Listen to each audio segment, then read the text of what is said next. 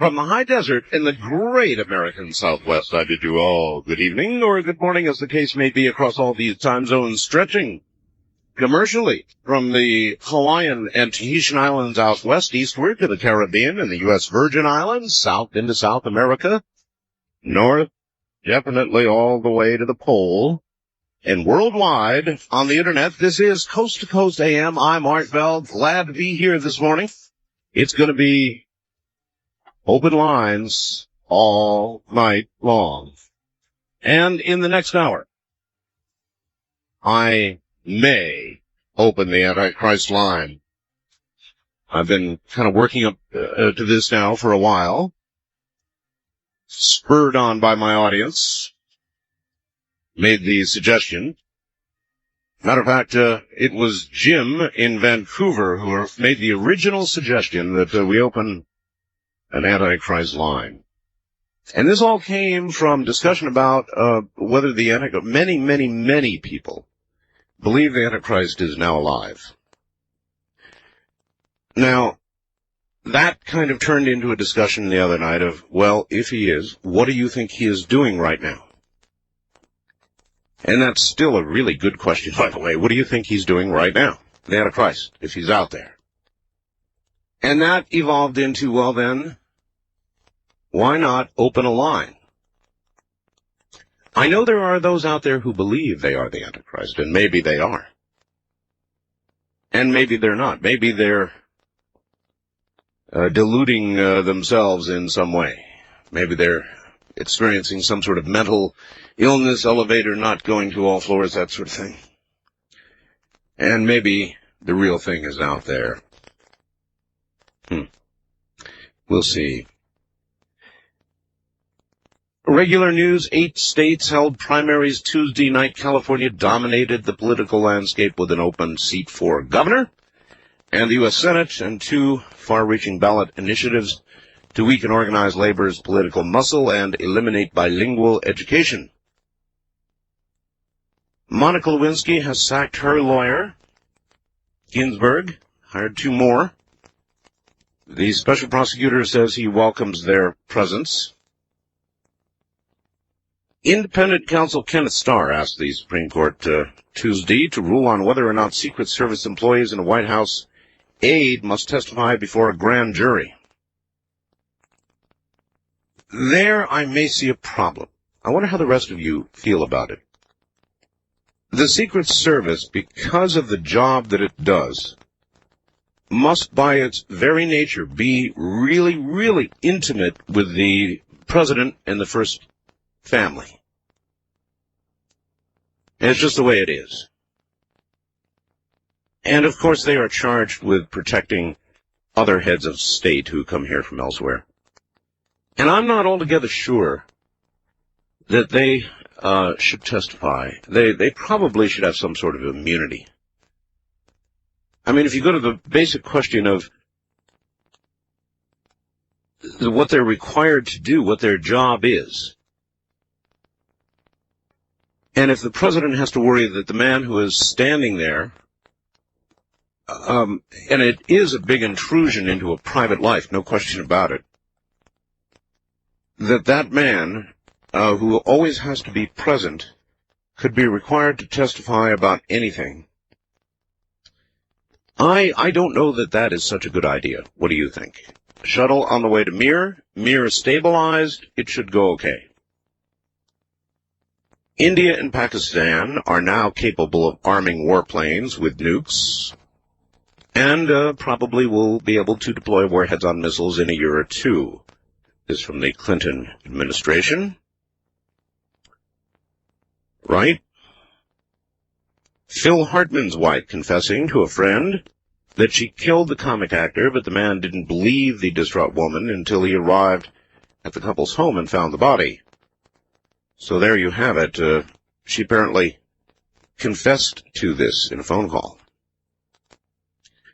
C-SPAN tonight ran something on the year 2000 problem. For those who thought Gary North was way over the line, an awful lot of what was heard on C-SPAN should have scared you in exactly the same way.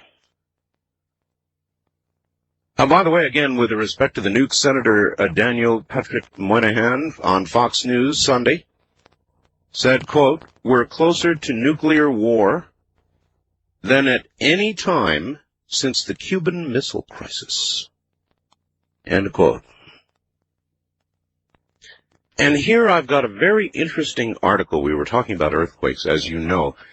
I suspect strongly, and I'm not afraid to say, because as far as I can see, the rest of the media is, that there is at least a possibility that the India and Pakistani nuclear testing caused the Afghan earthquake. Nobody wants to talk about that.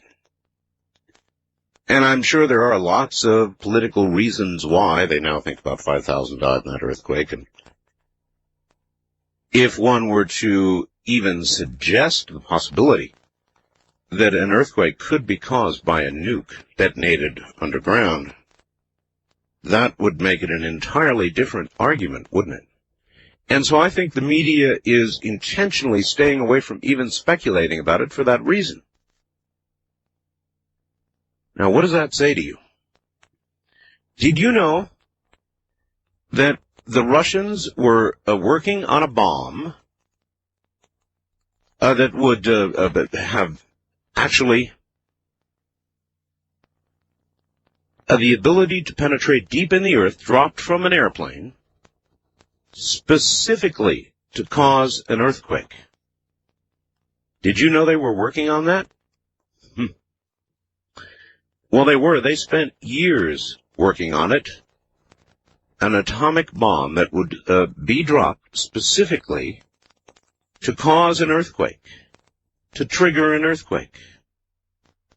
Now, I suspect we're working on it too.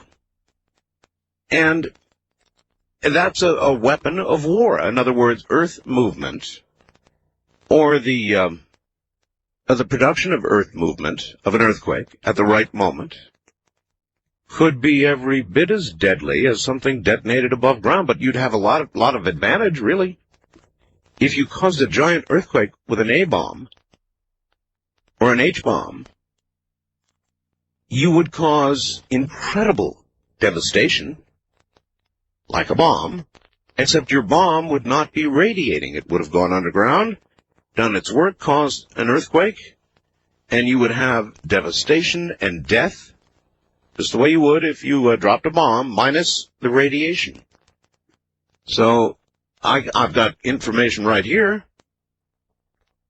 from the Associated Press that indeed the Russians have been working on it. And you know, if they are working on it, we have worked on it, or we are now. Right? Am I right? I'm afraid I am. Anyway, open lines coming up.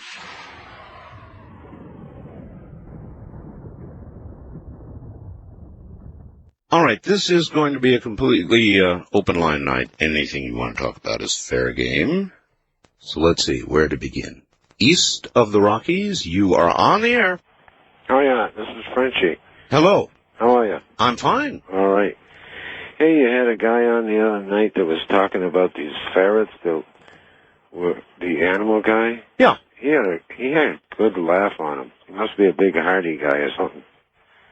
Yeah, he's if you could see his photograph, he's got a lot of facial hair, a big beard. God, when he laughed, he sounded like Santa Claus. Yeah, it's like you're looking at Mr. Outdoors when you see him. I mean, he looks the part. He sounded very healthy. Mm-hmm. Yeah, he said. And you know what? I'm kind of glad you mentioned it, because I now have two PETA people. You know PETA, right? Peter, as in. No, PETA. PETA. People eating tasty animals. PETA. Oh. Anyway, all right, yeah, Peter. Two PETA people who want to come on and debate him, and I lost his number. Oh gosh. So when I get it, I'm going to set up that debate. Listen. Yes. He had the ferrets eating faces. Yeah, ferret eating face. Face eating ferrets. I think it was about, I don't know, some time ago you were talking about this woman who was sitting on a porch and a pig ran across the lawn and jumped up on a porch and bit her vigorously. That's right, and I think that pig had to be shot by a cop. I called up Vincent Chicago, and we checked the journals and everything else on it, and we couldn't figure out what part of the medical journals, what part of the anatomy of the vigorously was. Goodbye. It's something below the kneecap and above the ankle. That's where the vigorously area is. West of the Rockies, you're on the air. Hello, Art. Hello. Let me get this radio off. I got it. Okay. Good. This is Nick from Oak Harbor, which is on Whidbey Island. Hi, Nick. Which is near where the latest crop circles are. Well, crop circles, maybe. There's more evidence now pointing toward two rather terrestrial possibilities. One, high winds, very unusual high winds, and the other, a fertilization error. So we're not sure yet. Okay, well, that's one of the things I wanted to report to you. The article in the Whidbey News-Times as of last Saturday talked about the farmer who owned the field who admitted that there had not been cow manure placed in that field for over 2 years. Uh-huh. Okay, that's number one. Yeah. In the second place, we had no extremely high winds at the time that this was supposed to have been formed in that area. Well, there are still unexplained things about it. I'm just saying that the people I've been hearing from have been suggesting that they think it's leaning in that direction.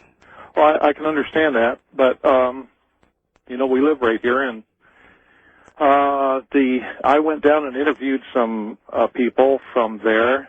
We were down there 2 days last week, Thursday and Friday, as a matter of fact. No, Friday and Saturday, I'm sorry. And took some pictures, of course, and all the rest of it. And when we talked I interviewed a lady who said that she talked to people who had seen the area Wednesday of the previous week, and it wasn't there, and a man who saw it Thursday afternoon. Oh, look, it's entirely possible it was formed quickly. Now, I'd be the last one to say not. I don't want to take your crop circle away from you. But I'm simply saying, and I talked to Peter Davenport earlier this evening, that we're sort of leaning toward a natural explanation of some sort, as opposed to, them. Wildcard line, you're on the air. Good evening, Mr. Bell. Good evening to you. It's been quite a while since I've spoken to you last. How long has Robert. Robert, yes. Your dimension traveler. Oh, yes, that Robert. This Robert. Good to hear from you again. Good evening to you. Good evening. Well, I'm presently in Los Angeles, and I'm quite fascinated with the political process here. In L.A.? Political process in L.A.? In this United States. So, you're supposed to be calling on the Antichrist line. Why? Well, you talked about political process in this country. That's true. That is a...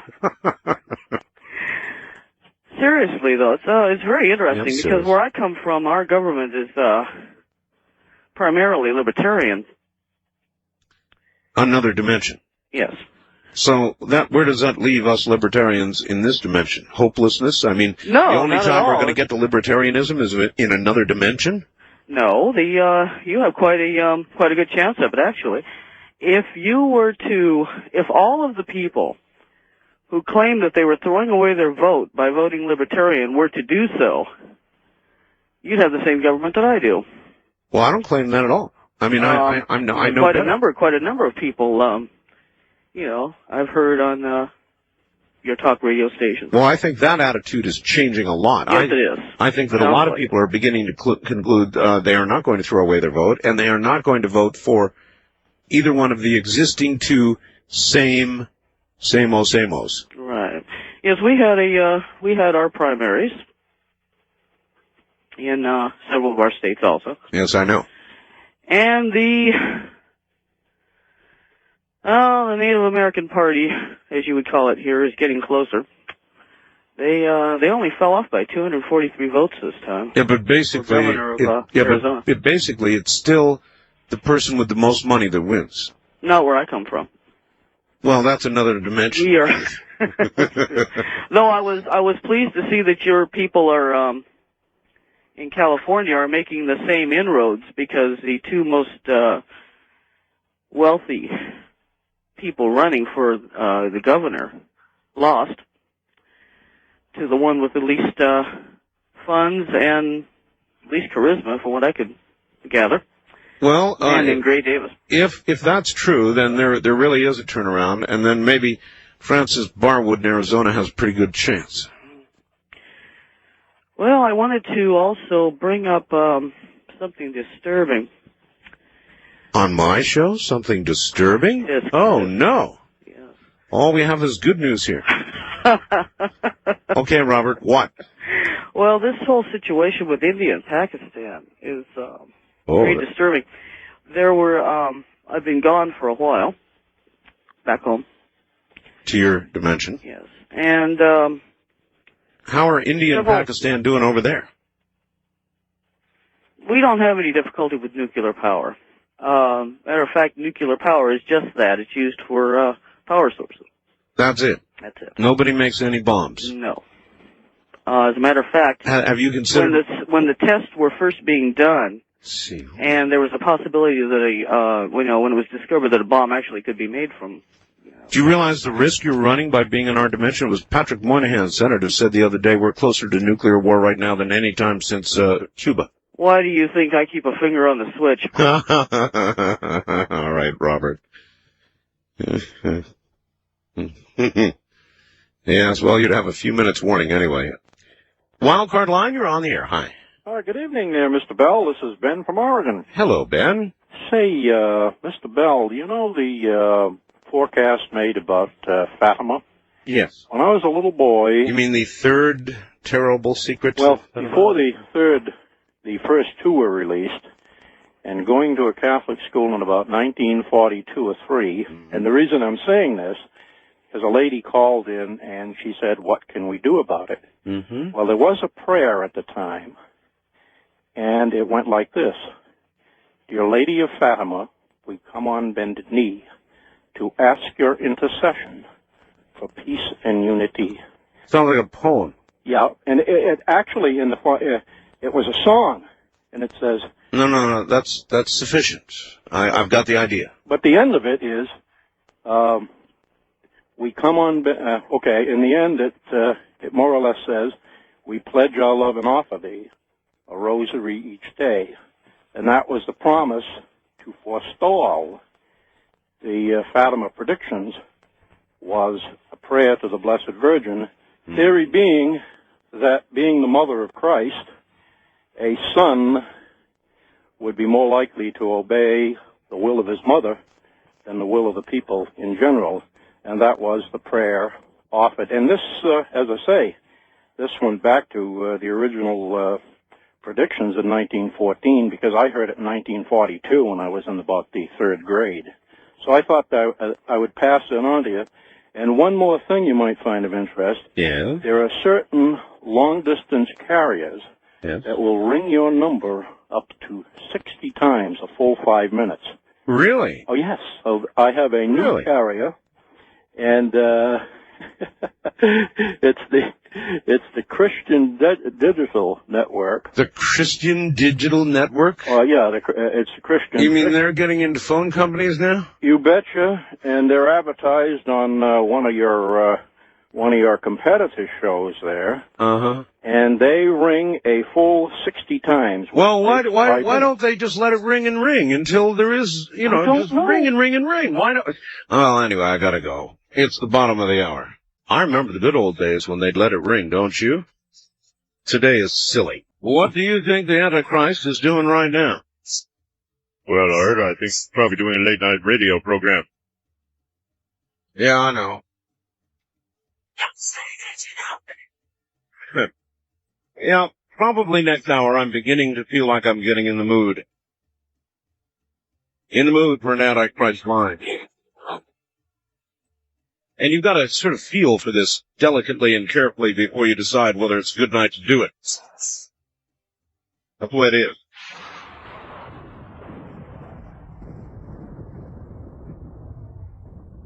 back to the phone lines, and on the international line, you're on the air. Hello.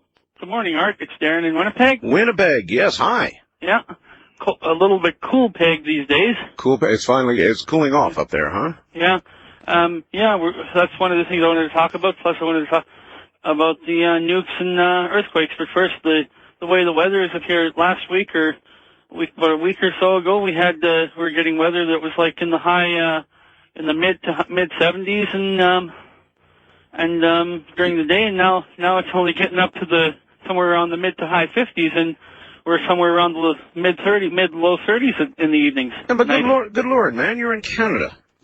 I mean, Canada's cold.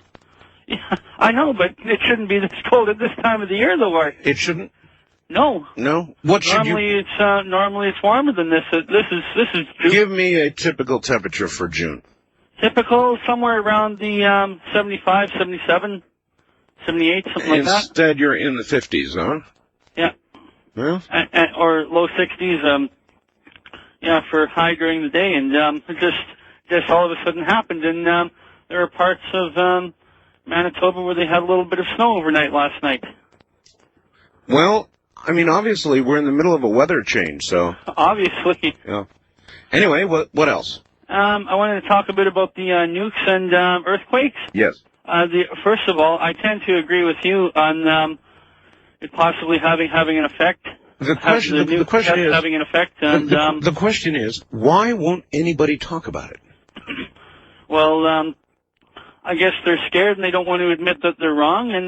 And even up here in a non-nuclear power like Canada, we don't have nukes. We have nuclear power plants, like for research and generating electricity and that in some provinces, but we don't have any nuclear weapons, at least not that I know of. How do we know that you all up there don't have a secret cache? In fact, how do you know you don't have a secret cache? I don't know. The government doesn't tell us much up here either. You know, I mean, we're going through this big fishing dispute with you on the West Coast, you know? Mm-hmm. You never know how that might spiral out of control. Yeah. And anyway, on our Discovery Channel up here last night, they have a program called at Discovery Canada. It's a science news program, and one of the segments on it is called "You Asked For It," where viewers can call in or write in by email with the question. And the question was? And the question was whether or not nukes and earthquakes are related. And the answer was? The answer that was given, that was no. Although seismic activity is noticed around the area and that, but it's officially that it doesn't. So that was the answer up here too. I see. All right. Well, thank you. Yes, of course. I guess that's what they're going to say. But they're full of it. I think there's every possibility. I mean, look, Russia had an absolute program going on for years and years, to develop nuclear bombs that would be lowered into the ground or dropped from a plane in a warfare kind of situation, go at least 135 feet down, detonate, and cause earthquakes. That was the entire thrust of their program. And, you know, if they're doing it, you know we are. You know we are.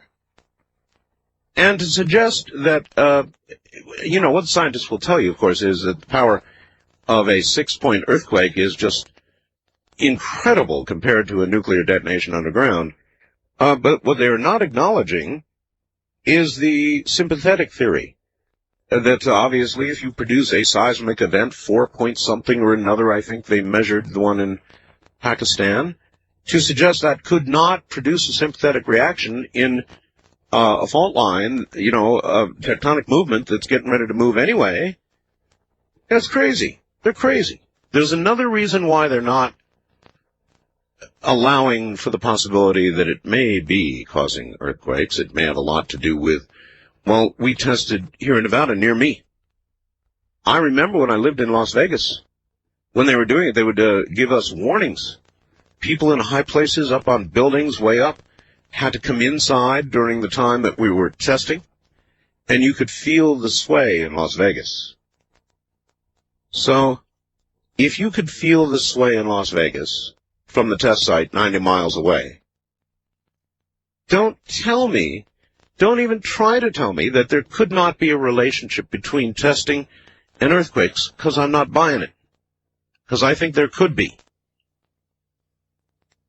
It's just they won't talk about it. It intrigues me. It intrigues me that the major media worldwide won't even talk about it. West of the Rockies, you're on the air. Hello. Hello, Art. This is Doug in Colorado. Listen to you on 630 KHOW. That's the one. It's funny you mentioned that about Afghanistan, the quakes. That's the first thing I thought about as well, with the earthquake causing that. I mean, the nuclear testing, excuse me. Well, look, check me if I'm wrong here, but that's what everybody's telling me. And you know, is it a little strange that the talking heads who would normally talk themselves to death over something like this aren't even mentioning it? Yeah, it might take a little bit too much investigating for them, and that's, they don't like to work too hard. Oh, no, I think it might have geopolitical implications that, well, there I said it. That too.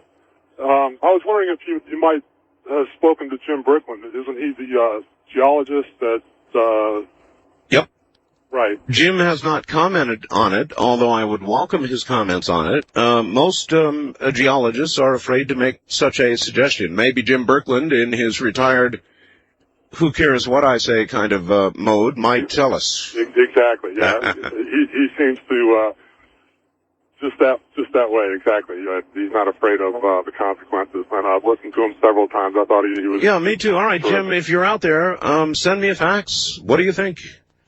Is it possible, Jim, Mr. Birkeland, that a nuclear detonation in the, 1820 kiloton range, or megaton if you talk about what the Indians detonated, could cause a reaction not all that far away in Afghanistan that could trigger an earthquake like this?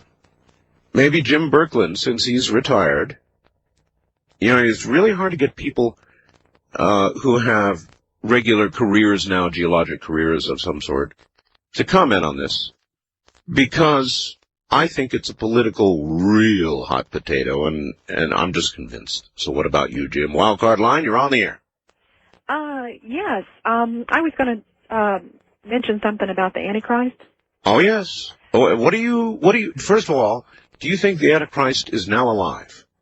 I'm not sure. You think it's possible? Well, I think it's possible. But I was going to ask you, have you ever heard anything about the Bible Code? Oh, of course. Michael Drosnin wrote the Bible Code. Right. Well, I came across that on the Internet, and I flipped through it. I found it very interesting, and I was reading all the articles where they had found out that once they believed it to be true, and then they found out that that could happen with any text, randomly. And they used Bill Gates as an example. A lot of people think Bill Gates is the Antichrist. Yeah, and they showed that Bill Gates was, There are entire websites devoted to the fact that Bill Gates is the Antichrist. Personally, I don't think he's that bad at all. I have a little anger with him about the first days of Windows 95 and some of the bugs, but the Antichrist, no. Well, the thing that I thought of is when I read that, because I realized that they were making fun, saying that Bill Gates could be the Antichrist. If you think that's something, you should see what I've got here. What's that? I have, now this obviously has got to be a joke, of course, but it says here, Dateline, Redmond, Washington, world leaders reacted with stunned silence as Microsoft Corporation conducted an underground nuclear test at a secret facility in eastern Washington state. The device exploded at 9:22 a.m. Pacific time. Today was timed to coincide with talks between Microsoft and the U.S. Department of Justice over possible antitrust action. Then it supposedly quotes Mr. Gates here as saying, Microsoft is going to defend its right to market its product by all necessary means. Well, he definitely has a lot of power. And the thing that I think though is that I don't believe the Antichrist will know who he is. I believe he'll be more like a pawn. But he might know. He might sort of have, the way you have a sense about things. See, that's why I think when I open, what do you think will happen if I open the Antichrist line? I think you're going to get a lot of nuts calling in. Well, there is that. But I mean, there's also the possibility, you've got to admit, slim though it may be, that the Antichrist is out. By the way, could the Antichrist be a woman? I wouldn't see any reason why not. I don't know. I mean, Christ that was a man, right? Yes. So wouldn't it make sense that the Antichrist would be... Well, I don't know. Since you've been talking about it the last couple of nights, I decided to do a little bit of reading on it, and I was very surprised because I've heard a lot of people in different religions talk about the Antichrist and predict it in the end of the age and everything. But when I turned to a Strong's Concordance, Antichrist is only listed 4 times, and it's not even in the book of Revelations. It's in the book of 1st and 2nd John, and it's used as just as like a group of people that just don't profess Christ came in the flesh as the Son of God. So as Antichrist? Yeah. Well, in that case, it's going to be a hot, busy night. What do you? If the Antichrist is alive right now, what do you think she's doing? I'm not saying it's a she. All right. Goodbye. Wouldn't even associate herself with the possibility. East of the Rockies, you're on the air. Hello. Hello, Art. Hello. How are you tonight? Reasonably well. You are violating procedure with your radio up, aren't you? No, the radio's down. Oh, that's your dog. That's our dog, yes. All right, the reason why I called is that in 1983, I want to make this real quick. 1983, I checked out a book at Sarasota, Florida, from the library. It was called Philadelphia Experiment. Oh, yes. Now, a few years ago, in Fayetteville, North Carolina, I tried to check out this book again, but they did not have a copy of it, and they told me they could do a search nationwide to all the libraries and borrow this copy for me. Yes. Well, when they did this, I went down a few days later to find out the results, and they told me that no library that they could come across had a copy of the book, that the book did not exist. So I would figure maybe I had the title wrong, which I doubt that I did because I know I checked this book out. No, it's called the Philadelphia Experiment. Well, I checked it out for 2 weeks out of the library in Florida back in 1983. Now, I cannot find a copy of this book anywhere, and everybody... All right. The best I can do for you, thank you for the call, and I'll do it, is to try and get hold of Al Bielek. It's been a while since I've talked to Al. Maybe too long. Oh, by the way, I've got some news for now that I think about it. I'll hold it till after the top of the hour. But I have some important guest news for you. West of the Rockies, you're on the air. Hello. Hello. Hello. Yes. Hi, Art. How's it going? I got a few things I wanted to talk to you about. First of all, that phone ringing thing. What I've read about that is that... What phone ringing thing? You know how... Oh, you mean when you call me? Right. Yeah. What I've read is that it takes a higher voltage for them to make the phone ring, so it costs them less if they cut it off at a certain amount of rings. Oh, that's stupid. That's what I've heard. That's stupid. Yeah. The whole idea of cutting it off in the first place is stupid. Yeah. And it's happened since we broke up the phone company. Yeah. Before then, things were a lot different. Telephones weighed more. They worked better. Yep. Sounded better. Yep. Now, and of course, the other thing, too, is with the black boxes. That may be another motive behind it is, the black boxes worked by when somebody picked up the other phone, it would think it was still ringing. And so that may be another reason for it. Are you a phone hacker? Well, I read 2600. I know Eric Corley. You are a phone hacker. Just sort of casually. But even knowing that number, it is the number of the hacker. Yeah. 2600. You and I both know it. You should have some hackers on your show sometime. I'm gonna. Yeah. I'm already working on it. Good deal. All right? Eric Corley would be interested. I got a couple other things for you. I live in Coopville where that crop sort of rectangle appeared. Yes. I've seen it. It's interesting. The people around here seem to have come to the conclusion that it's a combination of the rain and wind. That is a high wind area where it happens to be at. And I don't know what to make of it. All right, thank you. West of the Rockies, you're on the air. Hello. Hello there. This is Fritz calling. Ah, Fritz, the unmistakable voice of Fritz. How you doing? Fine. First of all, I must make a correction. Last week when I said we had 2,066 nuclear explosion, it was 2,056. That's the exact count. Plus one Saturday, so that stands 2,057. That's a bunch. Now, I remember April the 26th, 1968, when the largest underground explosion took place outside Las Vegas. I was in place at 7 o'clock in the morning. I felt Where were you? Right outside Vegas. The place to be, if you really wanted to experience it, was up at the top of a tall building in Las Vegas. And I did that several times, and man, I'll tell you, the ground, she rocks. Now, that's a long way away, Fritz. But you have to realize why I went there, because I knew when we have underground nuclear explosion or of any kind, UFOs will show up, and sure they did. The first thing, I still have the clipping, 4/26/68 on the sun, UFOs over Reno, so I knew they were over Vegas too, and sure enough, I saw them. They were right over my head. I tried to take pictures, but... Makes sense to me, Fritz. I mean, it flat out makes sense. If they are there, they're definitely going to be interested in what we're doing in this area. They measure everything. Every time you have an explosion, you watch for UFOs because of earthquake activity. That's common sense. You know, we haven't been exploding nuclear devices underground, and maybe they had just about concluded that we had a handle on it. Mm-hmm. And if they did, then what do you suppose they concluded the other day? Well, I mean, they're constantly observing us, and of course, with India and Pakistan, this is totally out of control. I mean, you've got two undernourished nations having a game here. Who's got the biggest weapon? I mean, it's insane. But remember, we were there with the Russians back 10, 15 years ago. I know, but we aren't into martyrdom, and actually, the Russians are not either. Now, when you get into nations like Pakistan, that changes.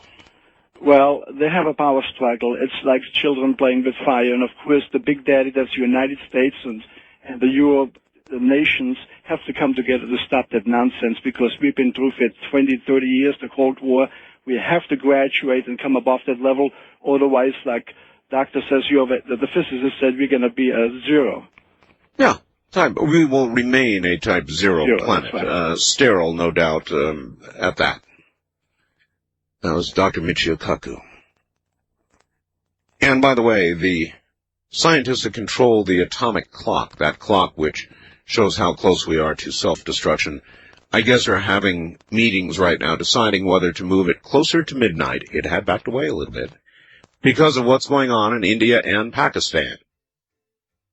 We might get up to about 2 minutes or even less before midnight.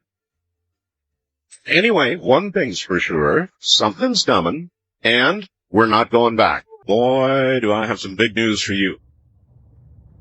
I just got a message from Robert Ghostwolf, and I can now confirm for you that Monday, June 15th, at 11 o'clock Pacific, we will have, for, as far as I know, one of the first times in broadcast history, 2 Hopi elders on the program from the Hopi Sinum, the Hopi Nation.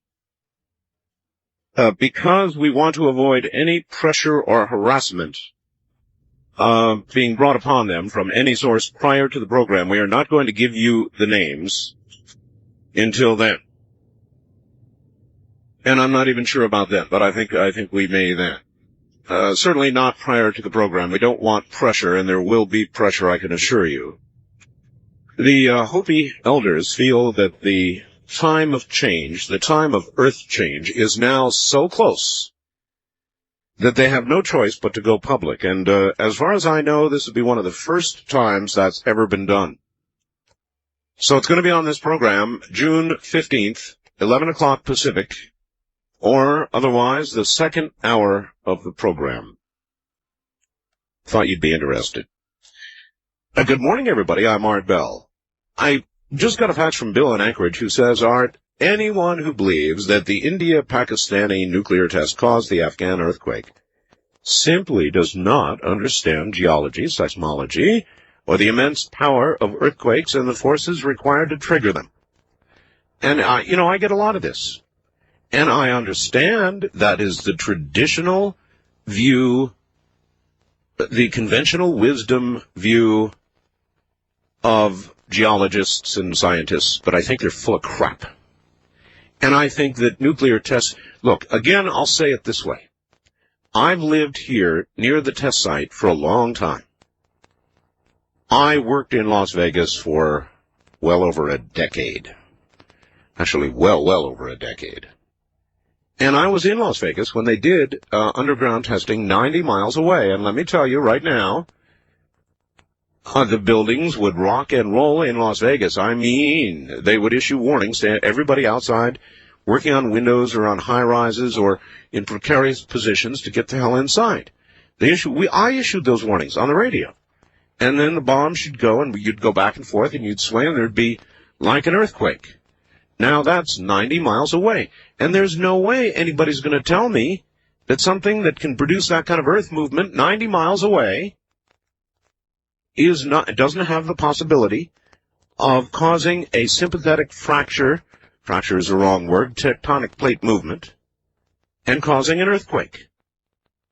I'm steadfastly going to stick to my guns on this one. I think it's possible, and moreover, I think it's criminal that the world's media, and I mean the world's media, isn't even talking about it. Something's up. Why wouldn't they talk about it? And then, of course, tonight, there is the Antichrist.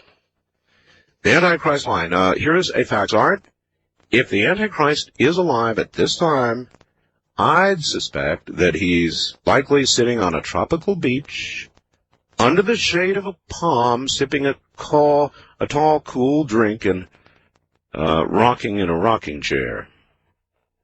His business seems to be doing quite all right on its own, or rather with our collective help. So here's somebody who thinks the Antichrist is simply sort of laid back and thinking things are going pretty well for him right now.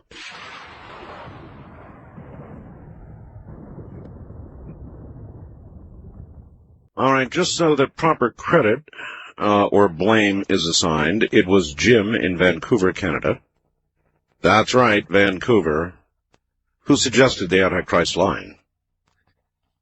By writing the following. Hello, Art. Love your show. Just a comment on the Antichrist. You asked on the air a few nights ago, what do you think the Antichrist is doing right now? It's true, I did. And he says, well, I feel the Antichrist doesn't even know he's the Antichrist. He won't know until just before the end, just like Judas, who betrayed Christ. Judas himself didn't even know until it was too late. So he suggested the Antichrist line. Andy in Eureka seconds that, and all these other faxes I'm getting. Therefore, why not? Let us try it. I hereby reserve away what is normally our first-time caller line, area code 702-727-1222, and I hereby cancel that line tonight, and I hereby assign it to anybody out there who believes he, or, and I might add, it's eminently possible it's a she. I mean, after all, Antichrist was a man. The Antichrist could be a woman. Got to consider that possibility. If you think you're the Antichrist, or you even, if you even just a little bit think you're the Antichrist, well, now is the time to call. The Antichrist line is hereby officially open. Now, I no doubt will not begin to answer it until the bottom of the hour because I'm going to screen the calls to be sure of what I get. You've got to have, if you've got to have an Antichrist line, you've got to have high-quality Antichrist calls.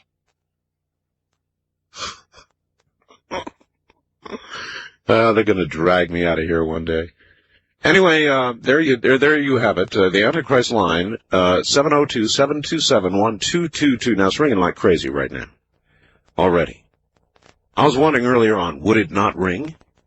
Will there not be any out there who will claim to be the Antichrist? Or will there be many?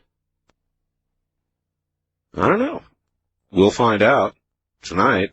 East of the Rockies, you're on the air. Hi. Hi, Art. Hello. I'm laughing because it's the Antichrist thing. I'm waiting to see what comes of it. Well, what is your best guess? You're going to get a lot of calls, and there's going to be a lot of kooks.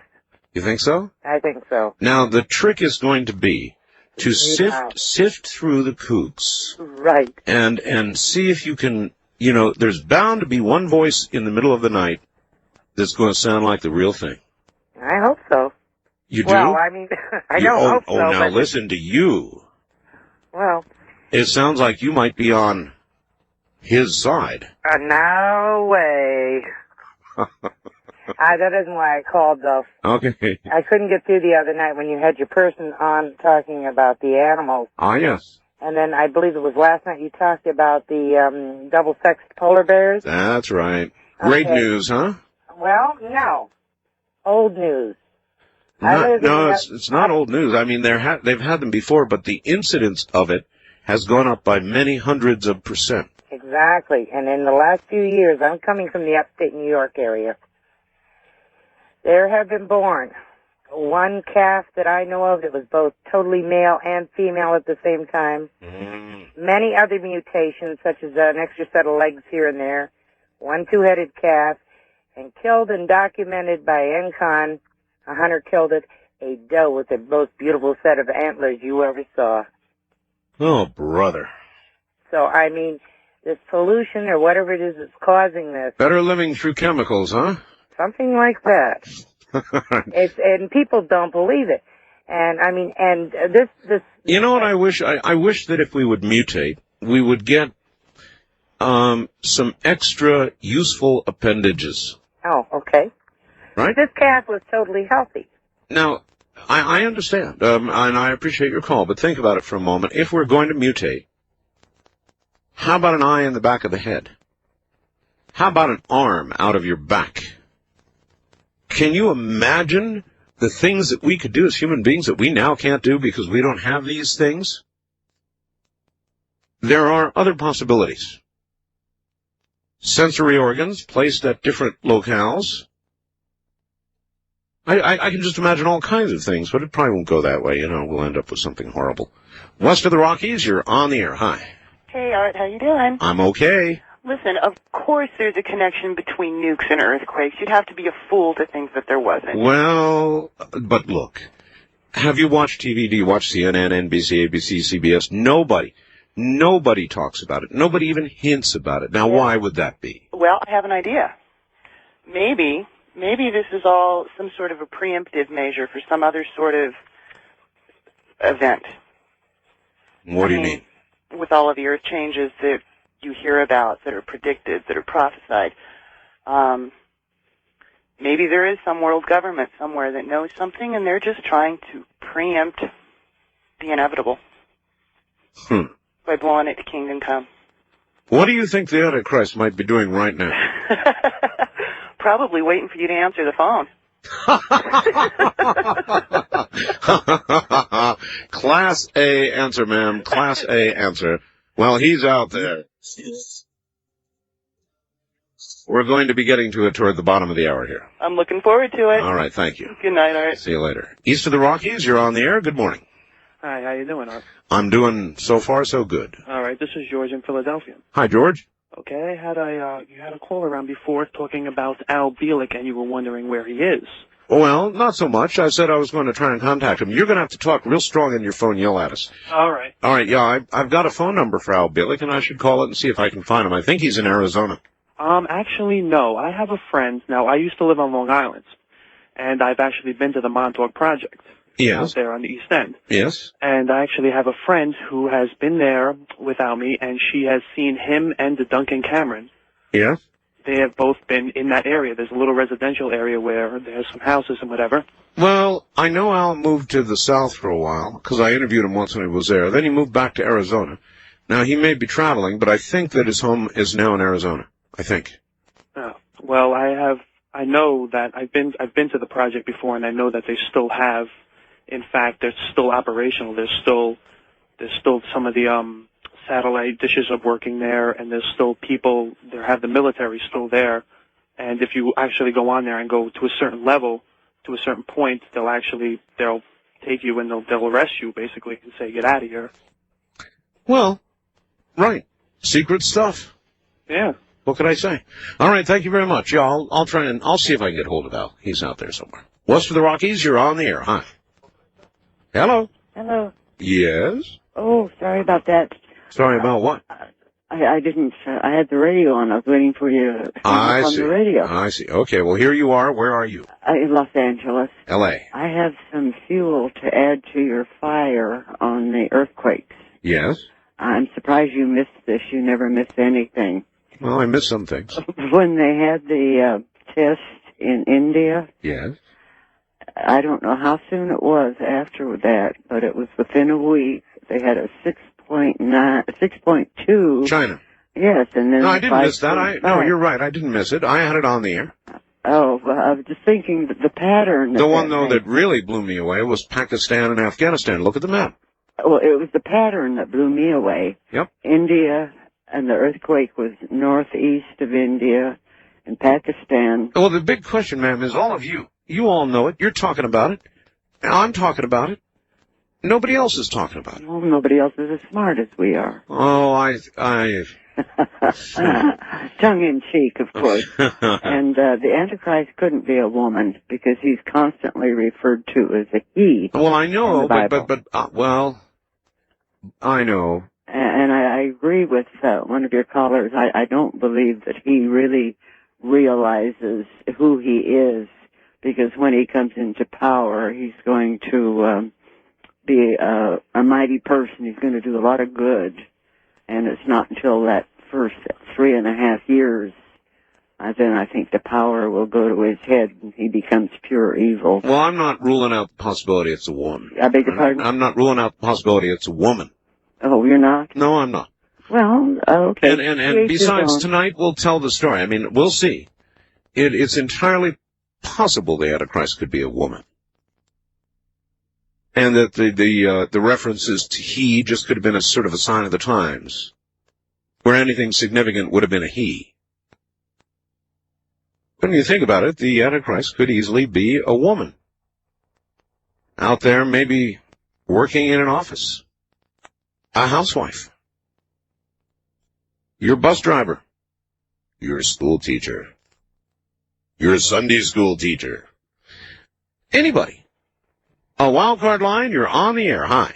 Hey, Art, how you doing? I'm okay. Oh, that's good. I just got one thing briefly. Yeah? On the year 2K problem. Y2K, yes. Yeah.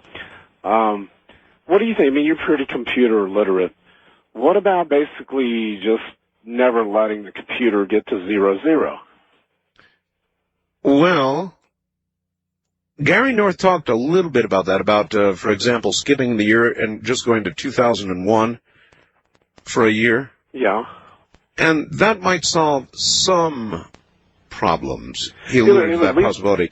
But not many. And the problem with Y2K is that, there are a lot where they can't even do that. And all of this is written into code, which was compiled with compilers that don't even exist anymore, and it's going to turn over no matter what. Yeah. And there's going to be a domino effect. Now, whether you buy into that serious an effect or not, I think clearly something is going to happen. Yeah, I was thinking even if you always just sort of backtracked and kept it at 1999 for a few years, it might give you more headaches with a computer, but at least it wouldn't flip to 2000 and cause all this breakdown. Well, we'll see. They had quite a deal on C-SPAN earlier today about it, and it seems to me that most of what Gary North said seemed to be pretty much right on track. That's just me. East of the Rockies, you're on the air. Hello.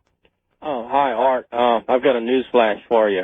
This is Mark in Houston. Yes, Mark. I listened to you on KTRH. That's the one. We had an astronaut imposter arrested here at Johnson Space Center today. An astronaut imposter? Yes, sir. Unbelievable. You're kidding. Do we have security over there or what? He actually didn't have a house or an apartment. He had an RV. I know there's been a lot of cutbacks, but, I mean, that's kind of impossible to believe. But he had top-level access. He went to Pensacola, and he flew a trainer, and then he went to Corpus Christi Naval Air Station, and he flew a jet down there, and he just cruised around, and I need you to do a little, follow-up on that. I didn't catch it all on the news tonight, but I wanted you to be the first one to know, because I know you got a lot of connections. He was just That a is scam weird. artist. Who, wait, what was the object of the impersonation? Why? I really don't know. I didn't have the TV turned up, and I didn't get all the full story. But they went out and interviewed neighbors at the RV park. Maybe he wanted to take a ride.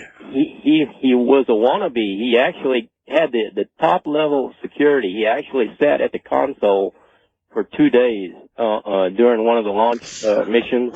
You're kidding. He was right in there. Next thing we hear, he's going to be part of a crew, sort of a stowaway that manages to get on or something. Wouldn't that be incredible? You know, that's one of the basic things, know the next guy to you.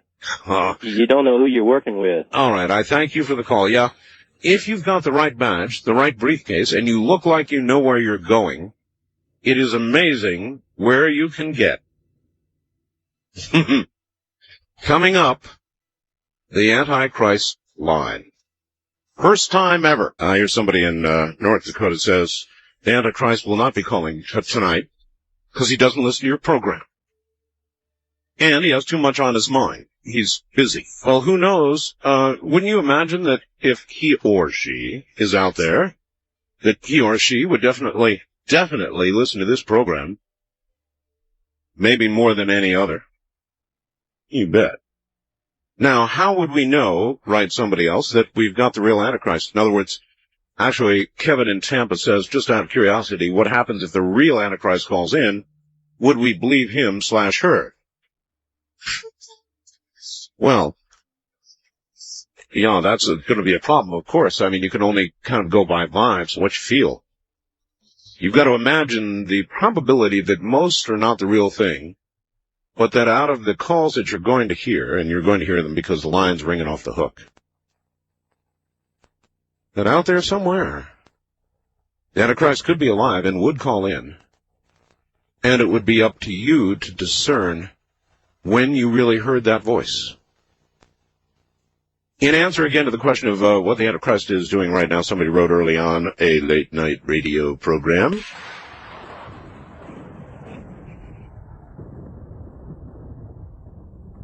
If the Antichrist is in the U.S., what state do you think the Antichrist would most likely be in? Everybody's going to say California, right? Well, that'd be the thing. Might fool you. The Antichrist might be in a really rural state like North or South Dakota, Arkansas. You never know. Just to fool you. While you're thinking the Antichrist is in California, actually, he's in the heartland. Maybe even the Bible Belt. Got to imagine that too, right? Anyway, that line is about to get activated. On the Antichrist line. You're on the air. Hello there? Hello. You're on the air. Yes. My name is Nicholas. Nicholas. I'm from Kentucky. Nicholas in Kentucky, already suspicious. Nicholas. Why is that? Well, I don't know. Nicholas, I could imagine that somebody of true evil would take a name associated with great joy, as in St. Nicholas, as in... Well, it was given to me by my mother, so I'm not sure about that. Your mother, huh? Yeah, it's a little difficult for me to talk about. I understand that. I mean, how long have you... About 6 months. You believe that you're the Antichrist for 6 months? And I would not claim to believe that, but it's something that seems to be coming forced upon me. Forced? Well, of course, you can't help yourself, right?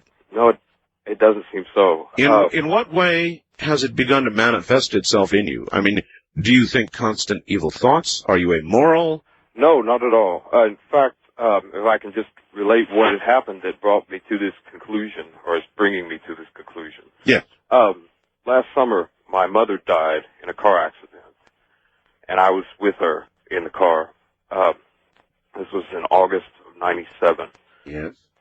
We took her to the hospital, and she had about a day left. I really don't know much about her background. I never knew my father. But as far as I knew, she was raised in eastern Kentucky. I was brought up Pentecostal. Mm-hmm. And she revealed to me that my grandmother, who's actually British, had been involved in things like the Temple of the Golden Dawn. I knew nothing about this, frankly. And it was shocking to me, especially as a Christian. But afterwards, strange events, I guess you would call them, began to happen. Like what? Well, for one, my occipital bone in our accident was seriously damaged, and I had essentially lost sight in both of my eyes.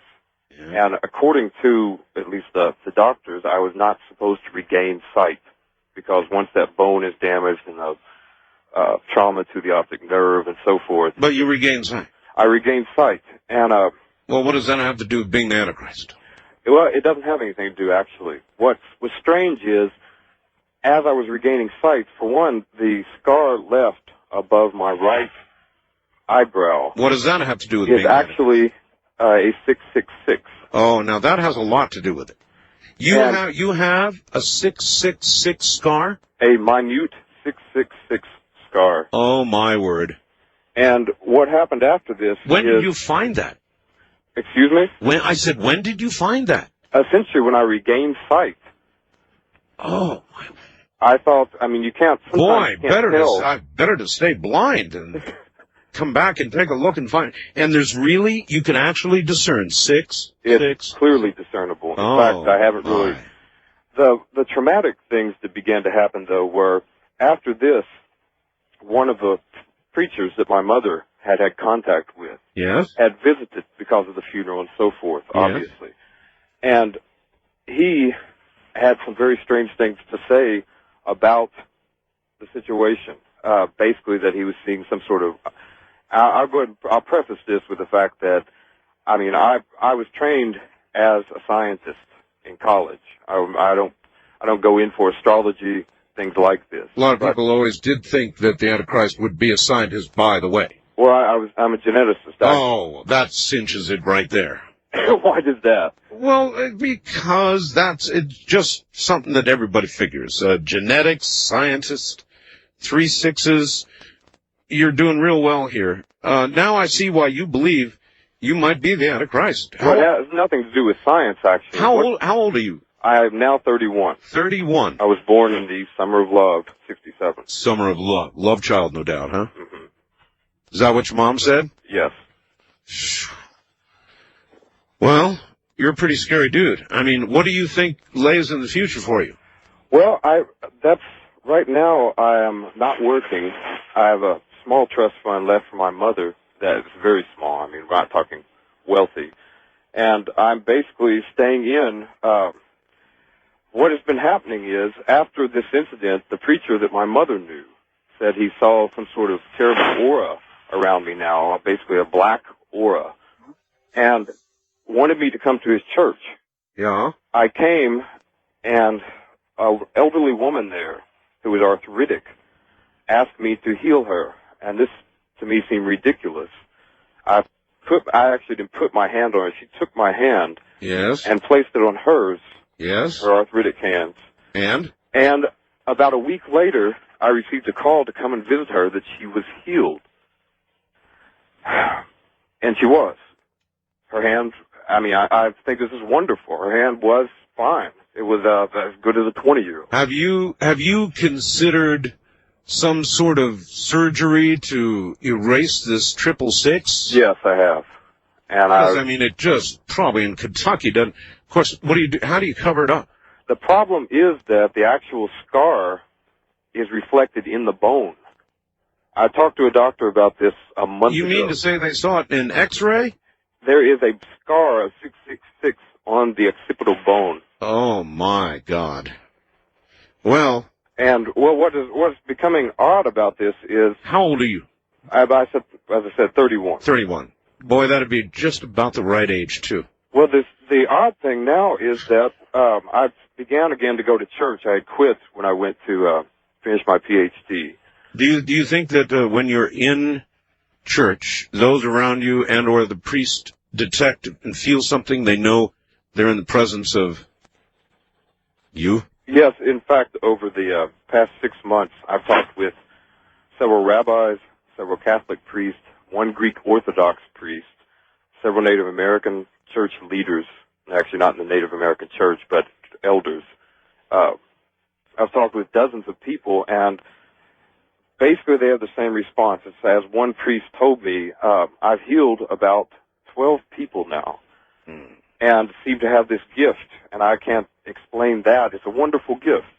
But he told me that based on a lot of dreams I was having, dreams of the world on fire, things like this. Yeah. He said that, he explained to me, he said, you have a fate, and a fate. There's not anything that can be done about it, and I should accept it, which, like I said, I fell away during graduate school from this religion and from Christianity.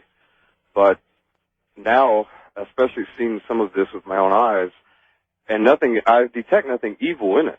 In fact, it's a great gift. And I mean, basically what I've been doing is I'm at home now is working on some of the theories I had tried to finish in grad school. Do me a big favor, will you?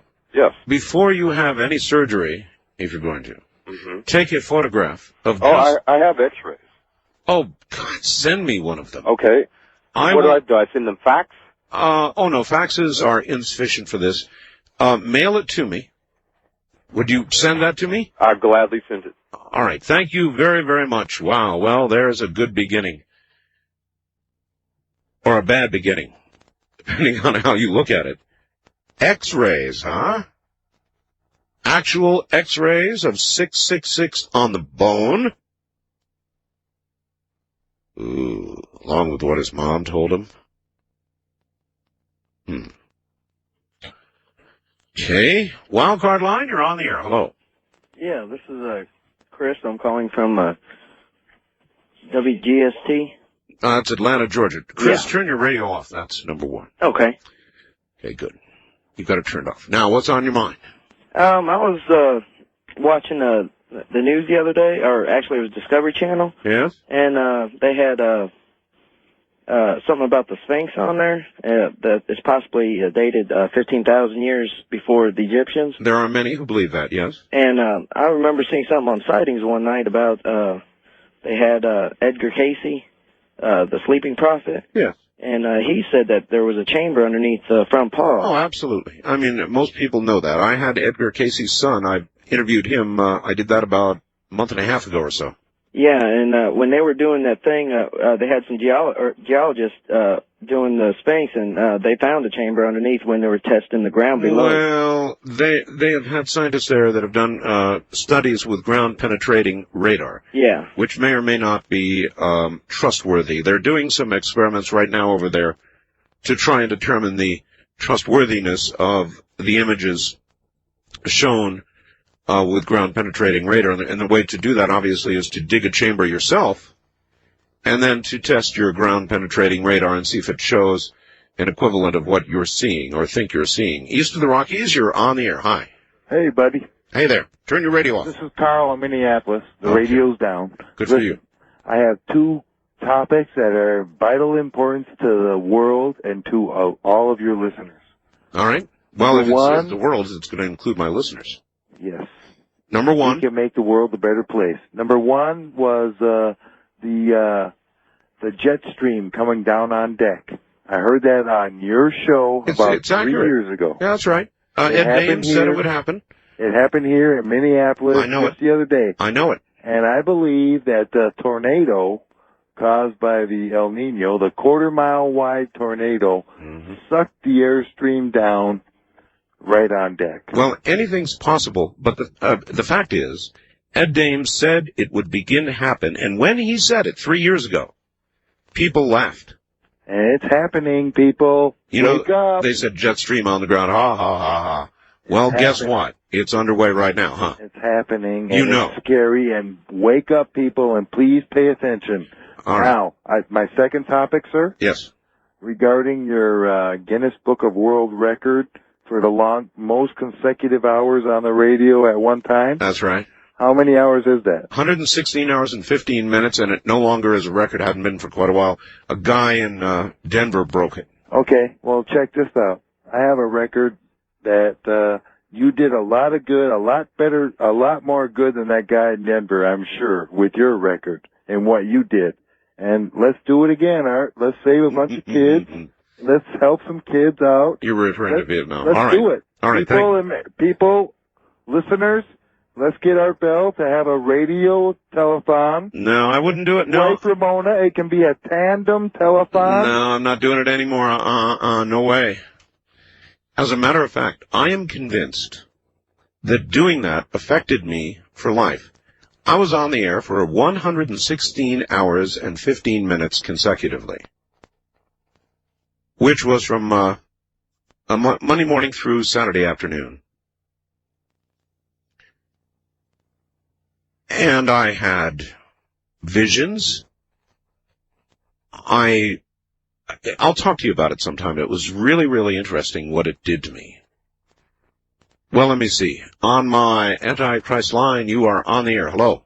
Hey there. Hey there. Dennis from...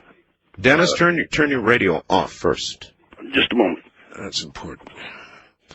Antichrist ought to know that. I'm back. All right. Why do you believe you might be the Antichrist?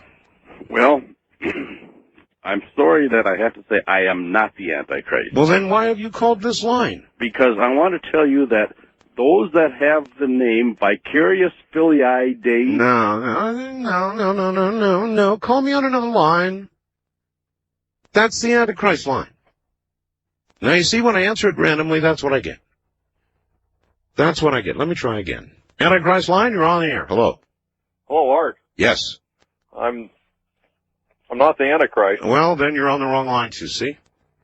That is only for people who believe that they are the Antichrist. Like the first guy. So don't call me on that line. I mean, you're just wasting money is all. Only if you think you're the Antichrist should you call that number. The Antichrist line, you're on the air. Hi, I just woke up and picked up the phone. Are you the Antichrist? I certainly hope not. I don't know what's going on here. I just picked up the... Why did you do that? When I have an Antichrist line here... No. Oh, then this is happening again. It's happening again. It's like a terrible nightmare. No, you see... Oh, man. Maybe you are the Antichrist. Maybe you just were awakened by even, like your ears, your pointed ears were burning. Is this a joke? No. Okay, hold on. Let me wake up here. This is you just now woke up. You really mean that? My phone just started ringing. Your phone rang. And there I was, right? Is that correct? Is that what you're telling me? Your phone rang. Okay, something silly going on here. Oh, yeah? I don't know. You came out of a deep sleep? Who? Is that what I'm to understand? I'm to understand. Oh, my. Okay. Okay, what? I knew this was coming. It is you, isn't it? Isn't it? Oh, man. Don't breathe hard. Speak. Time is money. You more than anybody ought to know that. They kept telling me every time when the phone rings, pick it up. Oh, my. Okay. All right. Well, we gotta go. I'm Art Bell. This is Coast to Coast AM. The Antichrist line is alive. Well, folks, we've got the Antichrist line open. It's open right now. And we have canceled the first-time caller line for the night, devoting it to the Antichrist line. Already there have been a couple of very unnerving calls.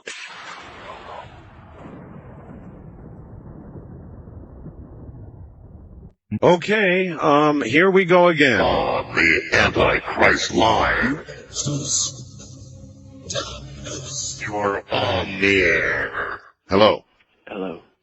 You claim to be the Antichrist? I claim to know what I know and to be who I am. Well, this is the Antichrist line, so that's who you got to be. Well, as far as you're concerned. As far as I'm concerned, that's who you are. Yes. All right. Do you have the radio on? No, I do not. What am I hearing in the background? You are not hearing anything. Yes, I am. No, I'm Unless you're projecting that into my head and in the heads of all my listeners, because they can hear it too. projecting that in your head. All right, well, you're out of here. You might have been good, but you're out of here. I don't care if you are the Antichrist. If you don't turn down your radio, you get blown out of here every time. International line, you're on the air. Good morning, Art. How are you this morning? Steve calling from Ecum Nova Scotia. How are you? Oh, I'm fine. Great. One thing your show is not, and that's boring. No. Very interesting. Yep. But, the call just before the hour there, that fella, you shouldn't have woke him up like that. That was pretty weird, huh? I mean, it's like the connection was simply made by a third party. Sure it was. Everyone knows that the Antichrist was on South Park several episodes back. I know, and they had him in a battle with Jesus. That's right. Right? That was quite the battle, too. And huh? if I could come up now, see, that has of course occurred to me. If I could come up with a really good sounding Antichrist, one who really might be the real thing, or sounds to be the real thing, then I might go for the other side, and then we could have such a battle right here between good and evil. Well, I'm sure they'll be putting Vegas odds on it anyway. Well, actually, the reason I was calling tonight, Art, was I was just reading in the local paper here just over the weekend. I guess it was Monday. South Dakota, today, June 3rd, 1998, I think they're unveiling the first portion of the largest sculptural undertaking in the world. That was the Crazy Horse Monument? Yes. You knew about that, did you? I heard about that. I guess it's just the head and face section right now, and it's supposedly gazing sternly over the That's right. South Dakota mountaintops. That's right. Head being 9 stories high. And I guess when it's finished, it's going to be complete with horse. Outstretched arm will be as long as the football field, and overall it'll dwarf the pyramids. Did you see the man who worked on that all of his life? They did a story on him. They did a story on him, and now his family is carrying the work on. That's right. For the past 50 years, I guess he had been working on it. You got it. That's quite an undertaking. It's his life's work. I appreciate your call, and now his family is going to carry it on. Well, dare I once again pick it up? It's ringing like crazy. Never stop. It's ringing, ringing, ringing. That's right. The Antichrist line, you're on the air. Hello. Yeah, hi. Hi. Yeah, I was calling to talk to Art. You've got me. This is Art. Yes. Yeah, this is, I'm not going to say my name, Art. But No. I've been listening to you off and on. My dad is an old fan of yours. Listen, this got me line. listening to you. You know what this line is for, right? Yes, I do. All right. Yes, I do. All right. Well, then, is it you? Well, Art, you're on a subject that has been kind of in and out of my life. In what way? Kid. And, In what way? well, we're talking dreams. From the time I was 11 years old, I started a dream that I had for almost 2 weeks, I think. I can barely hear you. You had a dream about what? Well, to describe the dream would take me a while, Art. Well, I don't have a long time, so you've got to give us the Okay. nutshell version here. Okay, you're on the air and talking to me at the same time. Well, yeah. It's how Okay, else? Art, well, okay, you're talking about Antichrist. First of all, I want to know, why are you digging? First of all, you're bringing up things that are negative. Because that's what I do. Well, I know that's what you do. That's But what I do. You're bringing people to think negative thoughts here. Well, And we may bring about destruction of the world through our thoughts. through my show. No, not My through show your could destroy the No, entire. people are gonna do it anyway. It could destroy the entire world. No, people are going to do it. Well, anyway. if that's what happened, wouldn't that be right down your alley? Well, I don't want to see that. Well, then you must not be the Antichrist. Is that right? Yeah.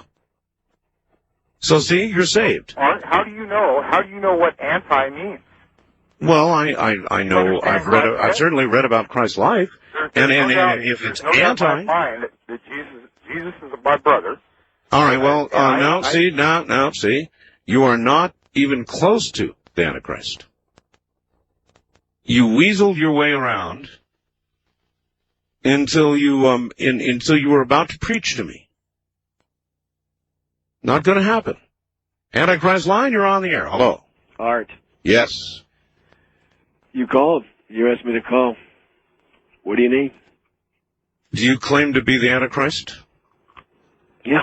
Oh, then there's many questions that I have for you. First of all, how do you know that you are the Antichrist? How dare you?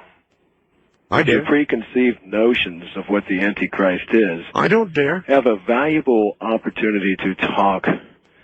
I don't. I was not even. I don't. I was not You even tell planning. me. You I was tell not me. even planning on I'm coming out to talk to the public. Okay.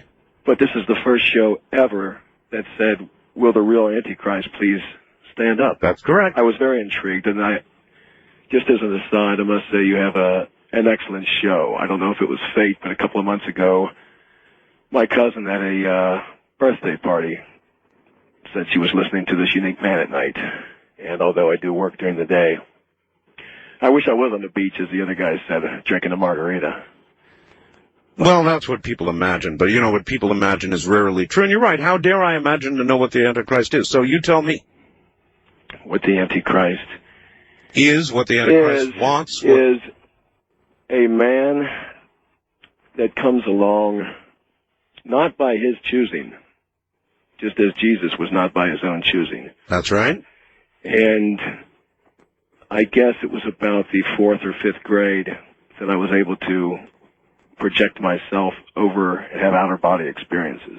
Yes. When I was in junior high school, I started having global thoughts as far as getting a sense that this is really hard to explain, and I don't want to take up a lot of your time trying to explain the thought processes involved, but God speaks through one person at a time during each generation. That person may not even know it. And every 500 years or so, that person feels it really strongly. And every 2,000 years or so, that person feels it strongly enough to be imbued with the Spirit of God. Now, people have a conception of the Antichrist that he is the devil. Believe me, I am not the devil. It's just that this time, I don't care about the world. You saw what happened the last time that I manifested myself. They nailed me to a tree. It's not going to happen this time because I'm going to be incognito. I am allowed to start talking about it from the year 1998 on. That is why I permitted myself to call tonight. What is about to happen is going to happen. Even if I tell you what's going to happen, you will not be able to stop it. That's quite all right. Tell me. All right. Now, once again, you're a skeptic. You're thinking that this is a hoax, which is fine. It's going to start about... No, I'm not making those kind of prejudgments. I'm really not. I'll listen to you. It's going to start when? It's going to start... Well, it's already started. I did not read your book, The Quickening, but I can grasp what it was probably about just by the inferences that you make to it. And you are right. Nature is going to play a part up to a point. But nature doesn't have to do anything. We're going to do it all to ourselves. We've already started. If you notice, we are animals. We have this mighty high opinion of ourselves, but we're nothing more than animals. And we are the same animal that evolved to take a very slow life that we used to live up until a couple hundred years ago. We are now way too fast to ourselves. We talk before we think, and technology is bombarding us with no time to react, contemplate, and ponder our next action. Okay, well, I don't need to hear what the current trends are. I know what they are. All right, Art. I am sorry. The year 2006 is when it will start, and it will start by the United States, which is the reason that I have decided that the world must reshuffle the deck.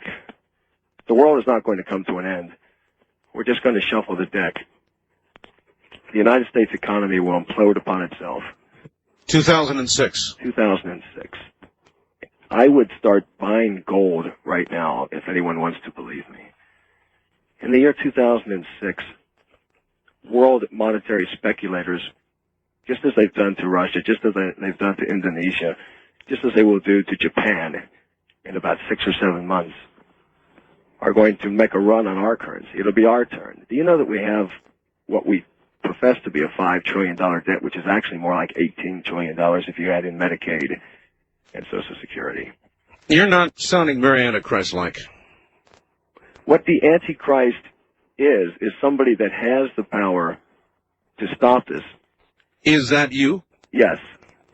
And by I what? am a world. And I by have what the means? potential to be a world leader. And by what? Well, sure. By what means will you stop it? If I were to get into politics and become the president of the United States in the year 2000, but I have chosen not to because I have deemed this world not worthy of saving at this time. In other words, under no conditions will you accept that job. Yes. Well, all right. Then you cannot. Then, if asked, you would refuse. I apologize. I did not hear your last thing. If asked, you would refuse. You would not run. No, I would run. You would run. If asked, but they will not ask. If Jesus came back, they would not believe him today. People today are so skeptical. They're so self-centered. Of course they are. I mean, but say something to... People think Bill Gates and Bill Clinton are the Antichrist right now. That's how silly they are. Bill and Bill? The first man who had a wreck of his car with a 666 on his forehead thinks he's the Antichrist. Well, what about the guy last hour who had the 666 on his bone? If he was a real Antichrist, he would have had it. He would have been born with it. And were you? No, because the whole idea of a 666 is a silly anecdotal phrase. It comes from some part of the Bible. It has no validity in truth. Well, now you're sounding more like him now. I'm a nice guy. I have great love for the world. In fact, I have more respect for animals than I do most human beings. Yeah, you come at it a little like Christopher Walken. You're now a little more believable. You're a nice guy, huh? I'm a nice guy. I see the future. And at this time, you know what the cardinal sin is? What? Of this world, and I don't mean to sound cliched, but God is very upset about abortion. Not just because we have chosen to abort little babies. Yeah, but you must be all in favor of abortion. See, you once again have the wrong idea of the Antichrist. Really? The Antichrist is out there actually doing God's work, huh? The first Christ was public. I am private. The first Christ had a positive outlook on the way the world could turn out. The Antichrist has seen the last 2,000 years and knows that it was not possible to save the world. Do you understand what I just said? The original Christ was public. I am private. You are private. The original Christ tried to redeem the world. And what is your role? I must cleanse the world. You must cleanse it. All right. So what is your role going to be in bringing all of this on? You will bring it on. I have already brought it on. The wheels are in motion. They cannot be stopped unless we take action right now, and we are too silly and too stupid to take action right now. All right. Well, I appreciate your call, but it seems to me the Antichrist would be more sure of himself. Not somebody saying, change your ways, get godly or else. East of the Rockies, you're on the air. Hello. Hi, Art. Hello. Hi, this is Shirley, calling from Jackson, Michigan. Jackson, Michigan. Ah, yes. I think you're the Antichrist. Want me to tell you why? Sure. We can't get any work done around here because all these guys sit around and listen to you all night. Talking about aliens and, that's right. You know, I mean, you've got to consider that. It's true. I talk about what? I talk about ghosts. Mm-hmm. I talk about spirits. Right. I talk about flying saucers. Right. I talk about, I mean, you're absolutely right. Art, we can't even get our donuts delivered on time because our donut man listens to you in his car. You see, I'm affecting the flock. Yes. And I definitely don't think the Antichrist is a woman. Gotta Now, be a man. you are the second woman to say that. That's right. And that seems rather sexist. Now, if Christ was a male, as we know, then why could the Antichrist not even logically be female? I just don't think a female. No way. It's got to be a male. I just wanted to let you know, Art, that these guys all love you, and they're not getting any work done. Well, you know. under the circumstances, I'm not sure they should love me. But they do, and they didn't think I would get through, so. Well, so see, guys, she got through. That's right. She was meant to get through tonight. That's right. But we do love you, Art, and I hope you find what you're looking for. Thank you. Bye. Me too. I wish that for everybody, that you find what you're looking for. On my Antichrist line, you are on the air. Hello. You know who this is. No? This is not the Antichrist, but this is the anti-Antichrist, and my number is 999, and many people know it. Well, I was called as an 11-year-old boy. Don't you have it turned upside down? Everybody else thinks it's 6 and 6 and 6. I'm the anti-Antichrist. I am 999. I am the Antichrist hunter, and people think I'm evil because I understand everything he thinks and everything he plans. Now, you weren't listening. Did I ask for the anti-Antichrist? No, I asked for the Antichrist. But Art, so you're on the wrong line, aren't you? Well, this is very intriguing that people... Intriguing maybe, but you're on the wrong line. I said Antichrist, not anti-anti, not Antichrist hunter. Just Antichrist. People just don't listen. So frustrating. East of the Rockies, you're on the air. Hi. Hi, Art. This is Dan in Virginia. Yes, Dan in Virginia. How you doing? Fantastic. Did you know yesterday that the U.S. Capitol, was exorcised? Oh, yes, I heard that. Yes, I know that an exorcist went there and I believe pointed a sword up toward the steps. Yeah. In a symbolic exorcism. And then after the ceremony, he declared he failed. That I didn't hear. Yeah, he declared he failed. And you can't imagine that one simple ceremony, particularly on the steps of the Capitol, could cleanse all that is wrong there. Oh, I agree with that. That's too many devils drive out all at once. I just thought it was incredible that Stephen put it on the news. They did. Yeah. It was one of those items they put on the news, and I thought how appropriate and honest that he would say he failed. I agree. All right. Also, check with Sandeo on the earthquake and the bombs. All right. Okay, thanks. All right, thank you. Sandeo has a view on the earthquake and the bombs, huh? Yes, I ought to do that. I'm Art Bell, and this is Coast to Coast AM. It well may be the Antichrist is located outside the country, right? Or he may be right here. So if the Antichrist is outside the country, then he needs to call me on the international line. I forgot about that. How could I have let that slip? The Antichrist could be in Canada. May well be in Canada. Antichrist could be in Australia, New Zealand, British Isles, Switzerland, anywhere, right? So I'll have to take Antichrist calls on the international line as well, which of course is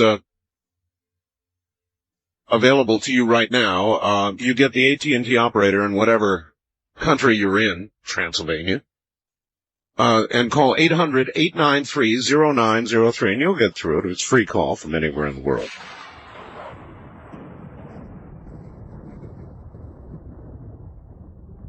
Okay, here we go again. The Antichrist line.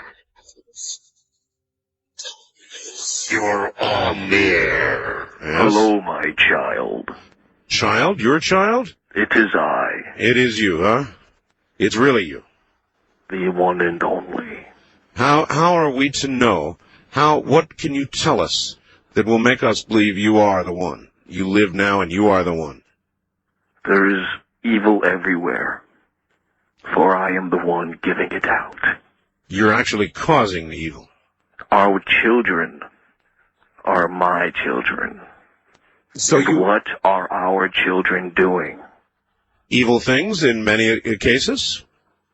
And you claim to be responsible for that. Who else could be responsible? Good point. Good point. What are your plans for the future? Destruction. Utter destruction? Utter destruction. Fire and brimstone? If you will. I tell one thing to all. 3 evil words. Tommy Boy Malloy! Gotcha! WABC! Curtis Lee-Maroon!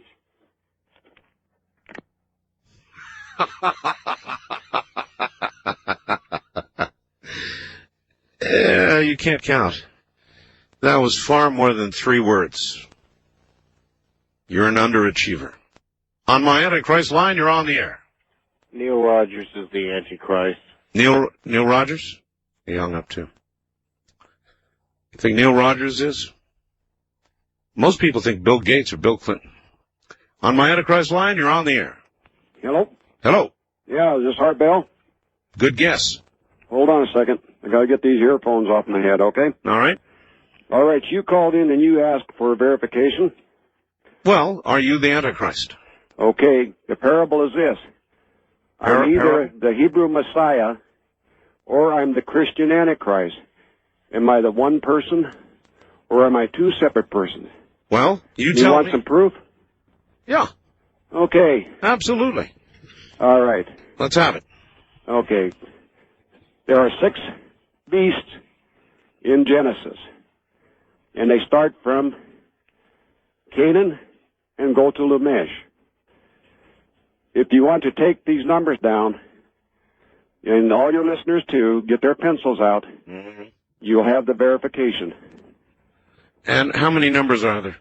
There are 6 numbers. All right, give them to me. Okay. Starting at Canaan now. Now, just give me the numbers. Okay. That's 70. 70. 65. 65. 162. 162. 65. 65. 187. 187. And 182. 182. And those are the numbers that prove that you are the Antichrist. No, hold on now. 70, 65. Okay, now out of those numbers, 187 and 182. you have to take Enoch's 65 years away. Because when you total the total 6 numbers, it comes to 731. Yeah? And if you take Enoch's 65 birth years away, yeah, you end up with 666. Well, I'll be darned if you don't. You sure do. I know everything about the Bible and everything that's coming, Art. You do? Yes, call me back and have your callers make sure they want me to come on. Thank you. You're welcome. All right, well, there is the proof. 70, 65, 162, 65, 187, which is the murder thing, right? 182 is 731 minus 65, obviously 666. East of the Rockies, you're on the air. Hi. Hello there. Hello? Hello. Who's this? Who do you think it is? The Art Bell Show. It's the only possibility. I'm the only one here. Okay. That's good. Hey, Art, this is your affiliate, WKBZ in Muskegon, Michigan. Oh, yes. Yeah, it's Walt, the engineer. Hi, Walt. Hey, I tell you what, Art, you know, you talking about the weather? Yes. We get our butt kicked. I know. Big time. I know. Look, most of the meteorologists who have spoken on this have said the jet stream came and touched the ground. That's it.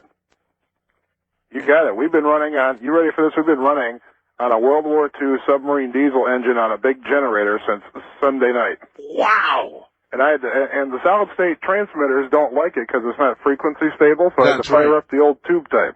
That's right. That's right. Solid state gets real picky when you start getting a few cycles off. Oh yeah, especially the transmitters because their modulation scheme is based on 60 cycles, and if it's even a cycle off, man, it's not good. Well, I know that, and I had to go and get a much better generator for my location here. That's what we're thinking about here too. We had a problem getting the old diesel bird fired up, but we got it up and we kept you on. When do you expect that you're going to get commercial power back? Well, the thing is, we've been on sporadically with the generator, but steady since about early Monday morning. And we had the power company. I finally called and complained and said, "We're media. Get us back on." They showed up here about About 11:30 with a truck and started going down the road, and we haven't seen it since. Oh, man. Who knows? But in the state of Michigan, they still got over 200,000 people out of power. My God, 200,000? Yeah. That's absolute. People have no idea how violent the weather has been. Well, it was. Well, I stood at my front door and watched this storm come through, and it came through at 70 miles an hour, they said. Uh-huh. And it was horizontal rain. I could swear there's trees uprooted all over the place here. And I could swear I saw the maples in my front yard. Those trunks were bent, and I was crossing my fingers.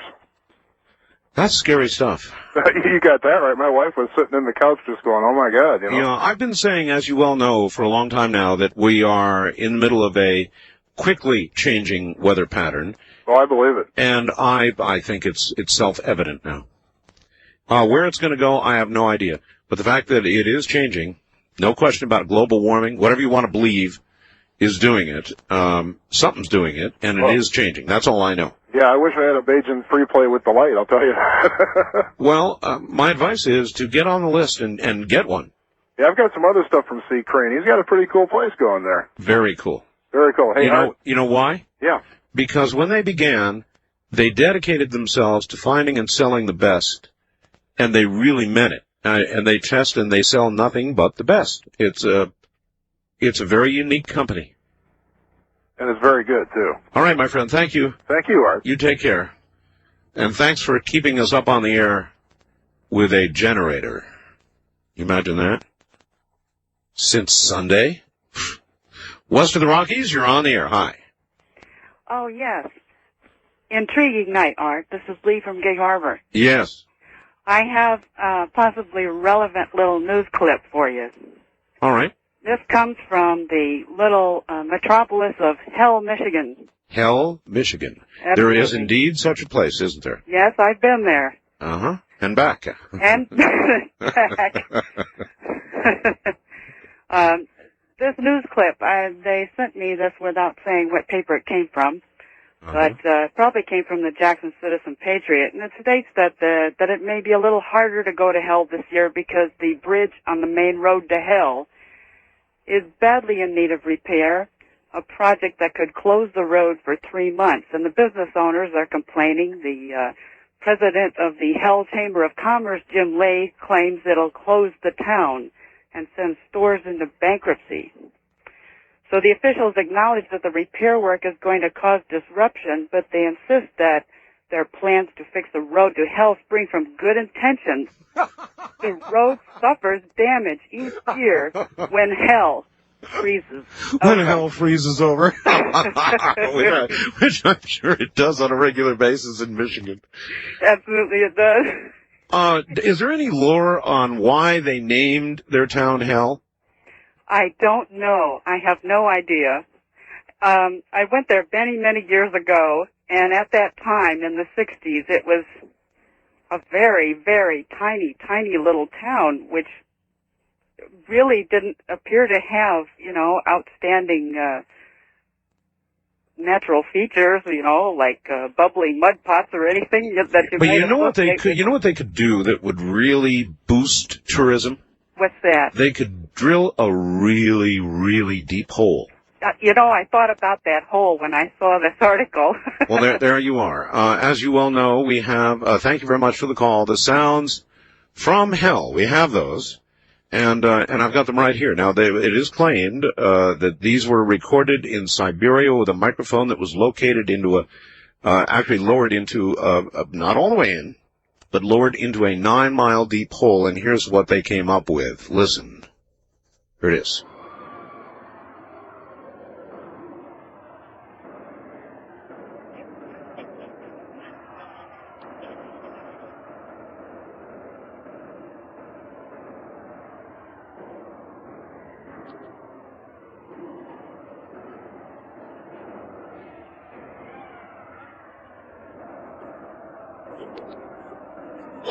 The Antichrist line.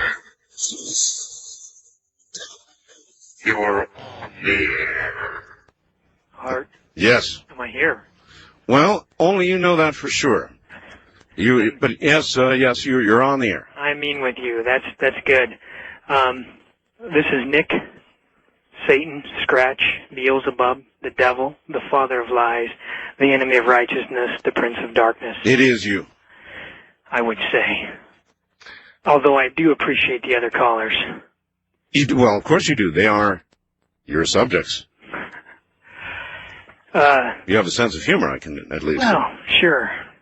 I was going to give you a little background. What do you think about the guy who gave me the numbers 70, 65, 162, 65, 187, 182, and then deducted 65 to get 666? Was he on the mark?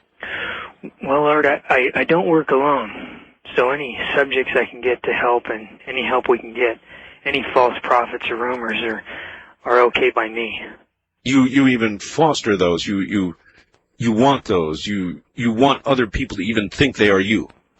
Even your program is very exciting to me at this time to share the lovely things that are in store. Lovely things that are in store for us. Now, that's one very important question to ask you if you're willing to tell us what lies ahead. Well, I'm a student of the past more than the future. Aren't they one and the same usually?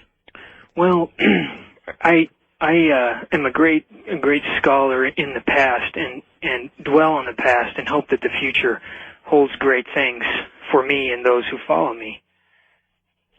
Mm-hmm. What do you consider to be great things? Well, define great things. You see, there needs to be opposition in all things. There could not be a God without you. Yeah. Yeah, you know what? That really, really, really makes sense. I mean, how would one delineate good if one did not have evil to consider? You could not have good without bad. You could not have pleasure without pain. So you could not have light without darkness. Exactly. So you would be into the pain part and the darkness. Well, not necessarily pain. It's just my plan versus his plan. And you see, in the history of the past, when we part the veil and we go back beyond, yes, we find that there was 1/3 of all the house of heaven that followed me. That's 1/3 of all the souls who have ever been born into this world. That's a great number. Plus all the numbers who are daily. It's just about the number that elected our president, actually. He really is. He's one of my favorites. Yes. You know that. Yes. Well, would you like to have one little history lesson and something you won't find in your Sunday school class? That's why I'm here. Well, let's go back. I don't know if you've ever done any Bigfoot shows. Have you ever done any Bigfoot shows? Absolutely. I've done lots of Bigfoot shows. They've never found any that I know of, any real skeletons or anything of a giant hairy man. And why would that be? Well, back in the beginning of the world, just after Adam and Eve, they had two sons, Cain and Abel. Yep. And Cain killed his brother Abel, and he was cursed that he would never be able to be killed, that he would be a wanderer and a sojourner through the world, and he said that was too terrible for him. Cain was one of my first and greatest followers. Cain is Sasquatch, Bigfoot, who still roams the earth today. Wow. You're right. I never thought about that. Would you like one more good one? Whatever you're willing to offer. Well, at the Tower of Babel was one of my greatest times. I don't know if you've read the Old Testament. The Tower of Babel in Iraq? Yeah. Yes. The Tower of Babel that was destroyed when the languages were confused. Do you know what I'm talking about? Yes, of course. Well, the Tower of Babel, man was all of one language, and I had great influence among the people. And they began to build a great project. This project they called a tower. It wasn't a large, tall building, but if you read the scripture carefully, it says that anything that would be imaginable to the people they would be able to accomplish, God had to destroy it.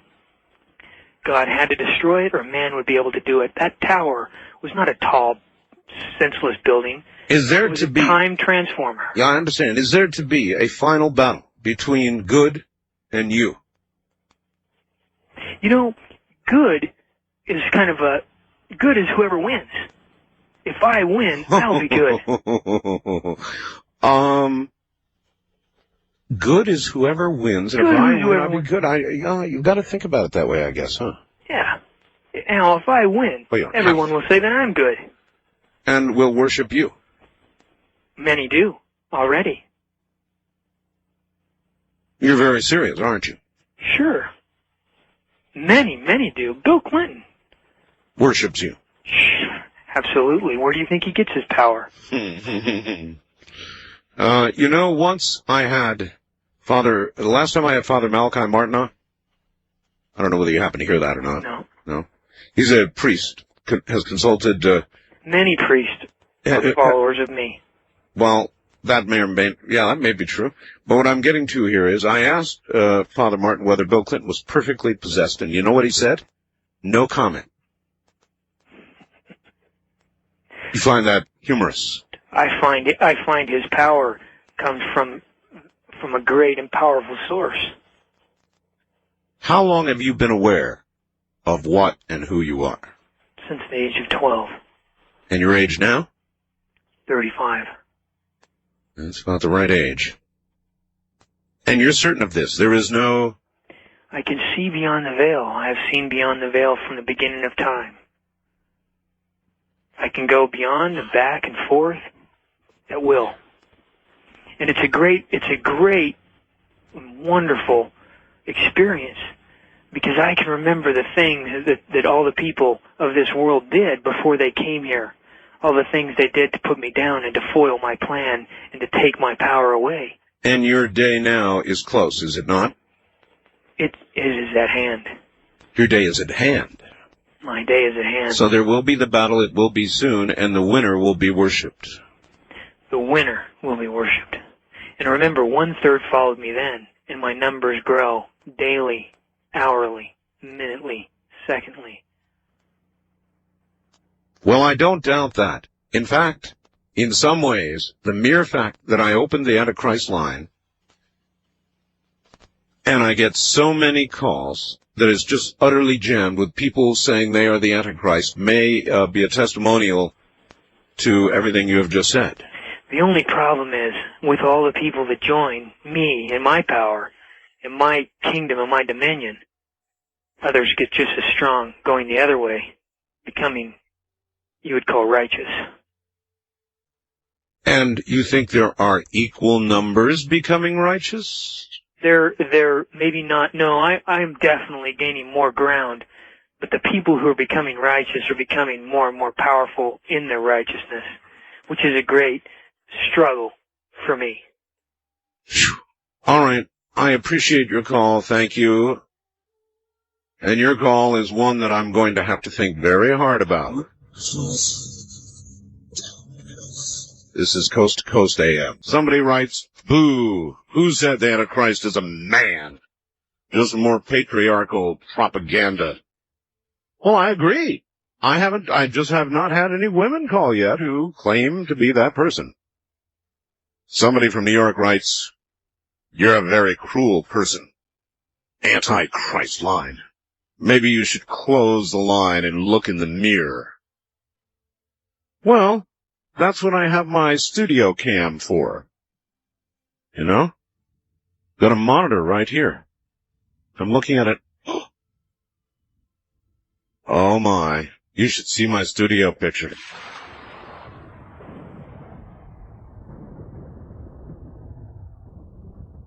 All right, here's another fax. Dear Art, yes, the Antichrist is in fact a woman. I know, because I was married to her. No one's figured out the 666 yet. The answer's in the Bible. When Satan was cast out of heaven, 1/3 of the angels were cast out with him. When Judgment Day comes, 1/3 of humanity will ascend to heaven. The remaining 2/3 will belong to Satan. Okay, write out 2/3 in decimal form. I get it. Good show, Art. Chris in Pocatello, Idaho. And, well, all right, then I'll tell you what I'm going to do. Let's find out if it could be true. All right? This final hour is reserved, my Antichrist line is reserved for females only. Females only who think they're the Antichrist. That's what we're going to do. Let me repeat it so you all get it out there. Females only. Area code 702-727-1222. Females only. That way we'll find out if there are any out there claiming to be the Antichrist. That's it. Females only. Are you listening? West of the Rockies, you're on the air. Hi. Well, this is a good shot, Art. Yes, sir. Can I give you my perspective on this? Absolutely. It is very unusual. Sure. I believe that, in fact, I was sitting in a jacuzzi with two friends, and for some reason I came up with a question. And I said, who is the most evil person you guys know on this planet? And what did they say? That you know personally, not Hitler or something. Yeah. And they both said, I am, at the same time. Really? And you were in the hot tub with both of them? Right. And I wiped the sweat from my brow, and I said, gee, I thought it was me. And basically, there's good and evil in every human being. Right. And that's what this is about. And it's in varying degrees. Nobody on this planet is 100% evil or 100% good. Right. Well, except perhaps... Well, Antichrist is those, think of the word, against Christ. I've thought of it, yeah. And there's a lot of things against Christ. I bet you got out of that hot tub quick. No. No? We're all friends. Well, And it was a growing... you know what they say, birds of a feather take hot tubs together. Well, we're all growing. You know, we're kind of seeking people, as is everyone. Yeah. Everyone seeks. I know. But I know, but to put them on tables and probes and stuff, right? Yeah. Well, I'll tell you, your show has a lot of food for thought. It does. And some of it is rather indigestible, some of it digestible. This is a true story. Remember the person called earlier and said there was a fake astronaut? It's true. Let me read this to you. It's from my friend Robert, who sent it from KQMS, AP. NASA's got some egg on its face.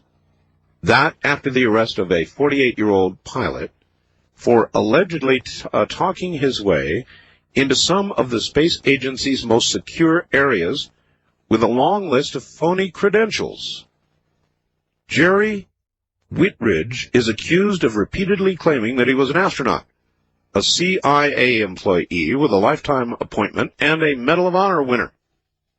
Investigators say he used a fake resume to gain access to a naval flight simulator, sit at the console of mission control at the Marshall Flight Center, and receive non-public technical material about the space shuttle. You've got to be kidding. He was arrested Sunday after using his false credentials in email exchanges with an official at the Naval Air Station in Pensacola, Florida. He was seeking clearance to fly a T-45 aircraft. NASA has yet to comment on his arrest. Yeah. Incredible. West of the Rockies, you're on the air. Yes. I was just wondering about the, Turn your radio off. That's number one. Before you can wonder at all, you've got to have your radio turned off. Right. Now you can wonder. What? I was wondering how a woman might know that she is the Antichrist if she thought she was. I guess the same way a guy would know. I mean, you know, the evil would speak to you or something. Right? I was thinking it might be Alyssa Milano. Really? Yeah. Why do you think that? Because, I mean, she brings up certain feelings.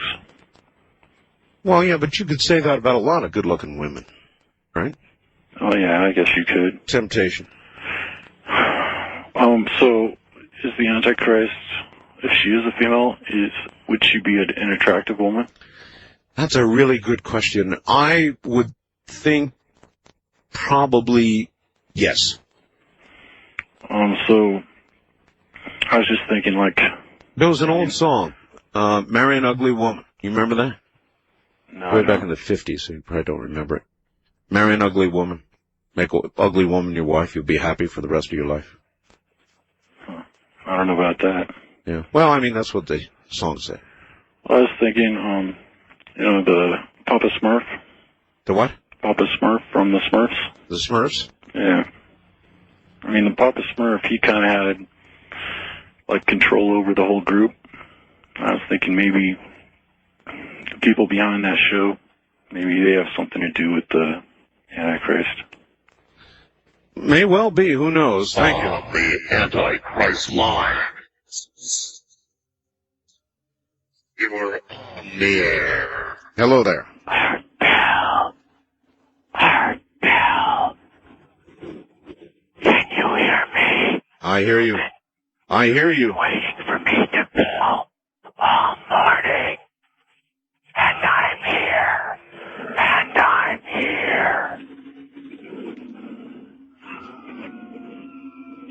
What is it you want to ask of me, Mr. Bell? What are your plans? My plans, Mr. Bell. My plans, Mr. Bell. The world is exquisitely evil.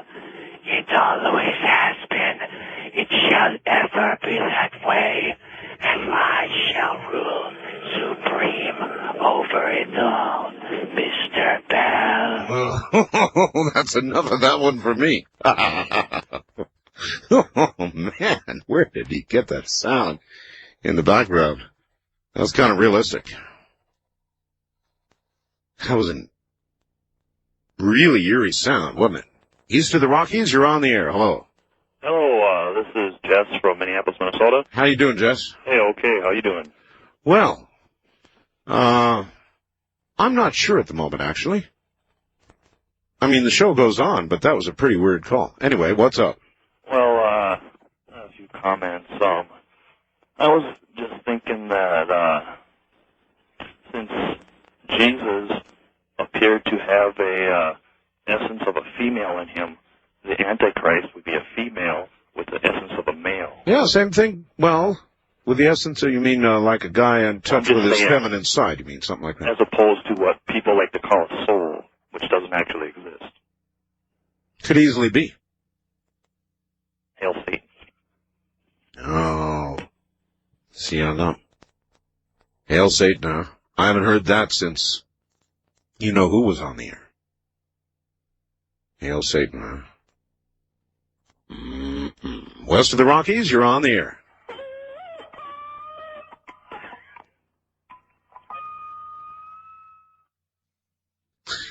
Digestive difficulties. East of the Rockies, you're on the air. Yes, Art. Yes. I came across something tonight when your show was on about the Antichrist, and it makes me almost as crazy as some of the people you've got calling in, which really concerns me. I'm just going to have to think about whether or not I should listen to your shows anymore. Well, I tell you, maybe not. Well, I was sitting at a distance from my computer listening to the different callers, and after the first caller, yes, you had come on, the young man with the injury to his head or whatever. Not an injury, a mark. Well, right, a scar. And as a matter of fact, but he was in an accident. A scar that went to the bone. Right. Well, you told us before it started to kind of use our to discern. Yeah, try and listen to the different ones. Right, and really, he was the only one that I felt might have been credible, and I really did feel sorry for him that he might be up against that. But as I was looking at my computer screen, we have Windows 95 with the clouded sky background. Oh yeah. There's an image in that, and I saw it tonight, and it's a face of a man. You saw this in your Windows 95? Yes, it's there right now, and I think other people can see it. And that makes me sound crazy. And I question whether or not I should call and tell you because I've already talked to you tonight. So I thought if I could get through again, maybe. Oh, you're not supposed to be on twice. So I'm sorry, but this is, All right. Well, all right. I've got to get off the line. You're not supposed to call twice. Think of all the people trying to get through. But if your message nevertheless made it through, so look at your Windows 95 screen and see if you all see a face there. Figures it'd be there, right? First time caller line, you're on the air. Hello. This is first time caller line? Well, I'm sorry. No, of course that's incorrect. Where's my head? I'm really glad I finally got through because I wanted to clear a few things up. Okay. Okay, listen. all that stuff they were talking about before. I mean, now let me ask you something about the nature of demons and devils and the rebellion and all that. Have you ever thought to ask their side of the picture? All the time, why do they do what they do? All the time. Are you, now look, now, this is the Antichrist line. Do you claim... Yes, I am the Antichrist. You are? Yes, I am the representative of the serpent faction on this planet. Okie dokie. Now, I want to explain a few things, Please, okay? please. Okay, now you're quite familiar with Zachariah Sitchin, right? Sitchin. You know, the Anunnaki. Not and Stitchin. all that. That sounds like somebody's sewing. It's Sitchin. I'm going to give you a little history lesson. All right, give me some When history. humanity was created, they were created mainly to be slaves, to work in the mines and do the bidding of the gods. We of the serpent faction, we rebelled against that idea. We didn't like the idea of creating people to be slaves. You don't like, in other words, you don't like work. Well, not that. You see, humans were really never meant to be intelligent or to have any kind of creativity. They were meant basically to be servo mechanisms that do the bidding of their gods. We sabotaged that by teaching you ethics. And by doing that, well, you got kicked out of the garden, so to speak. You know, I never thought of it that way. Well, it's funny, huh? Can't believe everything you read. Well, I don't know if it's funny, but it is worth considering. You know what's really ironic? It is. It was the giving of ethics that was our undoing. Mm-hmm. Knowing knowledge between good and evil. Yep. And you also notice, if you read the book of Genesis, yes, they brag that they kept you from the knowledge of the tree of life. That's right.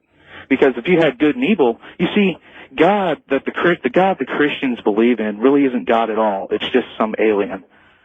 And, well, if you have knowledge, you wouldn't be good slaves. Well, if there's not the God that the Christians believe in... I didn't say there wasn't a God. Oh. I'm just saying that what they believed in was actually an imposter. You see, there was an ancient group called the Gnostics. Are you familiar with them? I am. Well, they knew that. But, of course, they kind of got killed for knowing that. And we're basically, you know, all these other people have been calling in, saying that they're the Antichrist. Well, they're just the pawns of the B faction. That's the guys we're working against. Really? Yes. So all these other guys... Well, they're just, if they're lucky, they're just schizophrenic dupes. Huh. If they're unlucky, they're really dealing with something. Whereas you are the real McCoy. Yeah, basically. Well, it's kind of how long, basically any person of our faction, Art, that speaks out against them, against the B faction, will be labeled the Antichrist. How long have you known this? Oh, I've known this since I was about, 10 years old when I started getting past life memories of living on other worlds. And doing what? Well, that's kind of complicated. See, my past life memories tell me that, you know this little situation you're in now with your planet? Which one? Well, how everything's kind of spiraling down. You see, it's quite natural for intelligent species to get to this sort of point and blow themselves up.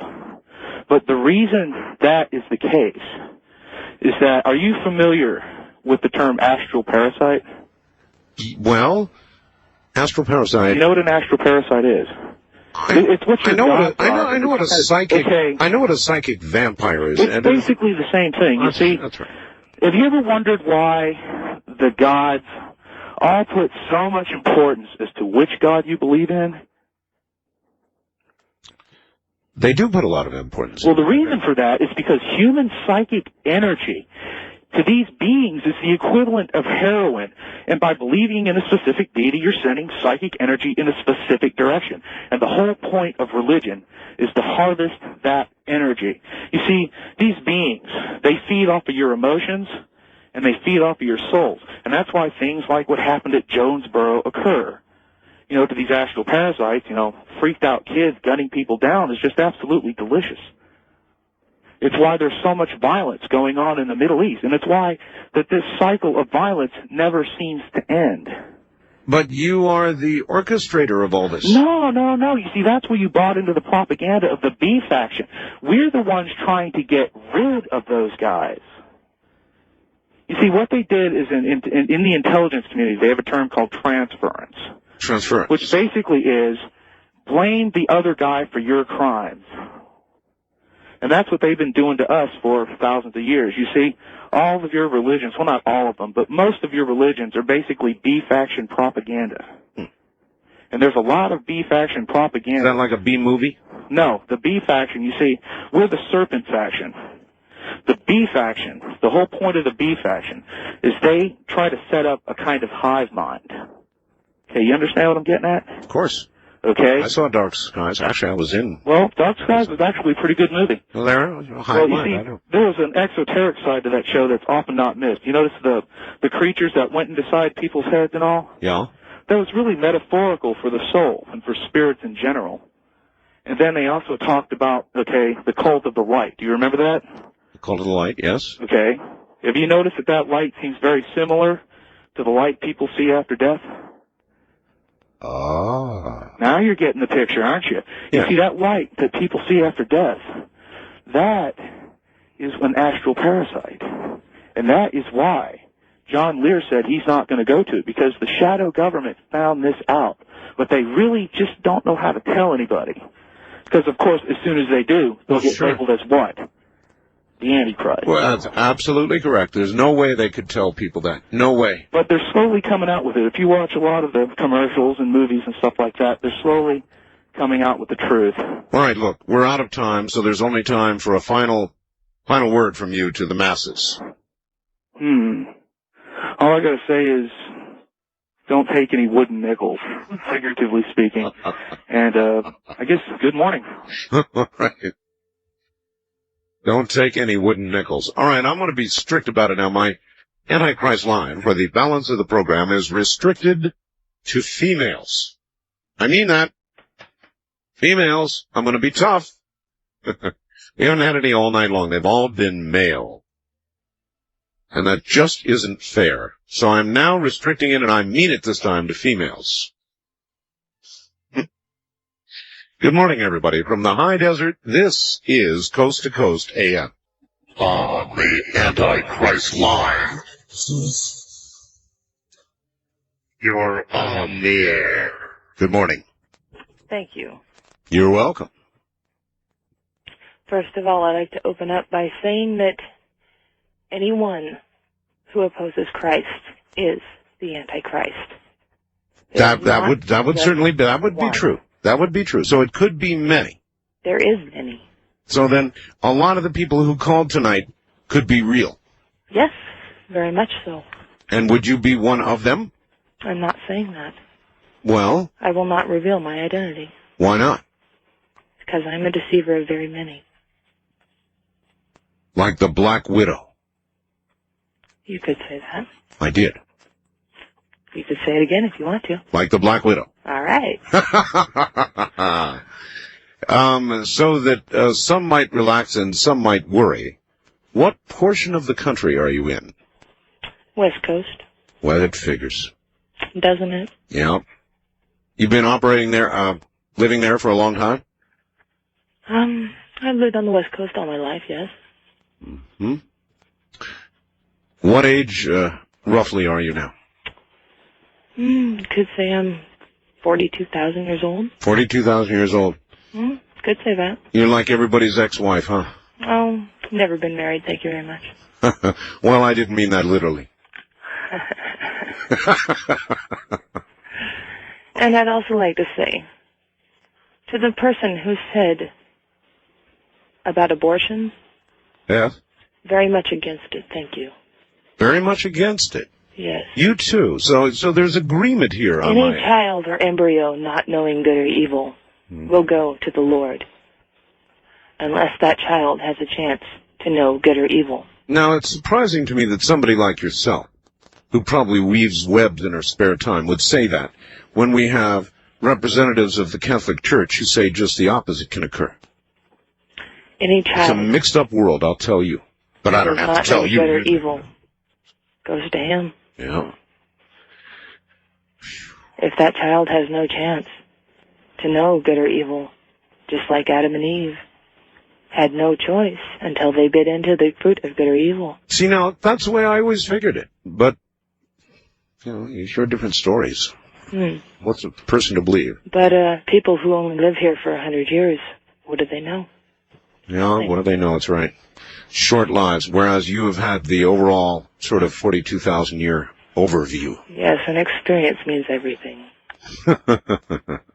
All right. Well, I sincerely appreciate your contributing all of this morning. Oh, thank you. You take care. There was a little something about her voice, wasn't there? Wild card line, you're on here. Hello. Good evening or good morning. Good morning, actually. You're going to have to speak up good and loud. You're not. I've been listening to you for about 3 years now, and I wanted to first of all agree with the gentleman that called earlier regarding the serpent class. And before this conversation is over, you'll see that the Christians and the other religionists are really the Antichrist. The Christians are actually the Antichrist? They really are. They really are, and the other religionists. And it's very easy to prove. All the normal, regular, popular religions are actually anti-religion. Here's how you can easily understand it. Now, the devil or the Antichrist opposes God, right? Opposes God. Now, let's find out, where can we find God? We find God in the creation, right? So anything that comes along and opposes the creation and tries to overthrow the laws of the creation, like Darwin, is against God. Like Darwin, right? No, like the Christians. Let me show you. But Darwin argued with creation. Darwin said baloney, not creation. Okay, watch this. Evolution. Okay, now let me show you how the Christians are more evolutionists than Darwin. Evolution says that a lower species gives rise to a higher one, right? Evolution says that, say, a monkey can give birth to a human. But we see that humans only give birth to other humans. Now, the Christians say a human gave birth to a god. That's evolution. Simple. We see in the universe that... But it was an immaculate conception. Oh, okay. Where do we see that in the universe? See, we see God's universe saying one thing, and then the Antichrist or the anti-God saying something totally different from what God's universe says. Here's another example. Very easy to see. We see the life cycle in every situation from atoms to galaxies. We see stars being born, stars die, humans, ants, dogs, roaches. Everything has a life cycle to it. Yep. The Christians say not so. What about that last lady who's been here for 42,000 years? How about that? Well, okay. Well, we'll just stand by and watch that one. But they say, no, we have a situation where a human being died and rose again and is living forever. But we don't see that. The conservation laws say speak against that. Now, there is a God, and we can see from physics that there had to be a creator. The equation, the mathematical equation, force is equal to mass times... Well, we don't see that. No, that's not quite true. Look, I appreciate your call. We don't see from the math and from the theory of the Big Bang that there is a creator. You're certainly able to lean toward that explanation because the physicists throw up their hands and say, I don't know. We can talk about anything after the Big Bang. But before the Big Bang, we don't know. They threw up their hands. So, you can imagine it. You can't yet prove it. Maybe someday. On my Antichrist line, you're on the air. Hello. Hi, Dad. Dad? Mm-hmm. Dad? I've been waiting for you to call me. You have? Mm-hmm. Have you been getting my letters? Have I been receiving your letters? You've been writing to me? Mm-hmm. This is Leia. Oh, I know who you are. Mm-hmm. I know who you are. Yeah. Am I really the Antichrist? Well, what do you think? I don't know. I think that I've been tricked. By? By Daniel. Daniel Brinkley. Mm-hmm.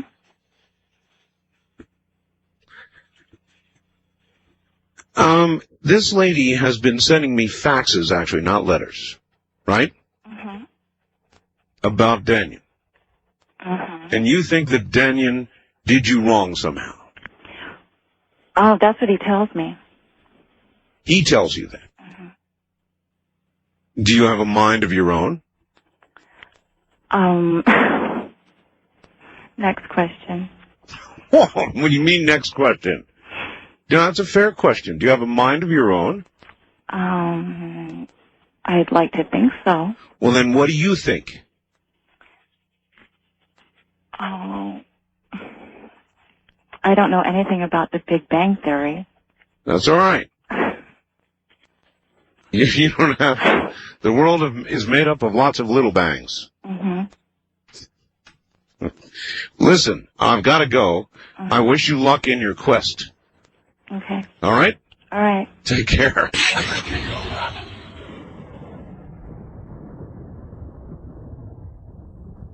All right, here we go again. The Antichrist line.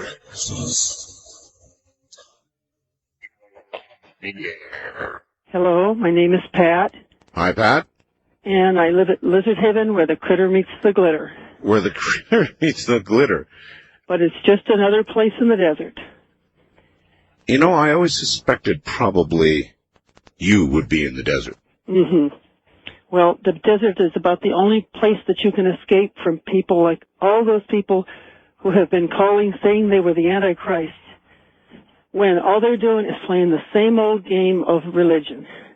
You know, they're all quoting the Bible, and as you probably know, the coin has two sides, and a game has two players. Well, they weren't all quoting the Bible. Well, yes, they were. They might have been for or against it, but they'd all been studying the same manuscript. Using it one way or the other. Exactly. I see. Oh, and here's the idea of, here's a book that a bunch of people wrote, and now we'll argue about it forever, and that's the way we'll waste our lives. All right, well, so what is your attitude about it? Well, it's, you can get people arguing, and that stops anything from ever happening. And to my mind, that means Christ hasn't really done much of a good job. If almost everybody who calls himself a Christian is looking down their nose at somebody else, they're demeaning people, they're fighting and arguing and killing. Yes, and starting wars. And so, basically, I think the going with the two sides of a coin. You mean that isn't what a good Christian does? That is what a good Christian does, and I don't think we can blame Christ for it. Mm-hmm. I don't think that's what he had in mind. But whatever he had in mind, it didn't work. He obviously didn't have the power to get people to do like the Sermon on the Mount, all that stuff he told them to do. Well, what do you? Well, I think that it's like people who are in love or they're mad, okay? They're feasting on the emotion of the same game. And I think that to be Antichrist is to be indifferent to the game. And probably to be indifferent to the pleasures of creation. When you think that everything's wonderful out there, and you go for it, and you work for it. Is that you? Well, I'm kind of... Are you indifferent to the creation? Indifferent, yes, and I wish that I weren't, but that's when I was about 11:15 tonight, last evening, listening to these people, realizing it's just they're either enthused about biblical stuff or they've turned against it, but they're all focused right in on it, and they're not looking at what's real. And so you're sort of totally unenthused one way or the other, and based on that. If it were working, you could maybe, be enthused to a degree, based on the fact of things working or people doing things that progressed, but it isn't happening. Now, there was a day in this country when you could open phone lines and ask people who believe they are the Antichrist to call, mm-hmm. and you would get nothing.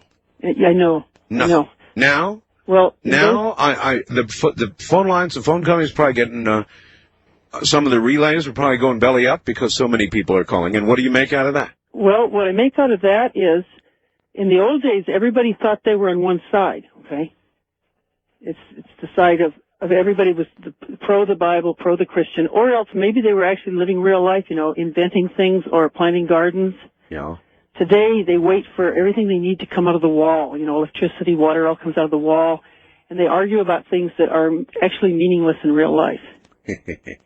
And it's, when you sit back and look at it, you become appalled. And I think that Christ has obviously failed. He is not effective. He didn't have the power to change anything, and neither do I. And I think that makes Christ and Antichrist the two sides of another game of ineffectiveness. Fascinating. All right, fascinating. I appreciate your call. Thank you. Thank you. Take care. Whew. She had it pretty well together, didn't she? Depending on your point of view. Wildcard line, you're on the air. Hello. Yes. This is the first time I've called you. Is it? Yes, I haven't been listening to your show very long, but I really enjoy it. And I wanted to talk to you about the Antichrist. Yes. You know, I don't think the Antichrist is going to call you not the true Antichrist. Well, on your now, see, there's no on your line. There's no way you can know that, though, is there? Yes, there is. How? Because the Antichrist is not going to admit he's the Antichrist. Why not? Why not? The Antichrist would have arrogance and ego, so why not? He or she would be like the serpent that got. There was somebody that called earlier that sounded just like Christopher Walken to me. Kind of an arrogant. Hey, that it's would me. be You the know? Antichrist. That Yeah. would be somebody who would want you to believe they were the Antichrist. The Antichrist would be someone who wouldn't want you to know they were the Antichrist and wouldn't want you to know what their plan was. Well, what better way to do it than to come on here and sound silly and admit it? Everybody discounts it, right? That's right. Uh-huh. So the true Antichrist is out there making people believe that they're spreading love and turning Christians against each other. Well, did you hear the lady that was just on before you? Yes. The fighting, the killing. It's But all. you see, those are all signs of the end of time. Those are God's signs. Those aren't the signs of the Antichrist. Well, I don't know. I guess it depends on how you read the signs. That signpost up ahead. East of the Rockies, you're on the air. Hello. Hello, Art. Good show. Interesting program. Yes, I'd like to clarify something for you. How often do you actually get call-in shows with the Antichrist? Never. That's true. Yeah. I'd like to clarify something. You mentioned the Immaculate Conception. As a Roman Catholic, I'd like to clarify this. You made a mistake. The Immaculate Conception refers to the birth of the Blessed Mother, not the birth of Christ. The Blessed Mother was conceived without sin, and the Immaculate Conception is another name for the Blessed Mother. She stated when she appeared in a visitation at Fatima, I am the Immaculate Conception.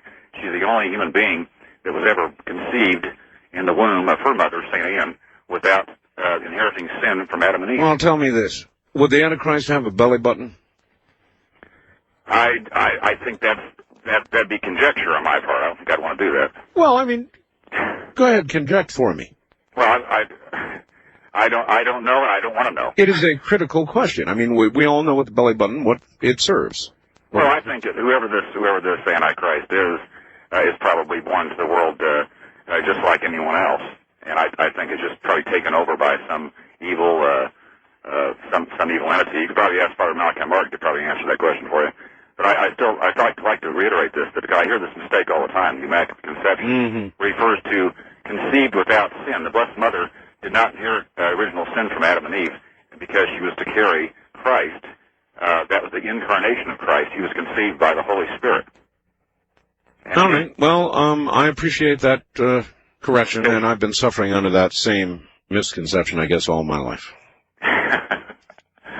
Yes, well, I hear this all the time. I'm sure. Tim Russert made this explanation on television just about 2 weeks ago on his show. Did he?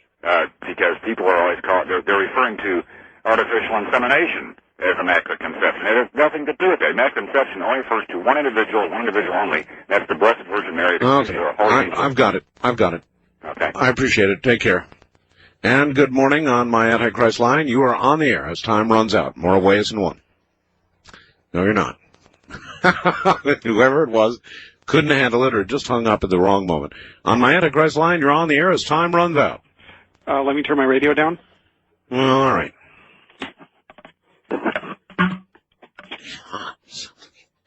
Drop the phone on my head or something. Hello? That hurt. I'm sorry. It's all right. I know who the Antichrist is in the form of a female. In this case, it's a group, and it's the Spice Girls. The Spice Girls? Yes. If you look at their the names... Spice Girls are no longer whole. Right.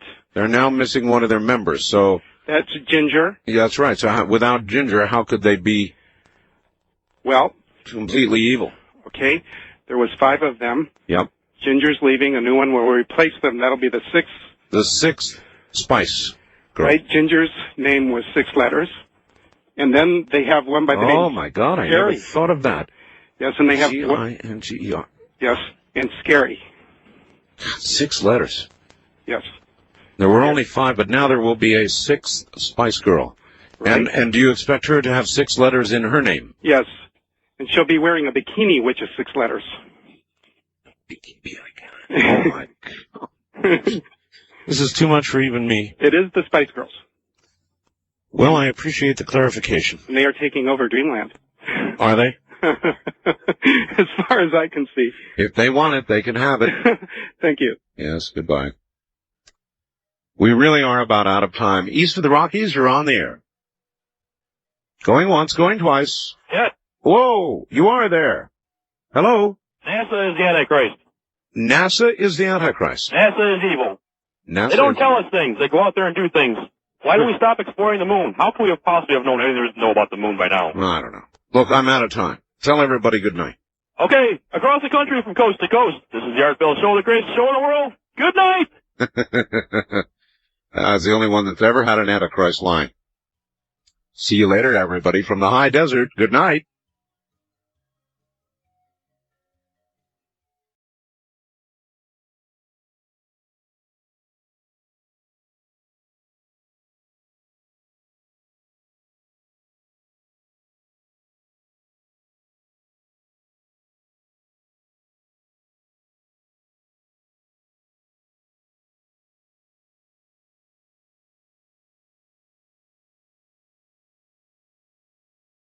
From the high desert and the great American Southwest, I bid you all good evening and or good morning, wherever you may be in this great land of ours and far beyond, actually.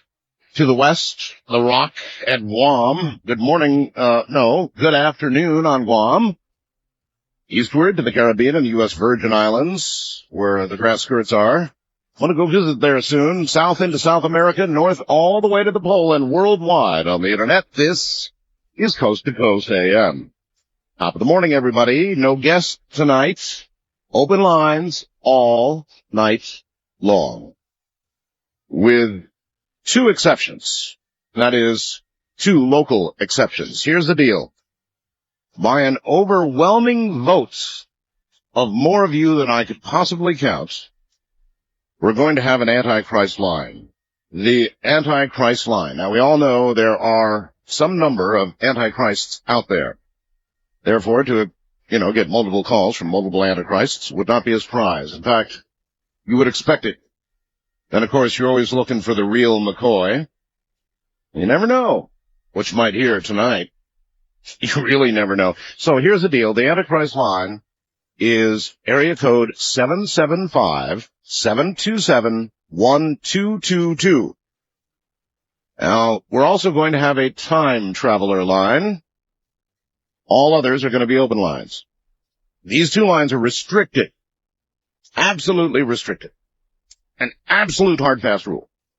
So the time traveler line will be our wildcard line, area code 775-727-1295. Time travelers only. And it is absolutely reasonable to expect there are time travelers out there. And I really mean that. I'm not as sure about the Antichrist, to be absolutely honest with you, because I just, I don't know if the Antichrist is here yet or not. However, the time traveler line, well, I'll tell you what. I think it's inevitable that time travel will be invented. When, I don't know. Maybe we'll be told tonight. But obviously, at the point that it is, people are going to be traveling in time, and they would be here in our time, right? So if you are a time traveler from whatever time, dial only 775-727-1295. So those 2 lines are restricted. All the other lines, the toll-free lines, are open lines, including the international line. And I want to say a word. Well, I guess I better do that. I'm supposed to welcome a new affiliate right at the beginning of the program, huh? Welcome to KSRV in Ontario, Oregon. 1380 on the dial. Glad to have you. I'm sure when these, I wonder about these new stations when they come on, as we move our way toward 500 affiliates very quickly. I wonder about the new stations. Can you imagine for the first time running this program? As a program director or manager of a radio station, you're going to run it for the first time, right? As KSRV is tonight. And can you imagine what they're sitting there thinking? What did he just say? He said it's going to be open lines with an Antichrist line and a time traveler line. And you can almost see the PD there with his head in his hands. He said, what? I can imagine that.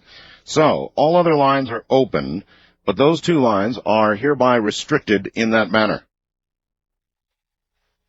Antichrist line, let me say it clearly, 775-727-1222. The time traveler line, 775, area code, 727-1295. All others use the other lines, east or west of the Rockies. That takes in everybody in America and Canada.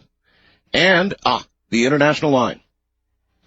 Very important that I get this in. We have new dialing information for the international line on my website. A lot of you can direct dial the international line. So what you do to get there is to go down on my website to, let's see, where do you go? Interact. On the left-hand side there, Interact, and just go to call-in numbers and scroll down, and you will see the complete list of area codes, access codes for the various countries in the world. So you can direct dial. You dial the number that you see up there, and then you dial 800-893-0903. 800-893-0903, and I took one other step. You see, I used to use the international line for a guest. So obviously that locks up the international line for hours. I have now changed that so that I have a special guest line aside from all of my other lines. That's going to mean so many of you can now get into the international line. Canada comes east and west of the Rockies, and the rest of the world comes in on the international line. So check my website, get the number, and then dial 800-893-0903, and we will get you on the air here with the rest of the world. Well, our friends the Russians. Our friends the Russians. The wall came down, communism went away, and our friends the Russians kicked out 50 people.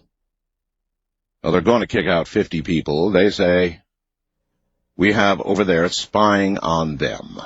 Our friends the Russians, spying on them. Now, President Bush has kicked out 50 Russians, so obviously they're retaliating, saying that, I don't know, that I suppose he suspects them of being spies, right? Our friends the Russians spying on us. Can you believe it? I'm so shocked. And then Russia retaliating by kicking out 50 representative friends that we have in Russia. That's what we'll call them, representative friends. You don't spy on your friends, do you? Sure you do. All right. Look, there's a lot of really cool stuff on my website right now that I want you to take a look at. Let's see. In order of import, it's really hard to decide. I have put all sorts of things that you have sent up on the website, and if you want a good laugh tonight, and Fridays are a good night to laugh, sets you up for a good weekend, I've got some stuff that will make you laugh, I guarantee. Just go to What's New, Spectacular Shuttle Launch, and Weird Ads. You'll enjoy those. More Funny Photos is a new category. Then comes Funny Headlines and Classifieds. They're a riot. I'm not going to describe them to you. You've got to go to the website to see all this stuff. And then two more little items on the website. Boy, we really put a lot of stuff up there tonight. If you thought that all of the Mir landed in the water, well, let's put it this way. You might try and identify the location of the wreckage that we show in a photograph entitled Mir Landing Location.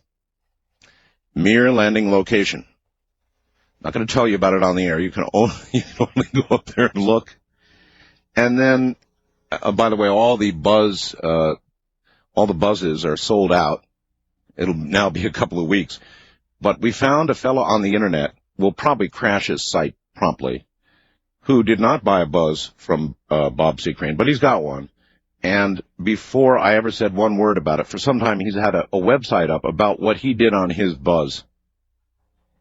It's really pretty interesting. It's called the Buzz Travelogue. I think he describes this incredible thing very well, so take a look at that. All of that is up on the website as of right now. Where is that? www.artbell.com. Wonder if they're going to ever simplify. They really should simplify web addresses, even though ours is, in the world of web addresses, remarkably simple, www.artbell.com. There ought to be a simpler way yet to do it. I don't know what that would be, but it should be if it isn't. Russia's prime minister has ordered the Kursk sub recovered. So they're going to try to get it back up. We'll see. Mad cow disease. God. Can't you just feel it coming, this mad cow disease? Can't you feel it? The story on the sheep. The story about what our animals are fed in the United States that CNN is running right now. And here you go, in the news tonight. Mad cow-like disease kills 2 people. 2 patients have died at a Colorado hospital this year from Crutchfield-Jacob disease, an illness similar to mad cow. And there is concern other patients may have been exposed, according to a hospital spokesperson Friday.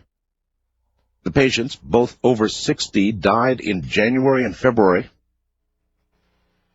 Spokesman for Kaiser Permanente, the health maintenance organization that cared for them, said at least 6 other patients may have been exposed to the disease through surgical instruments used while treating one of the 2 who died.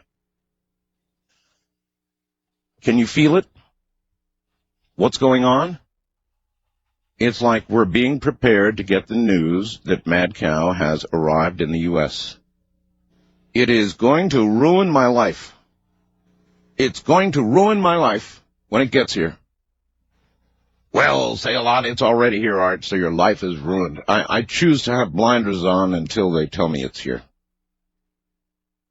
'Cause there is nothing I'd rather have than a hamburger or a steak or any form of beef you can name. I love it.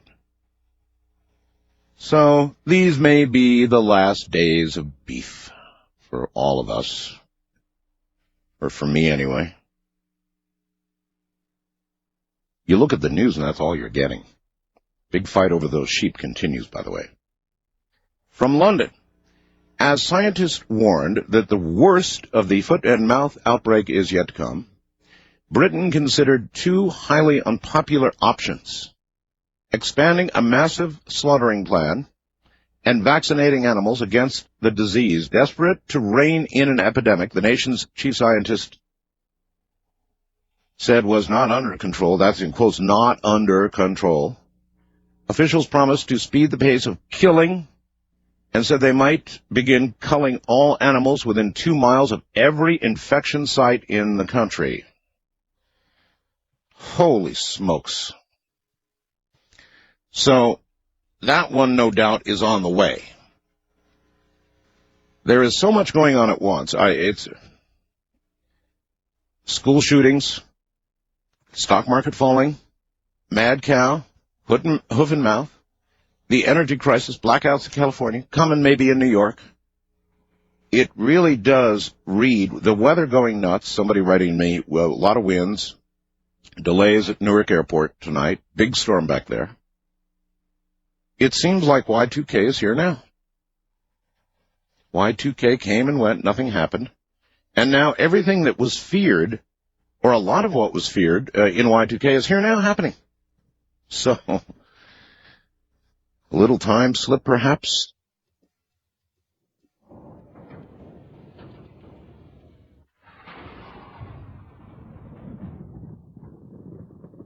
All right. Are you listening to me? We're restricting 2 lines.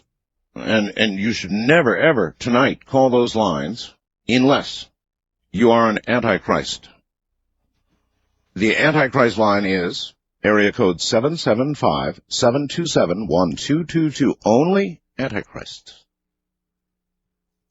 And or the Time Traveler line. If you're a time traveler, call 775, the area code, and then 727-1295. All others use the other lines, and we'll have open lines one way or the other all night long. I wanted to mention to you once again the weather. In Alaska, they had an entire year in Anchorage where the temperature did not go below 0. I reported this late in the show yesterday. I have never in my life, and I spent years in Alaska, seen a year when it doesn't go below 0. That's nutty. Nutty. When I lived there, every year for at least 2 weeks, maybe 3, it would go to 20 or 30, or I even saw 37 degrees below 0 every winter. But I've never seen a weather report ever that said no below 0 at all for an entire winter. That's pretty weird. You got to admit, that's pretty weird. From Berlin, German police have detained a Berlin woman who screamed that she was a vampire and thirsty as she tried to bite people. She tried to bite the necks of 3 people within a few minutes. She screeched out that she was a vampire and she was thirsty. The 21-year-old woman, identified only as Laura E. You can go read about this on Excite, by the way. It's a Reuters news story, I swear to you. Laura E. was put under psychiatric observation after she also tried to bite her fingers off. Her own fingers. Her own fingers. And then again, to kind of go back to the weather for a second, not quite, well, it is the weather, isn't it? Because it's getting warmer or changing in some manner that is causing big chunks of ice to break off in the Antarctic. We've got one on the way now. They found a big crack, and the crack will turn into a big separate piece. And here's the difference with this stuff that's breaking off now. It's up on land. This is not something within the water. So everything you're hearing about now, in the Antarctic, is coming off of land. That will add to the mass of water. In this particular case, a 15.5-mile crack has opened up that's going to result, obviously, in a gigantic piece of the Antarctic breaking off and ultimately melting, and yes, adding to the mass of the oceans. So mark it down. This is a process underway, folks, and it's going to result eventually in somebody probably in New Orleans selling fast. Other cities that are at or below sea level. Sean David Morton, you got to give the guy some credit. He predicted very carefully on this last program he did with me where he thought the NASDAQ would settle. And then he said if it goes up from there, we're all going to be okay. If it bounces at that level, we'll be fine. If it goes below that, then look out, he said. Katie bar the door.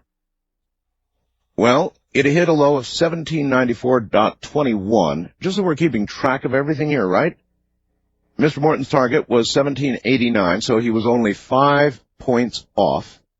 if the recovery continues. Now, that's a big if. Both the Dow and the NASDAQ were up today. Modest gains, okay, over 100 points, and then a substantial gain for the NASDAQ as well. But all of it's going to depend on whether we have seen the bottom. It looks like we've seen the bottom of the NASDAQ, but appearances can be deceiving. Otherwise, they wouldn't call it the stock market. They call it a sure thing, right? My broker keeps telling me, hey, Art, nobody rings the bell at the bottom, trying to get me to invest. And, of course, he's right. Nobody does ring the bell. You've just got to guess correctly. So it's it's a little like gambling, isn't it? How different is it in some respects than betting on the outcome of a football game? You ever considered that? It's not a lot different, really, is it? It's going to go up or down, and the team you bet on is either going to win or lose. That may be a little bit of an oversimplification, but I think not that much. I think that I'm pretty much on the mark here. You pick a stock or you pick a group of stocks and you either win or you lose. You make money or you lose money. You pick a football team to win. It either wins and you collect or you lose and they collect. So is that too much of a simplification, or is the stock market really just, the rich guys' pro football betting pool? I don't know. Got to scratch your head about it a little bit. I'm Art Bell from the high desert. This is Coast to Coast AM. It certainly is. Good morning, good evening, or good morning, depending on where you are. As you know, I hardly ever do any interviews. I don't like doing interviews, I guess. I don't like being on television, especially, and I don't like giving interviews. But I think there is one that I'm going to give, just because I think it's kind of cool. And I'm going to, maybe I won't be doing it after this. It's for TV Guide. Now figure that one out, guys. TV Guide wants to interview me. And I suppose they can fit in, a few TV angles, like, we've got a movie coming up, as you know. I've been on a couple NBC series. I've been on Larry King. I've been on, a lot of news programs. But I'm not exactly known as Mr. TV by 100 miles, right? Nevertheless, TV Guide would like to interview me. And and I said, where would it be, And they said, well, in the glossy part in the front. I said, really? Well, okay. That really actually sounds interesting. I've had TV Guide sitting on my coffee table forever. So I thought, it might be neat. It's a medium that I've never been in. TV Guide.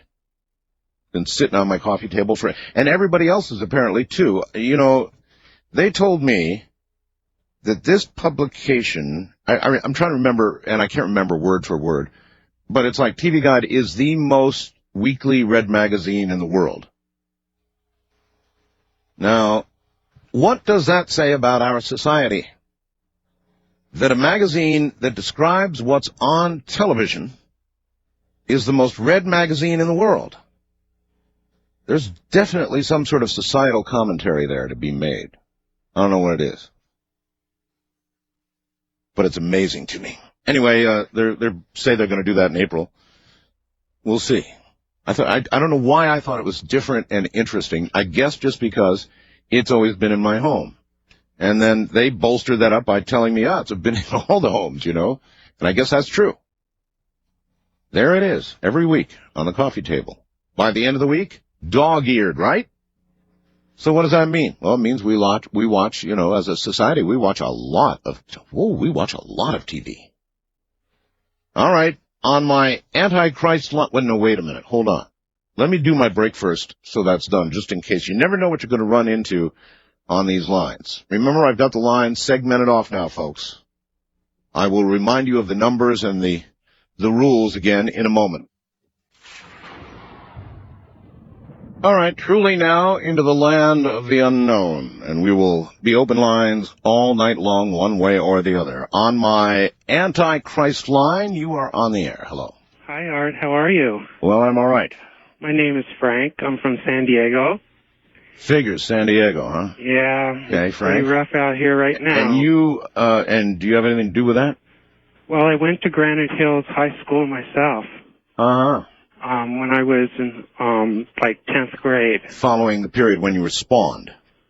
Yeah. Yeah. So you claim to be The Antichrist. now, are you a Antichrist or the Antichrist? Which do you claim to be? Because there apparently, according to many, there are many Antichrists. The Antichrist comes in many different varieties and different shapes and forms with different ideas.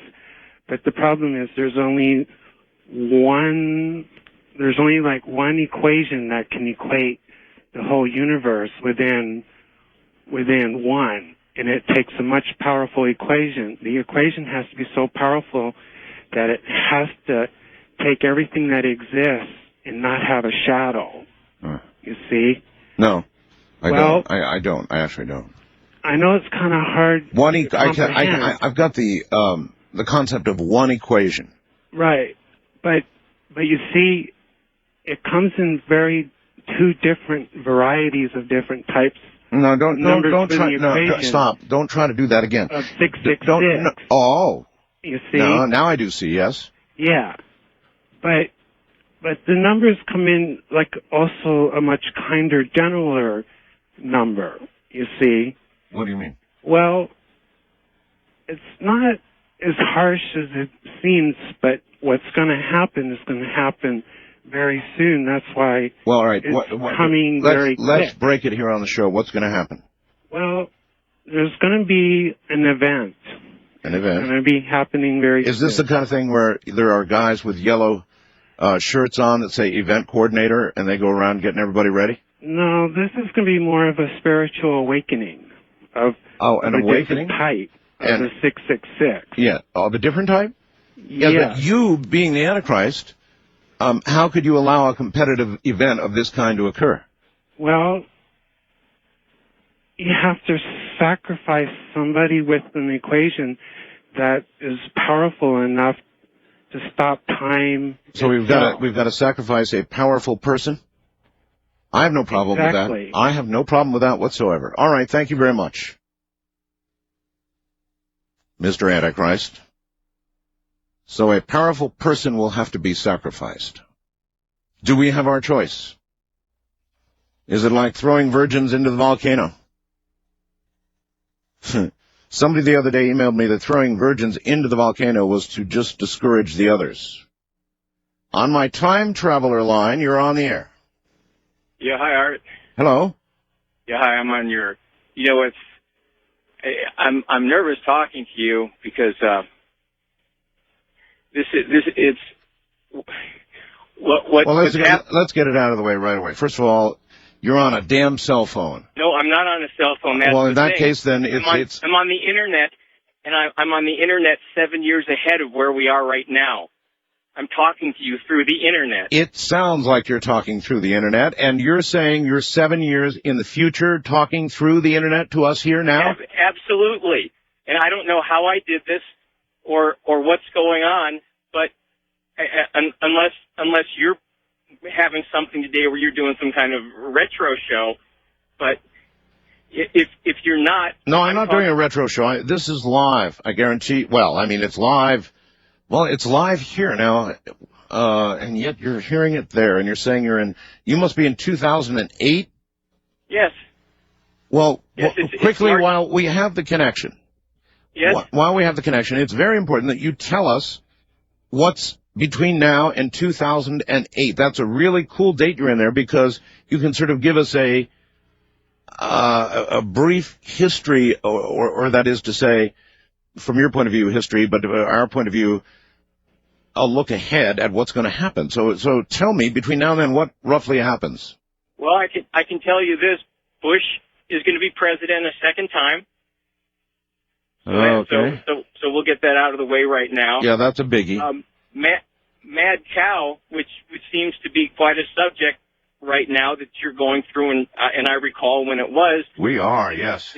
It's going to come and go. It's going to come in, and what you're going to find. I tell you what, I can't believe this. what's happened.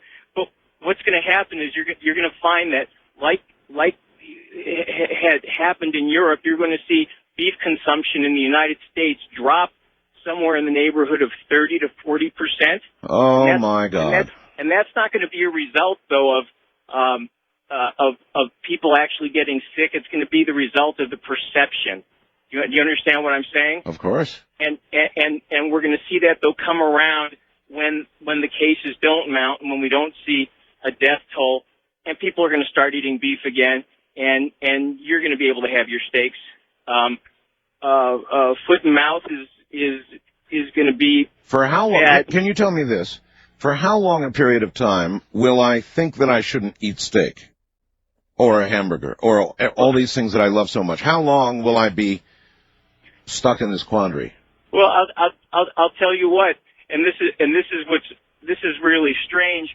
You are going to refer to this conversation at some point in the future and say to hell with it. You're going to go ahead and have the beef. Yeah. All right. Anyway, proceed with the rest of it. Anything else you can think of? Bush, that was important. The mad cow, that's perhaps important. You'll understand, though, if I doubt you and probably act on what I think at the time, which is what you just told me I would do, so I guess I did that. You did.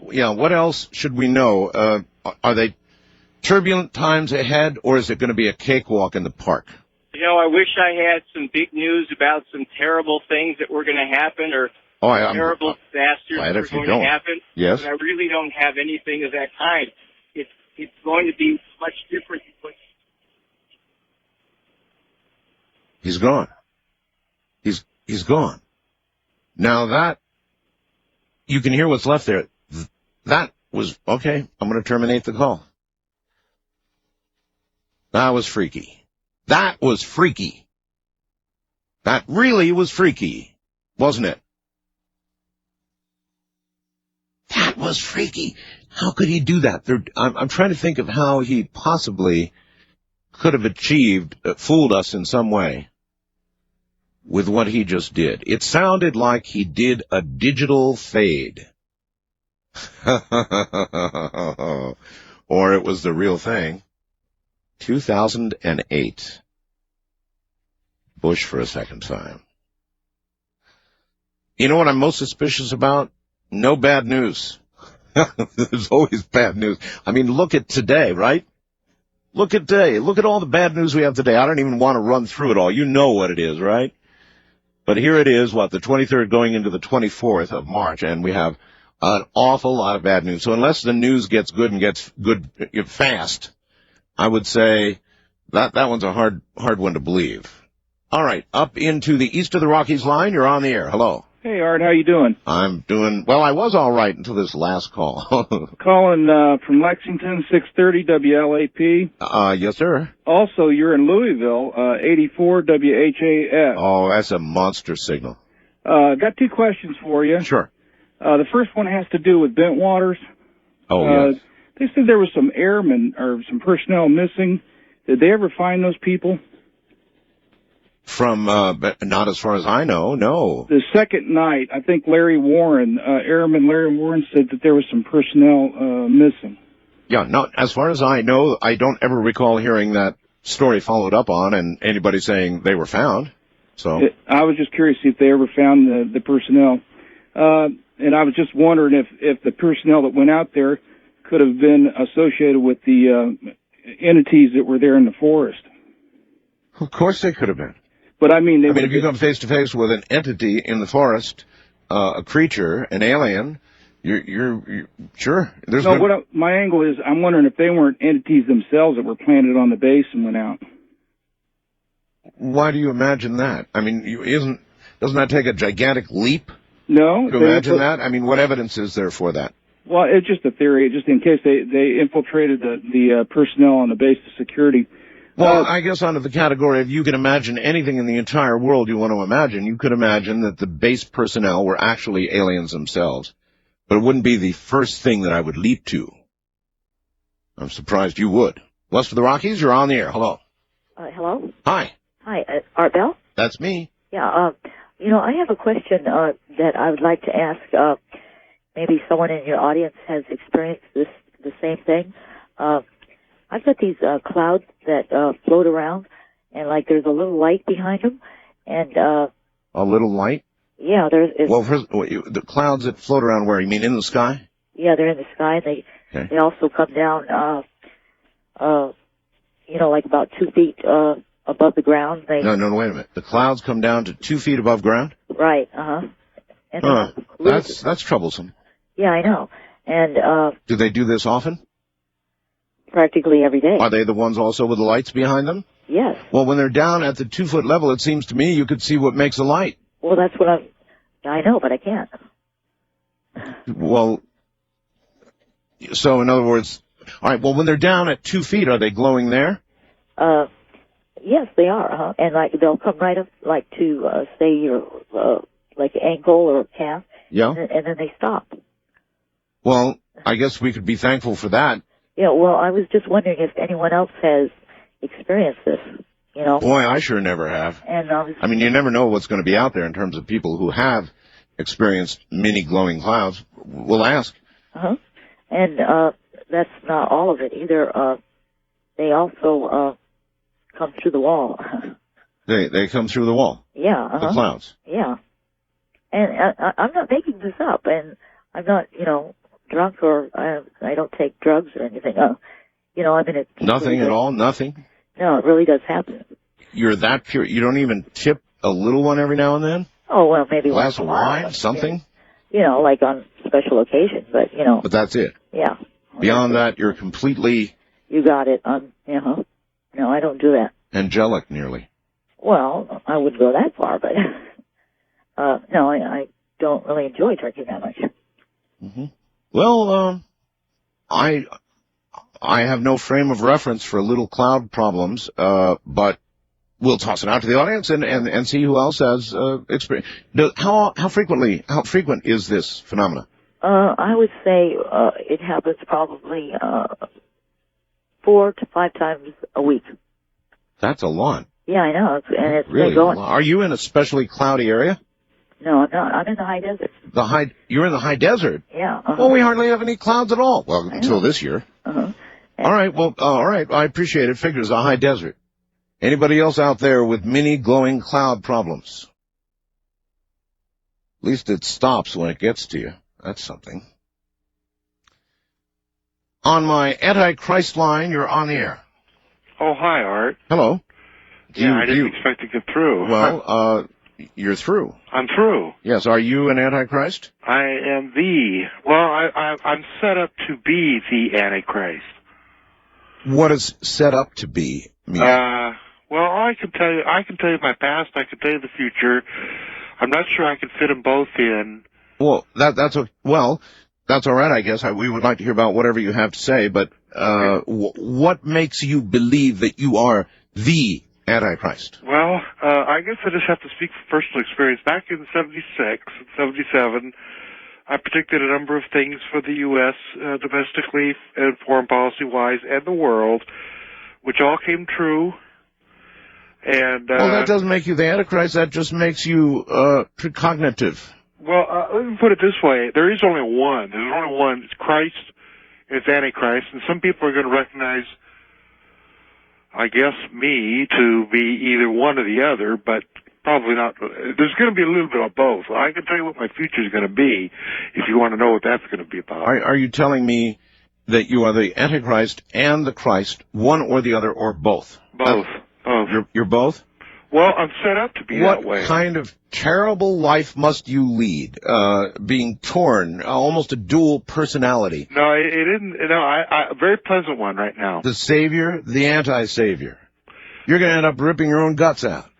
No, well, I'm not going to do it, but I'm going to be tortured to death. Are you? Yeah, Do you know how? Do you know the manner of the torture? Yeah, sharp objects. Pointy stuff? Pointy stuff, yeah. In our society today, where we argue about how we're going to put people to death, you're going to be tortured with pointy stuff? By sort of like biker guys. I may volunteer for it, or I may be forced to do it. If you are the Antichrist, yeah, then it's really going to be bikers that society is going to have to thank For poking you to death, yeah. Well, I'm going to rise from the dead after that. Damn. Yeah, unfortunately for you. Me personally?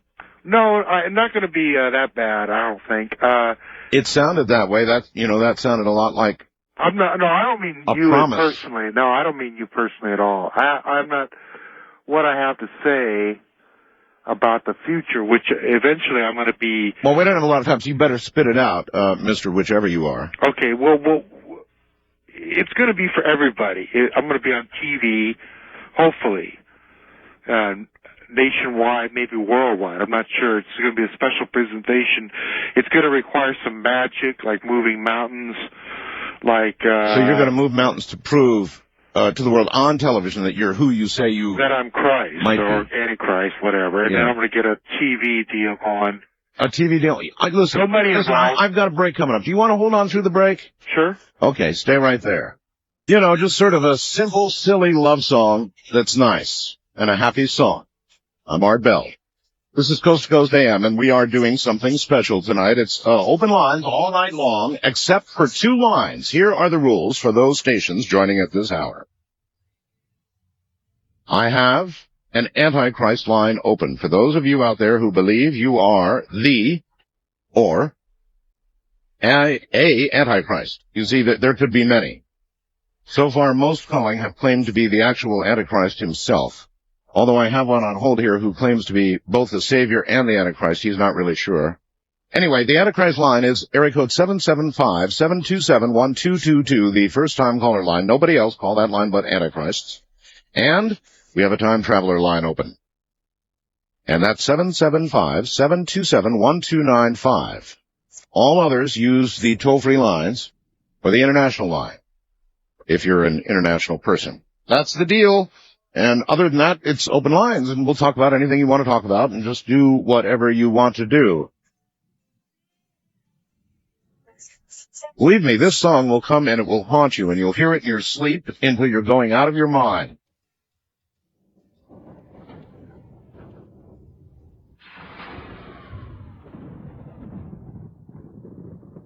All right. Here we go. Back into the night, and back to my caller who claims to be, it's kind of confusing actually, he thinks he's the Antichrist and the Savior, or possibly just one of the above, and he's not sure which.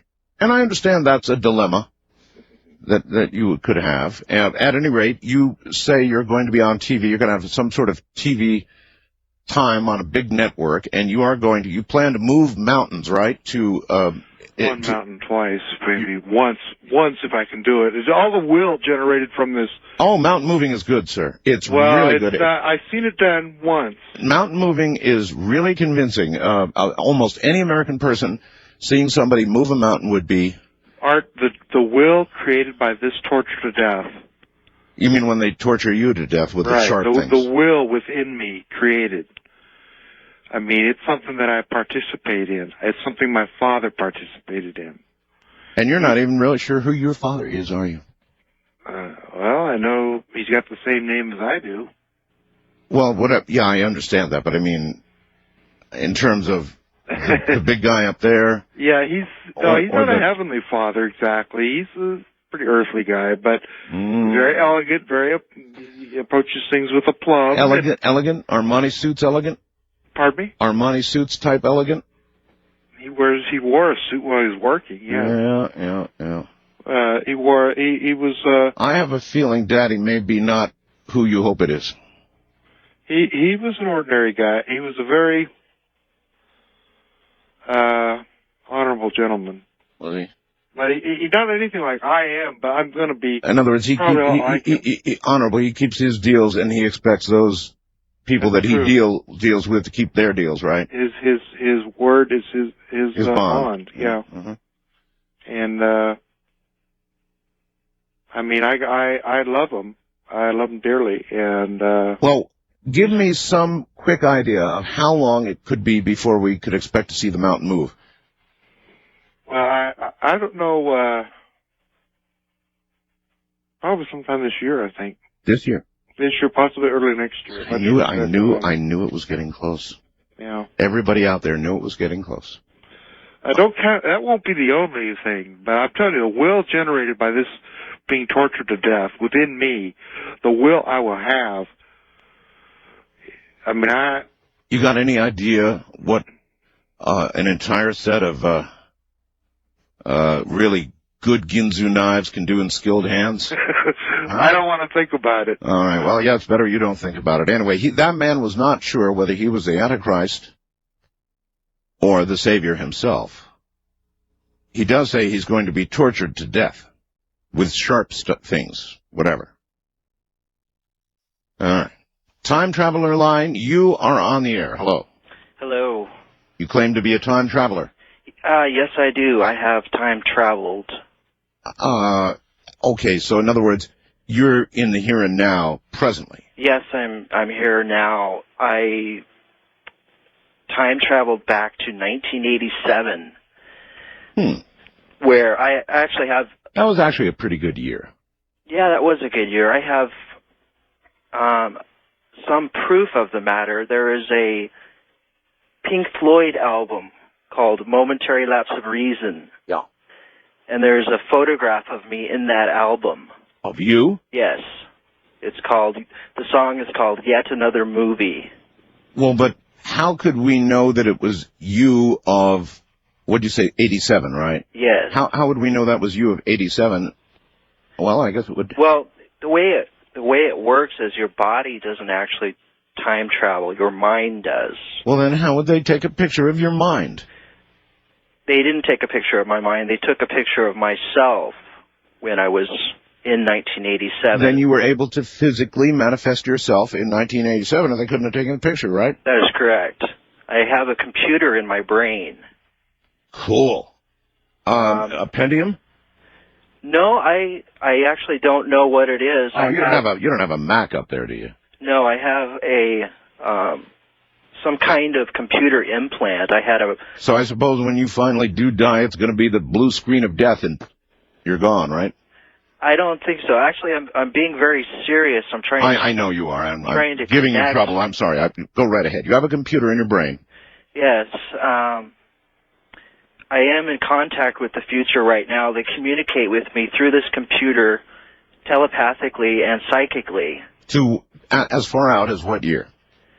From what I've been told, 2050. All right.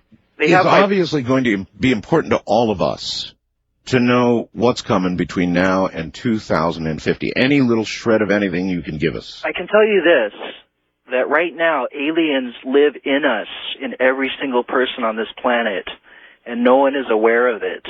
You mean every one of us are in effect possessed? If you want to call it that. It's not something that you can notice. If they're in us, that's what I call it. That's what I call it too. They possess us. You know what? If this were real, now here's the only problem I've got. If what you're telling me would be real, I mean, I've seen Star Trek. I've seen Kirk get thrown on the floor, tortured, when he would do the kind of thing that you and I are doing right now. If aliens were actually in each one of us, then my talking about this on the air openly with you would cause me to go thrashing around on the floor in pain, holding my head, screaming, and or same for you. Yes, it's not something that we notice though. They don't have physical form. They are some kind of something else, but they don't have physical form, and they possess us this way. Right now, in the world today, nobody is aware of it. I am aware of it because I have a computer in my brain. The computer was put in my brain in 1992 through an MRI scan. Why you? Well, I've been, since late March of 1999, I've been in a psychic battle for, it's almost 2 years now. They tell me that I'm the Hopi prophet. So you're fighting the computer, in essence? Is that right? No, there's two sides. It's like the future is playing a game, so to speak. Well, all this aside, and I wish you luck in your battle, it is important to us to know what's coming, if you can give us any shreds of info on it. Let me tell you this, that in the future, everybody knows that there's aliens. You supposedly have a choice whether they can live in you or not.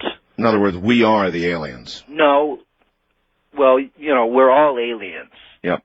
I mean, just look at this tiny little speck that we call Earth that we're on. No, but I think the most important thing you said is that aliens are already here. They're in every one of us. So That's correct. So in effect, we are the aliens. Yes. The entire world has been possessed. Yeah. Well, okay, here's the part I don't get.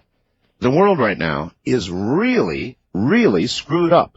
So if the aliens are in all of us, they're really misbehaving, and they began about 30 years ago. So none of this is our fault; it's their fault. They are. All right, sir. They operate on a higher mind level. They operate in an abstract world. Yeah, but they're acting like social gorillas. They are. They're bad. They've been possessing me. I've got lumps on the sides of my head. Oh my God. And they're in me right now. Yeah. They communicate with me. They have my body split in half. The left side of my body is false. The right side is true. And they tap little sections of my body. That's another way that they communicate with me. I've seen guys like you at football games. Really? Yeah, in the crowd. Half of them is, well, anyway. Listen, thank you very much for the call. I almost don't know how to deal with that.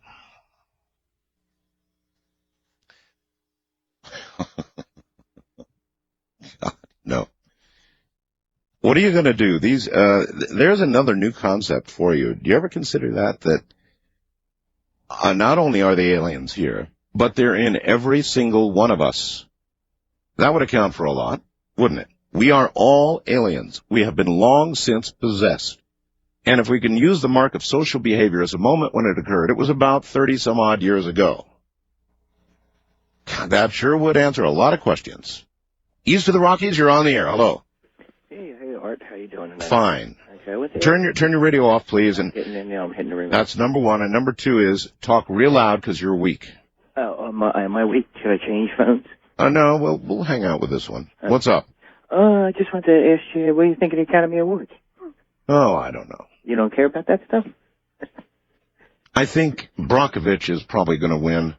I thought it was an incredible movie. Really? Yeah, that's my take, yeah. I kind of like the Cameron Crowe film myself, Almost Famous, or whatever that was. Yeah.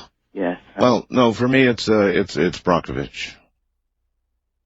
God, she did a job. Didn't she do a job on that movie? First time caller line, you're on the air. Hi. Hi.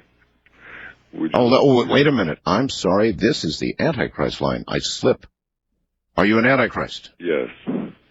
I am one of the... Even Antichrists must turn their radios off. My radio is off. Then turn off your television. Television is off. Really? Then turn off those continuing instructions from your master. Is this the Antichrist line or the line yes, for it's the Antichrist. Delusional schizophrenic? Yes, others? yes, yes, it is. I'm sorry, but we have a different way of thinking than some of you humans. There are many of us Antichrists. We're part of a collective. We're part of a quadrumvirate in the kingdom of hell. Boy, you sure sound like the real McCoy to me. I don't even like your laugh. So what would you like to know? Well, I'd like you to turn down the instructions from your master in the background. Okay, that's in the other room. One moment. All right, yes. It's very important. I can't concentrate.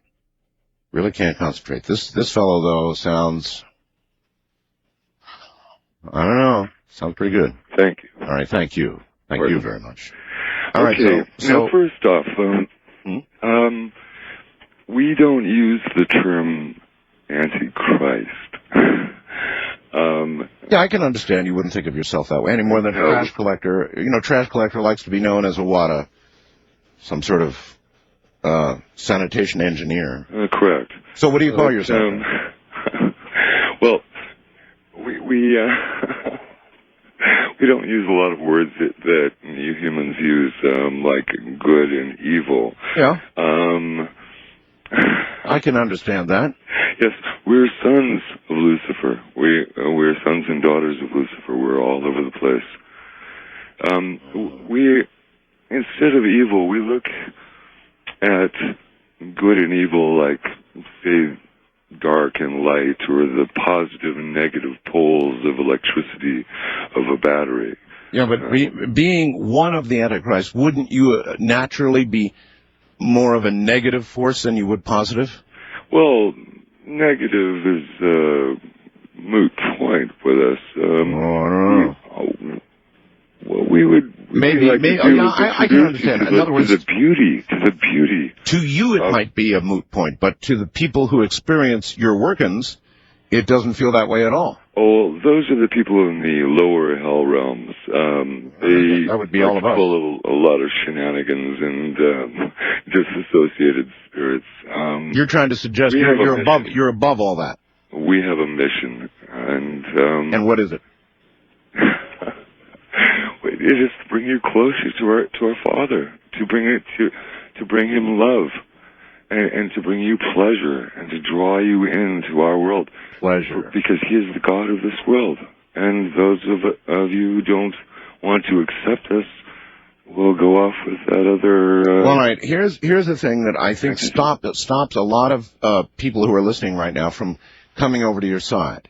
Yeah. You know, the pleasure part, that sounds good. Mm-hmm. But there's this story going around up here that, you know, a lot of people who do this sort of thing end up, in the end, with their soul in the hot, fiery place getting tortured.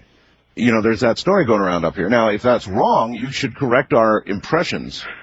Well, no, it's pain and suffering that gives us wisdom, that teaches us the lessons, and then we find the pleasure in it. It's the easy, complacent life that keeps people living like cows. It is the pleasure in the pain that people have to understand before they can want what you have to give, right? Yes. I think I've got it. We come from a place you might call another dimension. We call it the void, and it's everywhere. And as in null and void. Art, I can't. You know, you really have a rotten laugh. Has anybody ever told you that? I've been told by some I have a wonderful laugh, a very endearing, sometimes captivating, possibly. Well, I don't know. All right. Yes. I've got work to do, and I thank you for having me on your show. By the way, this is the first time I've tried calling. There's so much good out there to crush in so little time, huh? Oh, it'll come over to our side, and the rest of the sheep will just drift off. Sheep are in the news, you know. Oh, yes, and they're mad. Oh, God. Goodbye. Oh, my God. All right, there you have an example of the Antichrist line. And the other line we're holding open, of course, is the Time Traveler's line, and the other lines are all open. Oh, don't forget the International line. Huh? International line. Check out my website. You'll see the numbers you can dial, and then dial the International line, which now is open all the time. I know if you've been discouraged in the past, don't be discouraged. Call 800-893-0903 from anywhere in the world. Get the prefix off our website and give it a shot. 800-893-0903. All right, open lines continue for a Friday night, Saturday morning. Good morning, I am Art Bell. This is Coast Coast AM. The devil went down to Georgia. He was looking for a soul to steal. He was in a bind because he was way behind. He was willing to make a deal. When he came across this young man sawing on a fiddle and playing it hot, and the devil jumped up on a hickory stump and said, "Boy, let me tell you what. I guess you didn't know it, but I am a fiddle player too. And if you dare to take a dare, I'll make a bet with you. Now, you played pretty good fiddle, boy, but give the devil his due. I bet a fiddle is gold." Want to take a ride? Call Art Bell from west of the... There are a number of things on the website tonight that will make you laugh, that you will enjoy. Interesting things, spectacular shuttle launch pictures, some very weird ads, all kinds of funny photos. This is all new tonight. Funny headlines and classifieds that have run. And if you thought all of the mirror came down in the ocean, as depicted by the incredible footage that was fortunately caught on Fiji by CNN. You got to admit, they did a whale of a job on that. Boy, that was incredible, wasn't it? All of that's up on the website right now. There was some mere stuff that, as you see this photograph, will be obvious to you, fell not in the ocean, but elsewhere. See if you can identify the location. Tonight we are doing 2 special lines. This is very important. These are rules for tonight. Extremely important. The first-time caller line is reserved only for those who claim to be the Antichrist, or one of his minions, I suppose. The wildcard line is reserved for time travelers only. And obviously, if time travel is ever going to be a reality, there are, in fact, time travelers now.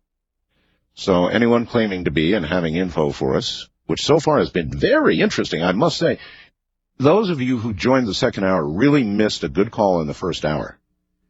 It was a time traveler from 7 years in the future, and if you have a recording of that, I would love to play that back. That was the daggondest thing you've ever heard, the way he faded out. He couldn't believe he was on a computer, he said, on the internet, 8 years in the future, and he just, in the coolest way I've ever heard, faded away. And we've had several extremely interesting Antichrist types. So who knows what the night holds ahead.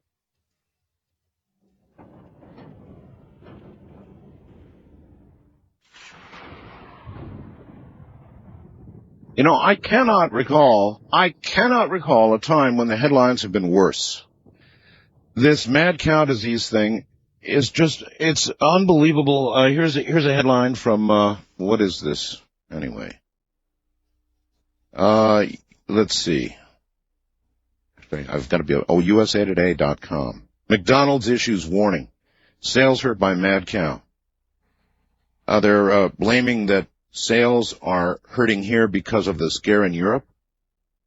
Or maybe just because of the scare in Europe, they're European McDonald's. I don't know.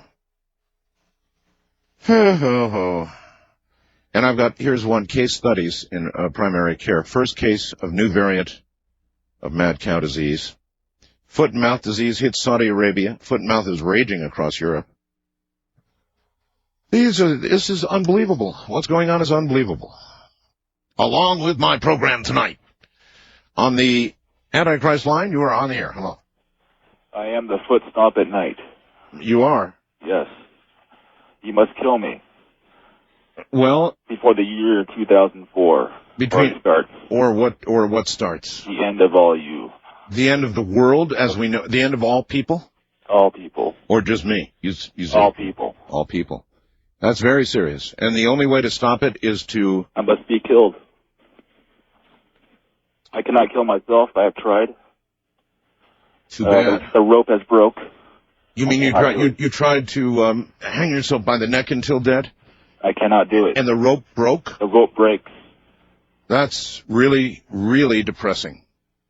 So, and no doubt there's no other way to kill yourself. Stepping in front of an 18-wheeler, fire, all the usual things that might get you. Killed by one of you. By a human. Yes. Put it that way. Do you know yourself to be the Antichrist? Yes, I do. You do. And when I try to do good, it hurts physically. When I do bad, it does not hurt physically. That could be a sign. That could be a sign. How long have you been this way? Since 1979. So, and how old are you, roughly? I will not say. You won't say. But I must be killed. Yeah, I got that part. I part. tell somebody to kill me, they must know right away. Some of them do. They don't have the guts to do it. You mean a lot of people, when they look in your eyes or look at you, they know right away who you are? They know right away. What gives it away? Is it your eyes? It's an aura I give off. An aura? You know what? Actually, you've got a point there, because I tell you, I can feel the aura here on the phone. And give off an aura. Yeah, you do. You do. Whether I'm shopping for groceries or cashing a check, they know. Yeah, I bet they do. I'm standing behind you, you know. You will look at me. Clerks, they probably give you your change, get you the hell out of there quick. You will turn around and look at me at least once, guarantee it. But you guys don't have the guts to do it. You guys must put me down. You have till 2004 to do it. If not, get ready. There's no telling where you're calling from either, huh? No way. Yeah. No way. Well, the repercussions are for every single person on the planet. Is that right? Say again? If we don't get you, the repercussions are for every single person on the planet. It'll start out, the food supply will go down first, I will say that. And that's all I will say. The food supply will dwindle down. Really going out on a broken rope there, huh? I appreciate your Food supply goes first, people. That'll be the first warning. Food supply. 2004. Right. I got it. All right, thank you. Really going out on a broken rope there, buddy. Listening to all the news of this disease, all this horrid stuff coming our way. This has been the most pathetic time for headlines that I've seen since the concern about Y2K. Trouble was with Y2K was just worry about what might happen. It didn't happen. Now it's happening. The headlines are about what's happening. On my time traveler line, you are on the air. Hi, Art. Yes, hello. Hi, I'm Jason. I'm in Tampa, Florida. I'm actually on vacation here from the year 2008, and I've got some information for you. All right, on vacation from 2008. Yep. Well, let's begin with this. When was time travel invented? I'm really curious about that. Well, actually, within the next couple of years, some serious advances in nanotechnology comes along. I thought so. That allows us to basically reprogram atomic structures. And I'm not too familiar with the science of it, but you know how you get the general gist of things. I do. I mean, obviously you're using it almost as some of us would use a 747 to go to New York or something. You said you were on vacation, so that implies that, well, it's a recreational kind of thing, so it's very common by 2008, right? Right. Basically, from what I understand of this, is it reprograms your whole genetic and atomic structure through shifting the fundamental frequency of your atomic structure so that you go back in time. And you can shift back by taking this little pill that activates some of these little nanotechnology things in you. You mean it's a pill you can take? It's a pill you can take to get back. Well, I'll be a son of a gun. That certainly is one possible way that time travel could occur. You would take a pill, nanotechnology would go to work, and do whatever it does. It would allow you to shift in time. Brilliant. Right. Absolutely brilliant. I never thought of that one. Well, anyway, it's important for people to know what might happen in the fairly near future. We've got a lot of worrisome headlines in this time right now. Oh, yes, you do. What's a-coming? Well, I wish I could give you good news, and unfortunately, I can't give you all great news, but it's not absolutely terrible either. Well, give me whatever shred of good news there is first. Okay, well, some of the good news actually comes out of the bad news. We do have some significant problems with energy. You're hearing about it right now. This is just the beginning. Well, that figures. The entire country is going to have rolling blackouts. The entire U.S.? The entire U.S. Wow. And it'll happen within about 8 months. 8 months. Mm-hmm. When that happens, there will be major pushes with legislators in Washington to develop alternate energy sources so that we're not so dependent on foreign energy sources. So you're telling me there's hope for idiots? Yeah. Well, you know, what ends up happening is it takes a lot of major problems for any change to be made because everybody's making money how it is right now. And the whole bottom out of that market's just going to drop out. Nobody will make money from it, so they'll change it.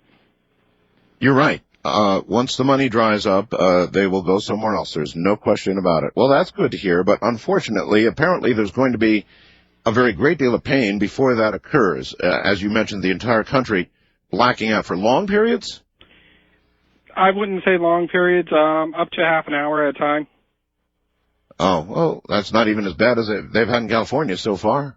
They've managed to get it pretty stable for a while. But here's the interesting thing that's going to come out about California and the blackouts.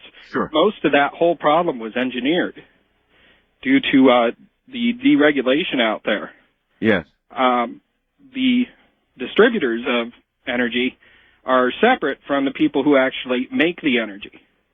The distributors aren't allowed to charge anything over a certain rate for their power, and the actual makers of energy can charge whatever they want.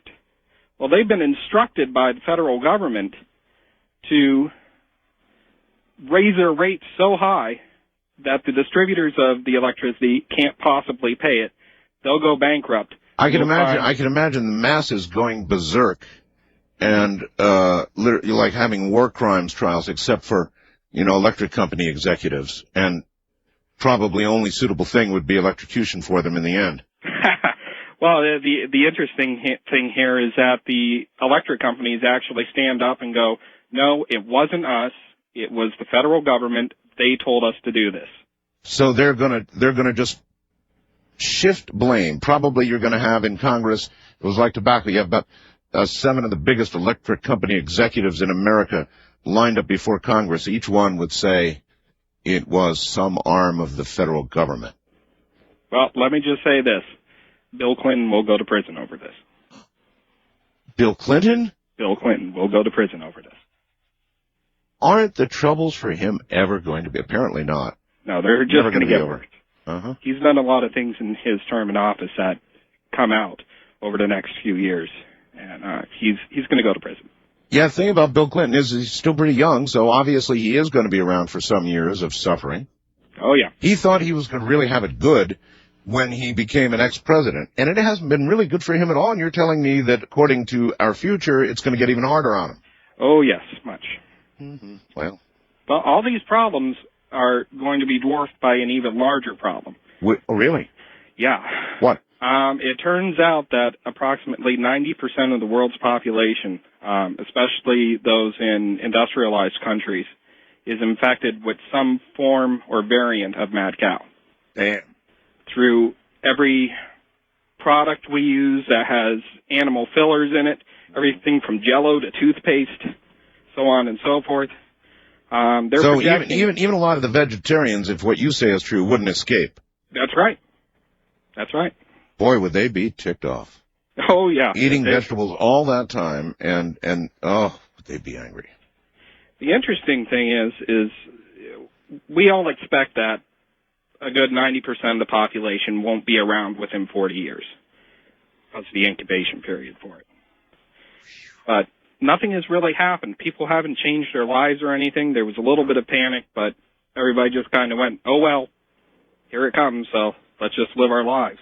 Well, hey, listen, thanks for the really jolly news from 2008. Obviously, you made it, so there's a little bit of hope. Might have to be like winning the lottery, but somebody got through. Great. Ta-ta there, Jason. All right, thanks. Yeah. Hey, that was a cheery call. This mad cow thing, this hoof and mouth thing, that's all it is now. Hoof and mouth spreading at unbelievable rates in Europe. And mad cow like it's charging our shores, if not already here. I still want to know how we went from, kind of genuinely happy people just a few months ago. Don't you remember? Stock market was way up there. Troubles were few. The biggest fight we had was how we were going to spend our extra money. Then away goes the market. And, well, I don't have to detail it for you. Straight downhill. How quickly they fall, huh? East of the Rockies, you're on the air. Hi. Hi, I have to turn off my radio. That's true. Remember that. I have it close by because I just come to you blindly and boom, you're on the air, and so you got to turn it down. Okay. All right. Okay, I called to ask you if you have ever heard of a song by the Alan Parsons Project. Well, I know the Allens. It's Alan a Parsons song. Project. What is it? It's something. The title is something like "Some Other Place, Some Other Time." Oh, so you're going to try? No. And it talks about, could it be that somebody else is looking into my mind some other place, somewhere, some other yes. time. It's a really cool song. So you're saying it would really fit with Yeah, some of the yeah, calls we're getting. exactly. What did you think of the guy who said that we all have been possessed, or aliens are in all of us and have been for some time? That's something to think about, isn't it? Yeah, it is. I don't know. It kind of goes along with some other things that I've read on the internet. You know, kind of similar. Oh, about absolutely. personality. Oh, absolutely. It goes along with a Fragments. lot of what's on the internet. Yeah, you know, it's not out of the realm of possibility. We're not us all the way, you know, or we might not be. Well, you remember, did you ever see the movie The Matrix? No. No. Oh, well, it postulated a complete false reality going on for everybody. And the idea was to break through the Matrix to the reality, which frankly was kind of depressing. That's so much like now. That's incredible. I mean, it's just, you know, it's what people are talking about now, really doing. Now, I have an Antichrist line open. Would it bother you to know that it's ringing off the hook? I mean, doesn't that alone suggest something about society? In a way, but then in another way, I think a lot of people just like the attention. Well, maybe. I mean, some of these guys don't have a clue. You know, like that guy who called up and said he wasn't sure which thing he was. Well, yeah, but listen, that's not so far out. I'm sorry to tell you. It is said that the Antichrist will not be aware exactly of what he is. He might think of himself as a savior. It's not so outlandish. It sounds... Sorry to say. Well, you never know, I guess. Well, that's just it. You never know. All right, well, listen, thank you. You're a sweetheart for calling. Okay, well, take care. Right, take care. Right. On our international line, you're on the air. Hello. Hello there. Hi. Turn your computer off, please. I'm going to presume you're on a computer. Yeah, just turn the audio down and tell me where you're calling from. I am calling from somewhere in Nebraska. How did you get on my international line? I called it on a cell phone. Oh, you called the international line on a cell phone from Nebraska? Yeah, That shouldn't be possible. I did. Well, in that case, I don't know how you did that, but you earned getting on, so go ahead. Yeah, I have comments about that alien thing. Yes. You mean the aliens being in all of us? Yeah, I was listening to that. Yes. And right at the end, I got strange deja vu that I've had a dream about that before. That you are an alien, or that one's in you? Yeah, just some of the stuff that he said, it just occurred to me that I had a dream about that before. Well, that doesn't, just because you had a dream doesn't make it so. I know, I just thought that was pretty weird that the exact same thing that he was talking about, I've had a dream about that before. Well, then are you saying that you believe there could well be one inside of you? I'm not saying that, but I'm saying that, Well, if you're not saying that, then what are you saying? Just that you had a dream. Yeah. You must obviously suspect there's one in you, or you wouldn't be saying this. Yeah, that's true. Mm-hmm. Does it ever talk to you? No. Does it ever put thoughts in your head? Yeah, sometimes we argue back and forth. Oh, you argue? Yeah. What kind of stuff? I mean, what sort of things do you argue about? Do you argue about simple things, or points of morality or ethics, or what kind of things in your life do you argue about? Just about what to do in certain situations. For example, give me an example. Let's see here. Just one example will be all right. Yeah. I don't know. It will tell me not to go to school on some days. It tells you not to go to school on some days. Yeah. While you, on the other hand, are saying, no, I want to go to school. I need an education. Yeah, I got to go to school. But, and then it makes an argument in the other direction, right? Saying what? That there's no point into it because the world's coming to an end soon. And so it'd be just more fun doing whatever you feel like doing, right? Yeah, but it's not so much that it's like I don't need an education because it's not going to matter because the world's just going to come to an end. I understand. Believe me. Back to the mountain mover. So it's Friday night, Saturday morning. Good morning. Morning, everybody. We're doing open lines.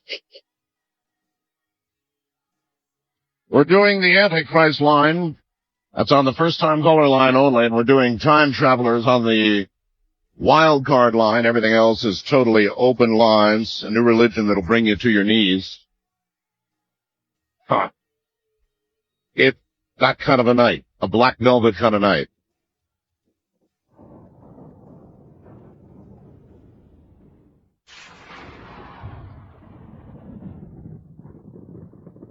I suppose we do. On my Antichrist line, you are on the air. Good evening. Morning. Hello. Yes. How are you doing this evening? Oh, I'm all right. What a voice you have. Why, thank you. You obviously are claiming to be the Antichrist? That I claim. You know you're the Antichrist? I've been told. By others? You know what? That's actually even worse. In a lot of ways. If others are telling you you're the Antichrist, no one's ever said that to me. They've said a lot about me, but they haven't said that. So, what is it about you that makes people say that when they either look at you or they're near you or whatever? Well, I have I have a message that I need to give to your audience, if that's all right. That's what we're here for. Okay. Well, the main thing I need to say is that there is no continuance after life. In other words, you die, you are dead. Lights out. That's it. Worms in, worms out. Worms in, worms out. Yes. Well, that's why a lot of us choose a quick fire end for the physical body. But you're saying it's the big sleep. That's it. It's the true message of the true Antichrist. Because you know what? That wouldn't be all that bad. So you probably think you're putting the fear of something or another into us. No, I don't think it would be that bad. Sleep is a nice thing. When you're asleep, it's kind of nice. Yeah. Really? So, if it's the big blackness, then so be it. Came from, went back to. And I have something else about the bloodline of the... Oh, you were going to shake me up with that, didn't you? All right, so what about the bloodline? Well, the true bloodline of the lineage of the Antichrist and all his predecessors is from a tribe in Israel. And this tribe is described in the book of Judges in the last 3 chapters, chapters 19, 20, and 21. And any of your listeners can go and read that if they wish. Well, as a layman, then, I have a question for you. Yes. Is there only one true Antichrist, you, or are there... At a time. At any given time? At a time, yes, there's only one. So then even the Antichrist has a certain reign, and then it's worms are in, worms are out? Exactly. Some justice in that.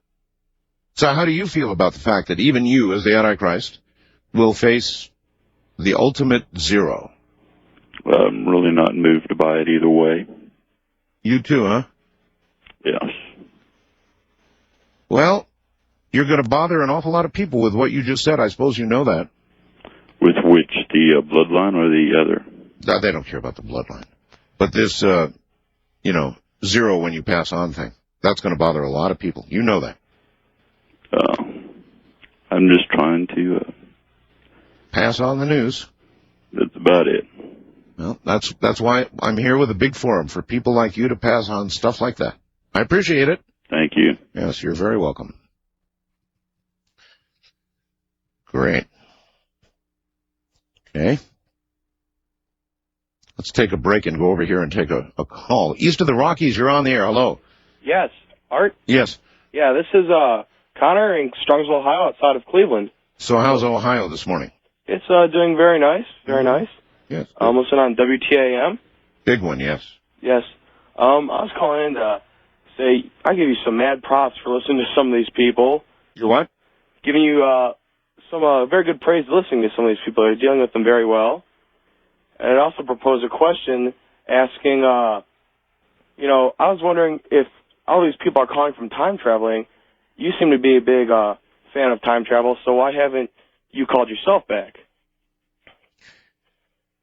That's a pretty good question. I suppose my answer would be a little flip. I'd probably say, looking at the way my lines ring, I probably couldn't get through. I'm serious. Yeah. Yeah. I really am serious. Although I can imagine that you can bet that if I traveled in time, back within, say, the years that I've been on the air, or forward to whatever years I have left to be on the air, I sure as hell would want to call my show. Except, I suppose that people they'd really doubt me, wouldn't they? Yeah. I mean, I'm waiting, to maybe hear, like, someone I know, or imagine hearing yourself on the radio, 12 years in the future, or whenever someone's calling you, you're, a young kid or something, hearing yourself on the radio. That'd be kind of weird. It would. Yeah. Now, I have old tapes of myself when I was a virtual youngster on the radio, because I've been on the radio all my life. Yeah. That's kind of like time travel. Really. Wow. Makes me sick to listen to myself back then. Okay. Well, I was just trying to pose a question. And can I say something to some people here in Strongsville? The Strongsville? Yeah, outside. It's where I live. Well, if it's a general sort of thing. Yeah, I just want to say, vote Connor for senior class president, since I'm running, and so I just want to say that to anyone who's listening. You called me up to give you're running for class president. No, senior class president. Or no, somebody else is. No, that's me. That's you? Yeah. So I called you up to propose the time travel. You're giving yourself a plug for senior class president on a national radio program. Yeah. I saw a movie. Did you see that movie about the girl who was running for, I think it was senior class president, matter of fact.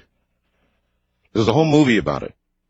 They were sabotaging each other, and, it was vicious. No, I don't think I saw that one. Yeah, well, I can't think of the name of it offhand. Somebody will come up with it. Okay. Well, you should watch it. It'll help you with tactics. What are you promising? What's your platform? My platform? Yep.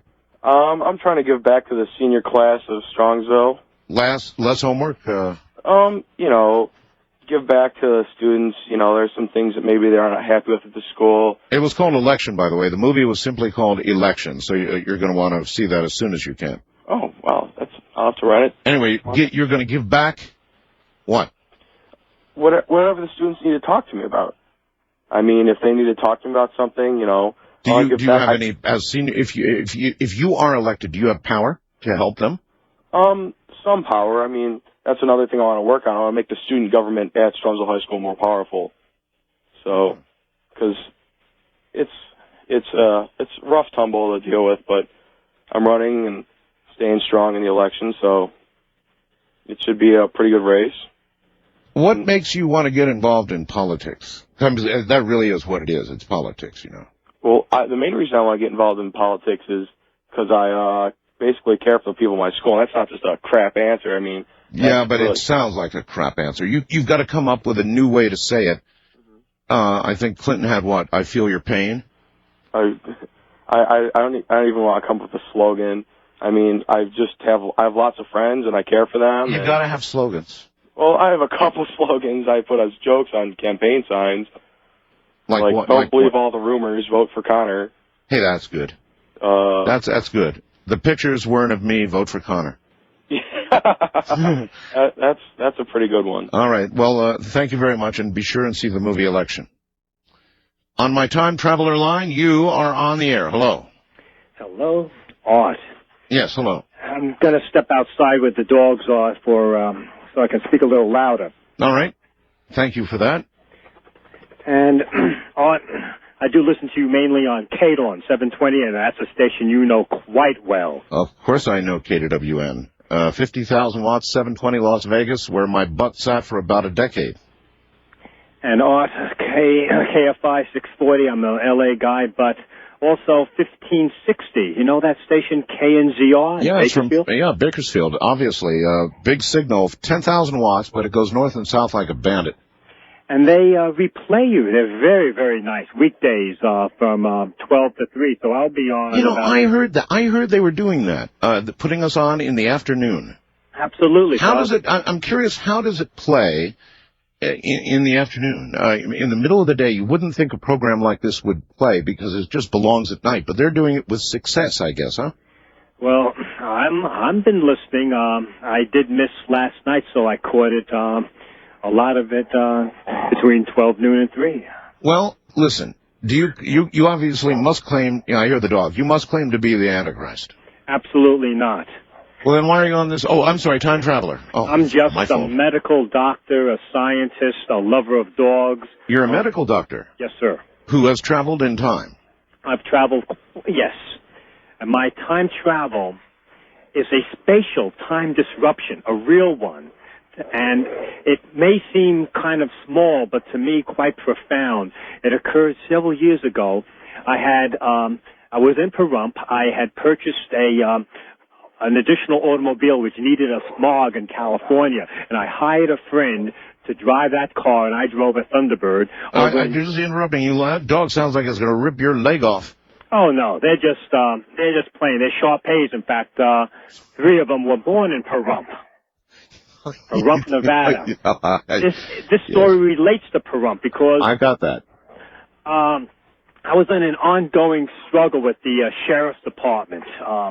That sheriff's department in the county of Nye. So yeah, they don't have a real good sense of humor about a lot of things out here. You know, they run a very tight ship. Oh yeah, absolutely, too tight sometimes. But well, that's how our streets are clean. It used to be that way in Las Vegas. You know, when you come out to Pahrump and mess around. Boy, that dog sounds mean. When you come out here and mess around, they're on you like flies on. Well, you know. Yes, I'll agree with that. And Art, I was returning back. I was driving my friend back, and I decided to stop at Immigrants Pass. That's between Tacoma Hot Springs, coming into Nevada. And I was going to pick some decorative rocks, some large ones I couldn't lift a single person. And at that particular location, which you might be familiar with. I know, yeah, you can't miss it. The turnoff is right as you're going to Las Vegas, so yes, I know where it is. And this is a strategic area. There were always lights up there. Always, if you at night when you, I would look at the stars, also pick rocks. I would see lights would appear up over the mountain, little like some type of craft. Anyway, that particular night, nothing, darkness. However, what happened was, I was coming back into Nevada, and I did have some, we'll just say I had some money with me that I did not want to bring in for whatever reason. So I decided to Nevada? You mean, why would you have money you wouldn't want to bring into Nevada? Well, let's just say the reason we welcome I'm using people the here. word money, and let's say it might have been something else. The reason we welcome people. Oh. Yeah, let's say it might have been contraband. Oh, something that would be as good as money? Could we put it that way? Yes. I think I understand. Yes. All right. You were smuggling. More than gold. Yeah, okay. More than gold. All right, I know what it is. Now, I had decided to stash it, and I had, on the side of the road, I stood for about 5 minutes talking in a loud voice to my friend, discussing things that had happened, and I took note of all the landmarks. In fact, I remember the Thunderbird was about 4 feet from the rear of the wheel, about 3 feet in. There was a glass bottle which was unmovable. It was about halfway sticking out from the dirt. There were many landmarks. I absolutely memorized where this was. I stashed the items, and when we get in the car, we're going to go to Pahrump. I give a countdown because if he was driving a little bit slow, I knew the road. I was going to show off and drive really fast, so I gave a countdown. I said 5, 4, 3, 2, 1. Blast off. I start the car. There's rocks coming up, making noise. I knew the car was moving. The car moved about 3 to 4 yards. We're accelerating, and all of a sudden, the car just turned off. But more than just turning off, I estimate I should have at least coasted another 5, 6, 7, 8 yards. Yeah. However, I only coasted 2 or 3 yards. There seemed to be a force pushing me backwards. And at the same time, I felt this sensation. You know, whenever you've been on a swing, you know how you hit the high point of a swing, all of a sudden you get like a queasy little sensation in your stomach? Oh, yes. I felt that sensation. It wasn't unpleasant, but I also felt that something was happening. And I remember thinking at the time, not out loud, my friend, he was, he did have some, CIA type work. He suffered one head wound too, a nice guy, but I mean, not particularly sharp. And I was thinking, of all the people I have with me at this time, I've got him with. Anyway, what happened was the car stops. I estimate I maybe proceeded about 6 inches. Net distance gained. I tried to start it. The car would not start. So this, to make a long story short, it went on for hours. The car did not stop. Finally, I was going to turn the car around, roll it down the hill to Tacoma Hot Springs, where I had a base. Yeah. I decided I'm going to take the goods that I had stashed. I go to find them. Remember, this is only about 3 to 4 yards away. I knew the exact location. I had a big flashlight. There were landmarks. I looked for it, and I can't. There's the landmarks. Nothing is there. Your stash is gone. Not the stash. No, the landmark. Everything was different. I kicked up every rock. I went up and down hundreds of feet, back and forth for So about in other words, 2 you are hours. actually in a totally different physical place. So your stash... You jumped ahead. You are sharp because... All right, so your stash effectively is gone. Actually, you're gone from your stash is more like it, right? About 4 to 5 days later, I come back. Yeah. And I could not figure out what happened. And by the way, at one point I asked my friend the time, and he had the time. Now, I was paying him by the hour, and I'm very accurate with the time. Yes. And he told me a time that was approximately an hour and 20 minutes later than it should have been. So in other words, there's time that just... Yes, all right, time so and you later. did travel in time. 4 or Now, 5 but there is one important question I do have to ask. I don't want to really get too personal, but it's imperative. I know what you're going to ask. Yeah, sure. Were you sampling your stash? Yes. Yes. See, I knew I'm it. honest, Art. I knew it. I appreciate your honesty. And I did come back 4 to 5 days later, and check this out. I figure, what happened? I mean, I looked everywhere. This was close. I had landmarks. And I go down the road, and then, sure enough, I stop, and I say, here's the landmarks. There's the bush, that big bush. There's the bent twigs that I bent. There's the rock. I look down. There's the bottle sticking up. There's the big rock. There's the second rock. Then there's the third rock. I kick over the third rock. There's my stash. I got you. It must have been about 3/4 to half a mile. I was in a different location. Well, you realize that for a lot of the audience, your story is tainted by your admission of dipping into the stash. I realized that when I gave the answer, but I want to be honest. This is a true story. Then, too, you have a sort of a New York accent. And I must tell you that our sheriff here, in fact, you already know, I'm sure, makes those dogs I'm hearing in the background sound like my cats. Yeah. So you watch yourself there, time traveler. I do appreciate his honesty, though. I definitely do. East of the Rockies, you're on the air. Hello, Art. Hello. How are you? Well, I'm determining that as we go. Okay. This is calling from Pennsylvania. My name's Steve. I usually listen to you on WPHT. Yes, in Philadelphia. Yes, I had a question about a show that was on the other night. Okay. I believe it was Dr. Thompson. Yes, oh yes. He mentioned that there were only 3 times in history that the planets were in total alignment. And one he said was during... Well, he said not one of those times was there precise alignment, Right. but he said there were obviously 3 times when it came really, Very really close. close, yeah. Mm-hmm. And he said one was the Great Flood, I believe. Yeah. But I never caught the other 2. Did he say what they were? Yeah, I caught one of them. Uh-huh. It was March 25th of 2001. Oh, okay. And anything significant? Do you know when that is? The date that the satellite went down? No. No? That's tomorrow. Oh, that's tomorrow. Yeah. Okay. Did you ever hear any more information about the night the satellite went down? The satellite feed? Actually, I'm kidding you. I really don't remember the other 2 myself. You know, the satellite feed, well, no. We have only a couple of people who are claiming credit for having done it. Let me put it that way to you. Both of them claim to be from 3-letter agencies. How would that make you feel if you were me? No, very scary. Yeah. And one other thing I thought I'd mention. Well, you'll have to hold on, all right? Okay, sure. Stand by. Some of what you just heard is not true. The Antichrist line exclusively is the first-time caller line, 775-727-1222, and the time traveler line, exclusively time travelers, is area code 775-727-1295. All others use the toll-free lines. It's fitting, really, when you think of it, that Antichrists and time travelers have got to pay for their own call. One of the items up on my website right now, and this caller a few minutes ago brings it to mind, is an employment wanted ad, a real one. It says, former marijuana smuggler, having successfully completed a 10-year jail sentence, incident-free, for importing 75 tons of marijuana into the United States, I am now seeking a legal and legitimate means to support myself and my family. Business experience. Owned and operated a successful fishing business, multi-vessel, 1 airplane, 1 island, and processing facility. Simultaneously owned and operated a fleet of tractor-trailer trucks conducting business in the western United States.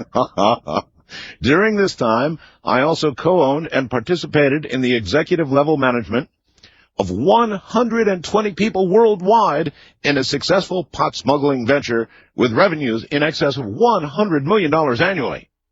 I took responsibility for my own actions and received a 10-year sentence in the United States while others walked free for their cooperation.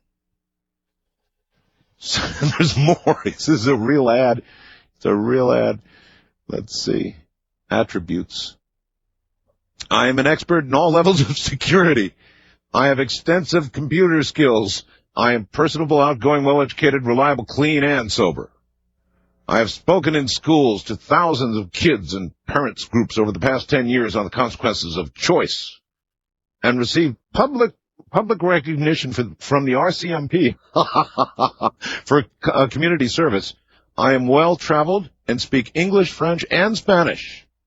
References available from my family and the U.S. District Attorney, etc. You got that ad up there right now. All right. Remind me of where we were, caller. Okay, I just wanted to mention one other thing. Well, yes. First of all, let me say I've listened to you for several years now and enjoy your programs very much. Thank you. And one thing I wanted to mention that has been strangely haunting to me lately, you know how you learn things as a child and you don't really think about much of what they mean, your articles of faith and things like that? Sure. One line in the Nicene Creed, which is in the Catholic faith, the very first line, and it came to mind recently after some of your shows, if I could just read that one sentence to you. Yeah, go ahead. It said, the first line of it is, well, some background. It was adopted, it said, by the Council of Nicaea in 325 and the Council of Constantinople in 381. Oh. And it's actually still taken by most of the Eastern churches and also has been adopted by the Western Church. But the first line goes, we believe in one God, the Father Almighty, maker of heaven and earth, of all that is seen and unseen. And that really has struck me lately with some of the strange things that are going on and just some of the topics that come up on your show, and I just wanted to mention that. Yeah, this is the home of the seen and the unseen. Yeah. I appreciate your call, sir. Thank you very much. Yes, right here you'll find it all, the seen and the unseen. And the unheard. Sometimes the unheard. First-time caller line, you're on the... I'm sorry. This is the Antichrist line. Slap my hand. You're on the air. Is this Mr. Bell? Yes. Yes, Maybe. Depending. Who are you? I am one of the Antichrist members who have come down to the earth at this time, preparing for the many interesting times that is going to befall the earth. And Mr. Bell, I congratulate you as you are a time traveler. When you use the word befall, it's not a positive thing. Things that are going to befall the earth. It is very evil that has happened here, as in your book on the weather changes that you wrote, you have predicted part of the future for this planet. The people of this planet have brought on the Antichrist as the evil people in the Middle East who tried to destroy the Western civilization failed. So far. They are trying again, and the prions, which have taken over Europe, are heading this way. They are Antichrist. Prions of death. The prions But of I call death. them prions of death. The madness is coming on, but the United States can still save the world. There has been the disturbance of the... Why does it always come down to us having to save the world? I'm a little fed up with that. Can't somebody else do it for a change? The future of this world depends on people having the will to stop the evil ones. Eating, you mean like eating beef? The beef is going to decide the future of this world. the prions are Antichrist. As people eat beef, more evil will come to this planet. Prions are the embodiment then of the Antichrist, actually There part will of be the Antichrist. no longer barbecue for the world unless people of the U.S. stand up against Saddam Hussein, the Chinese and the Russians, who are at this time aiming their nuclear weapons again on the planet, and the only able-bodied country, which is the U.S. Can stop it. Only the U.S. can stop it. Otherwise, as on 17 meters, if you listen, I know you do radio operating. Yes, I listen. Listen to RTTY Yes. and USB signals. Yes. The ionosphere is being destroyed as we speak.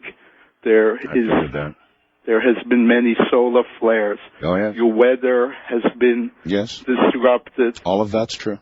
And it is time for the U.S. to destroy Iraq and stop the destruction of the covenant under Jerusalem. There has been destruction to the Christians and the Jews.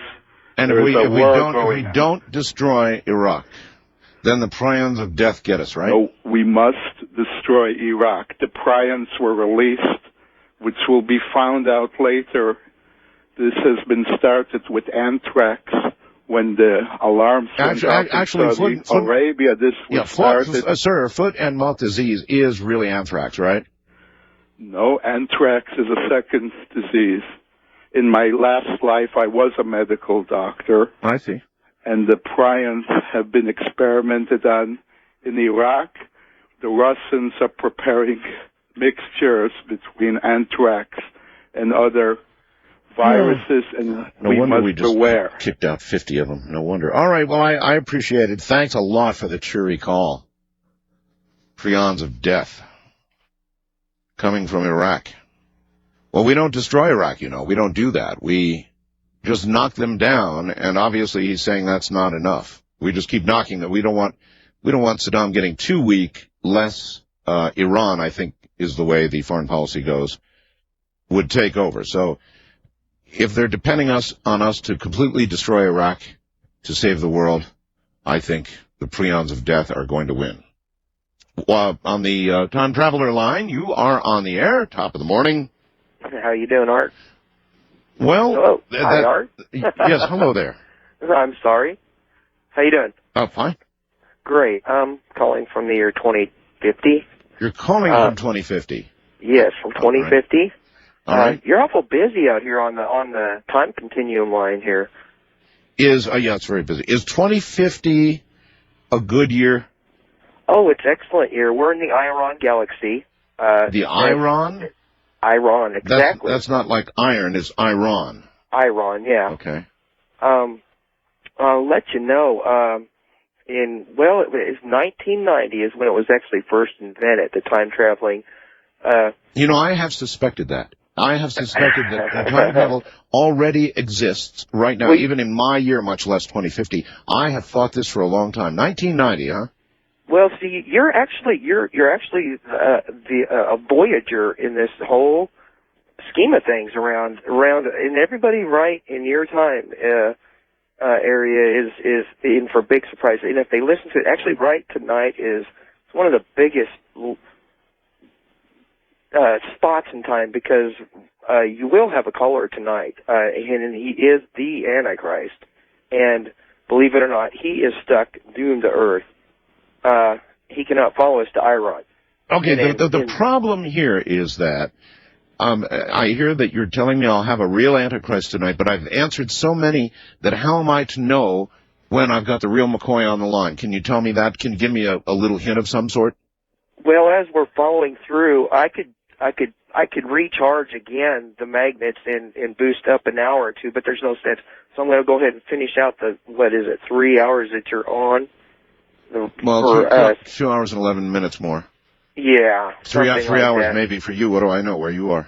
Yeah. That's going to really tick me off. If they extend my show that far, 6 hours is too much for any one person, even and especially by God, 2050.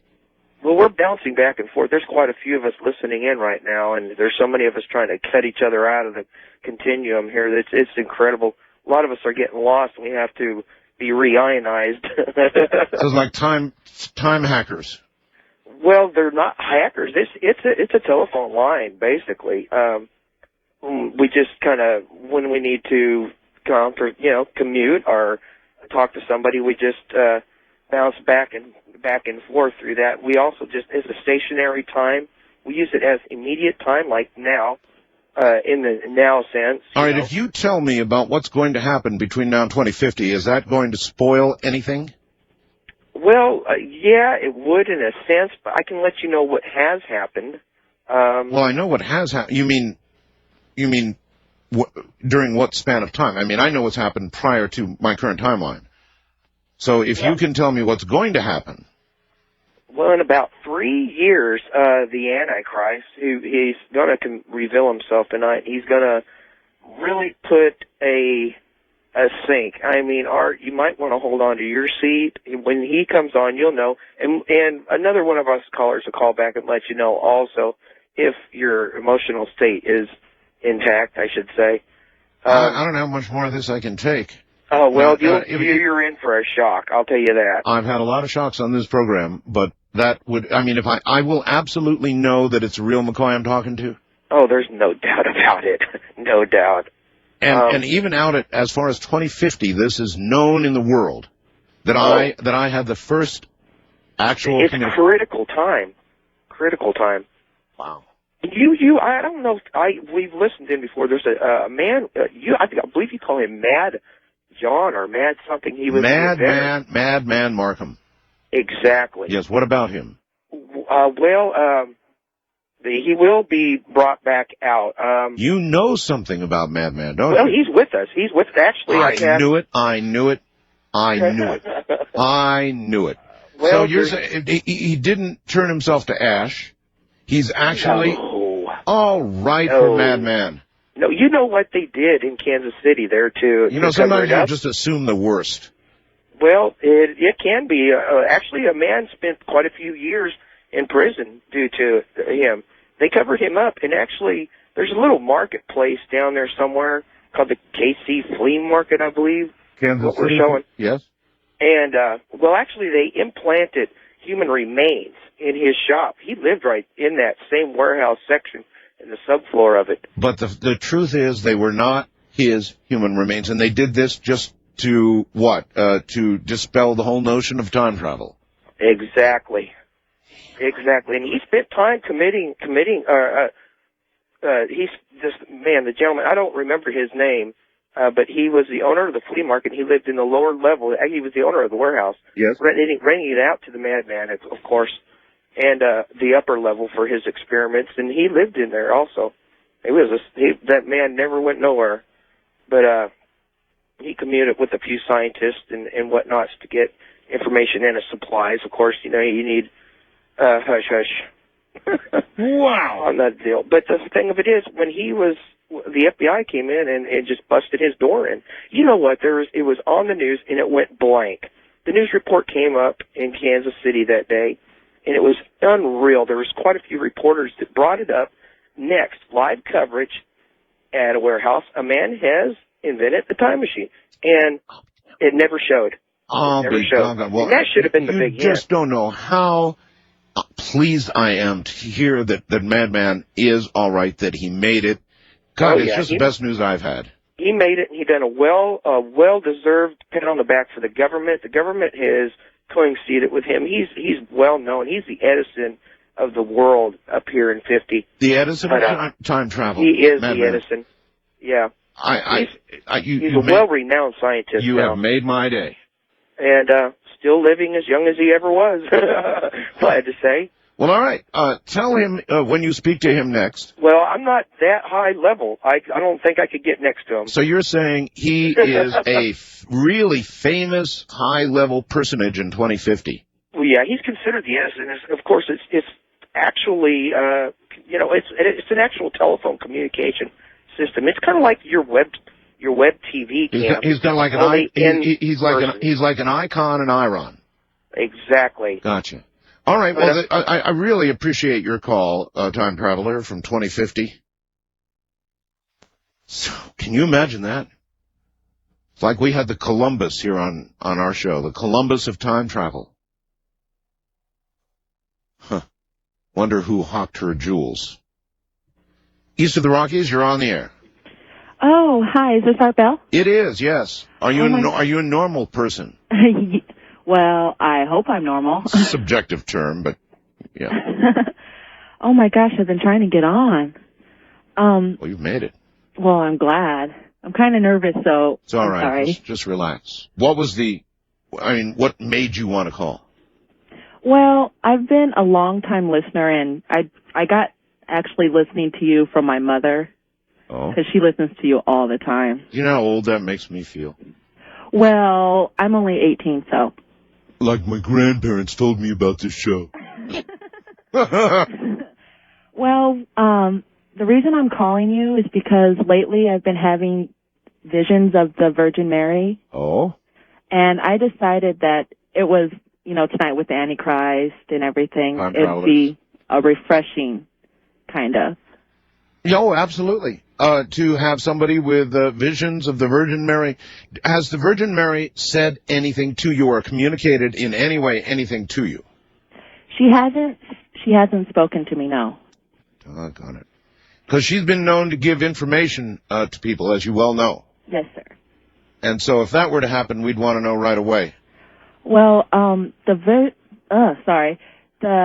vision I had last was 3 days ago. Yeah. And what happens is I black out, and then it's hard to explain. I open my eyes and then I see these things. I don't see what was around me when I had blacked out. Well, when you start to see these things, you have come out of your blackout state and you're now conscious? Yes, it seems that way. Okay, and then you see things. Yes, sir. And, well, the last one... Are you able to speak or inquire? Are you that conscious? Yes, sir. So have you tried asking a question? I have, but she never speaks. And I know that it's not something that's not... I know it's not evil because I feel serene almost. Is she smiling? She's crying. Like She's crying? The last one I had... I was standing. Not good. Sorry. That's not good. I know. The last one I had, I was standing in the middle of a street. There was like violence. Yes. And everything going around, and she was crying, and then she looked up at me. Yeah. And she extended her hands to me. Yeah. And it made me feel like there was hope if you went to her. I don't know. Crying is not good. Not good. Crying for all of us, probably. I'm Art Bell. This is Coast to Coast AM. Good morning. That's a powerful song, isn't it? Now remember, first time caller line is for Antichrists only. The wildcard line is for time travelers only. And that's the way we're going to proceed tonight. All other lines are open for whatever you want. And even those lines haven't been exactly normal tonight, to be honest with you. Well, actually, they haven't even been close.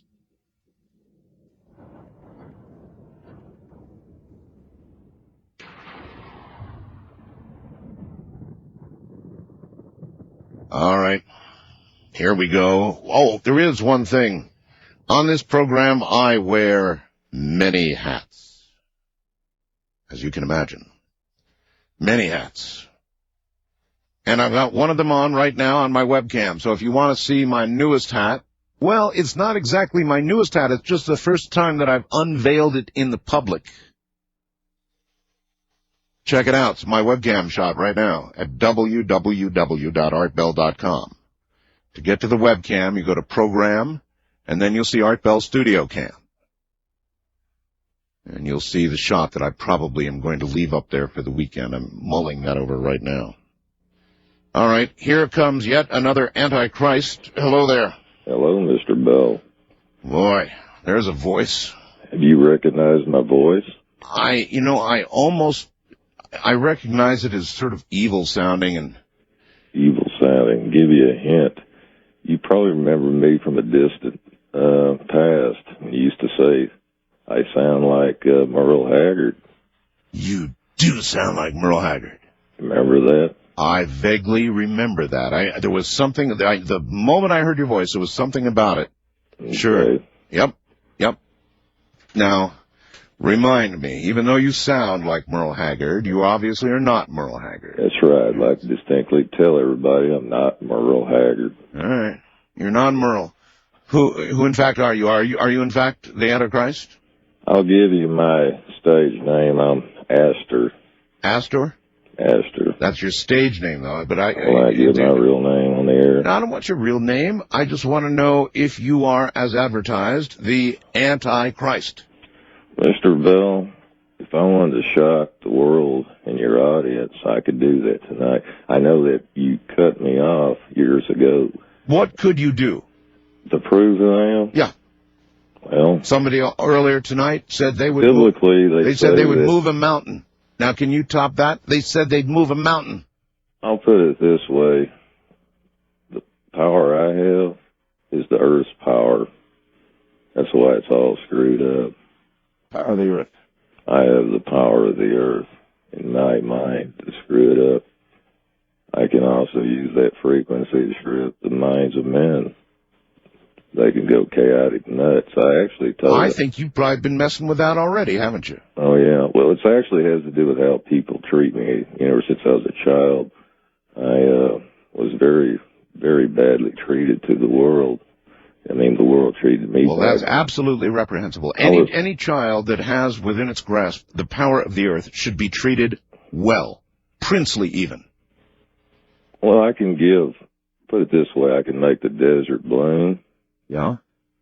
And I can make the areas green, burn up and dry as I did last year. Remember when it wasn't last year, years ago, when everything in the forest started burning. Yep. Of course, more or less, there will be other occurrences.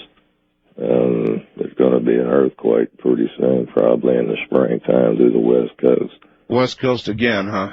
Yeah. The West Coast is getting fed up with earthquakes. Well, it's because of right now, already we know Boeing is leaving Seattle, and for all we know, it could have been the earthquake. Do you realize the disruption in people's lives this creates? I'm not saying that's why they're doing it, but I mean, they're not really giving us good reason, so. Yeah. You can imagine all kinds of things. My daddy used to tell me he was a real bad person, and I used to work real hard, and people didn't like one guy was talking about the aura. I had a very powerful aura as a kid. And, of course you did. And, a lot of people, I was always fair and honest with people. But you really didn't move over to the dark side until people started. It's like you're the carry of the negative side. I mean, they really laid it on you, huh? Actually, it's really reversed. I mean, what good is good, people say it's really bad. Bad is really good. What I would like to tell the world that I'm not a bad person. But, of course, the human race has 5 senses of reality. Well, Carrie wasn't a bad girl either, but look what she did. But they tortured her. Yeah, I have a 6th sense. And the thing is, I can prove that because biblically it says that wisdom, if you can, matter of fact, I don't know if anybody can hear this, but I'd like to play this. Hang on a minute, just to give you an idea. So I want to prove this so everybody will understand. Well, what is it? You're going to have to give me some preview. What are you going to play? It's going to play what they're talking about, the mark of the beast. The mark of the beast? Okay, hang on. All right. What the hell, guy? If I can get this. Yeah. Cue it up. Hang on. This thing will work. Got a little hum on your phone, you know. I think somebody with your kind of power. Warnings could indeed materialize. So, what exactly are we looking forward to?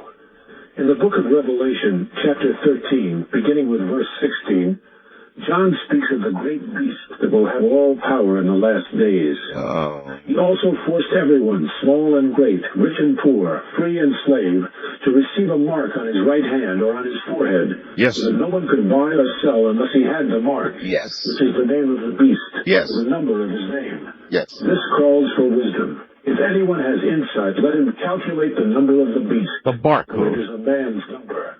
His number is 666.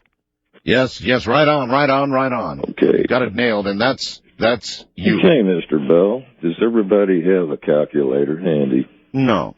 I'd like everybody to have a pen or paper or a calculator. A lot of people can't even do simple math. I know, but I'll help them along. All right. Okay, I had an encounter back in '89, as they call extraterrestrial beings. Some people call them demons. But it told me the power of who I was and what I am. I'd like to reveal this. Go ahead. But now, it took many years, and it took, but I'd like to tell you that I was born in 1957, okay? It was a good year.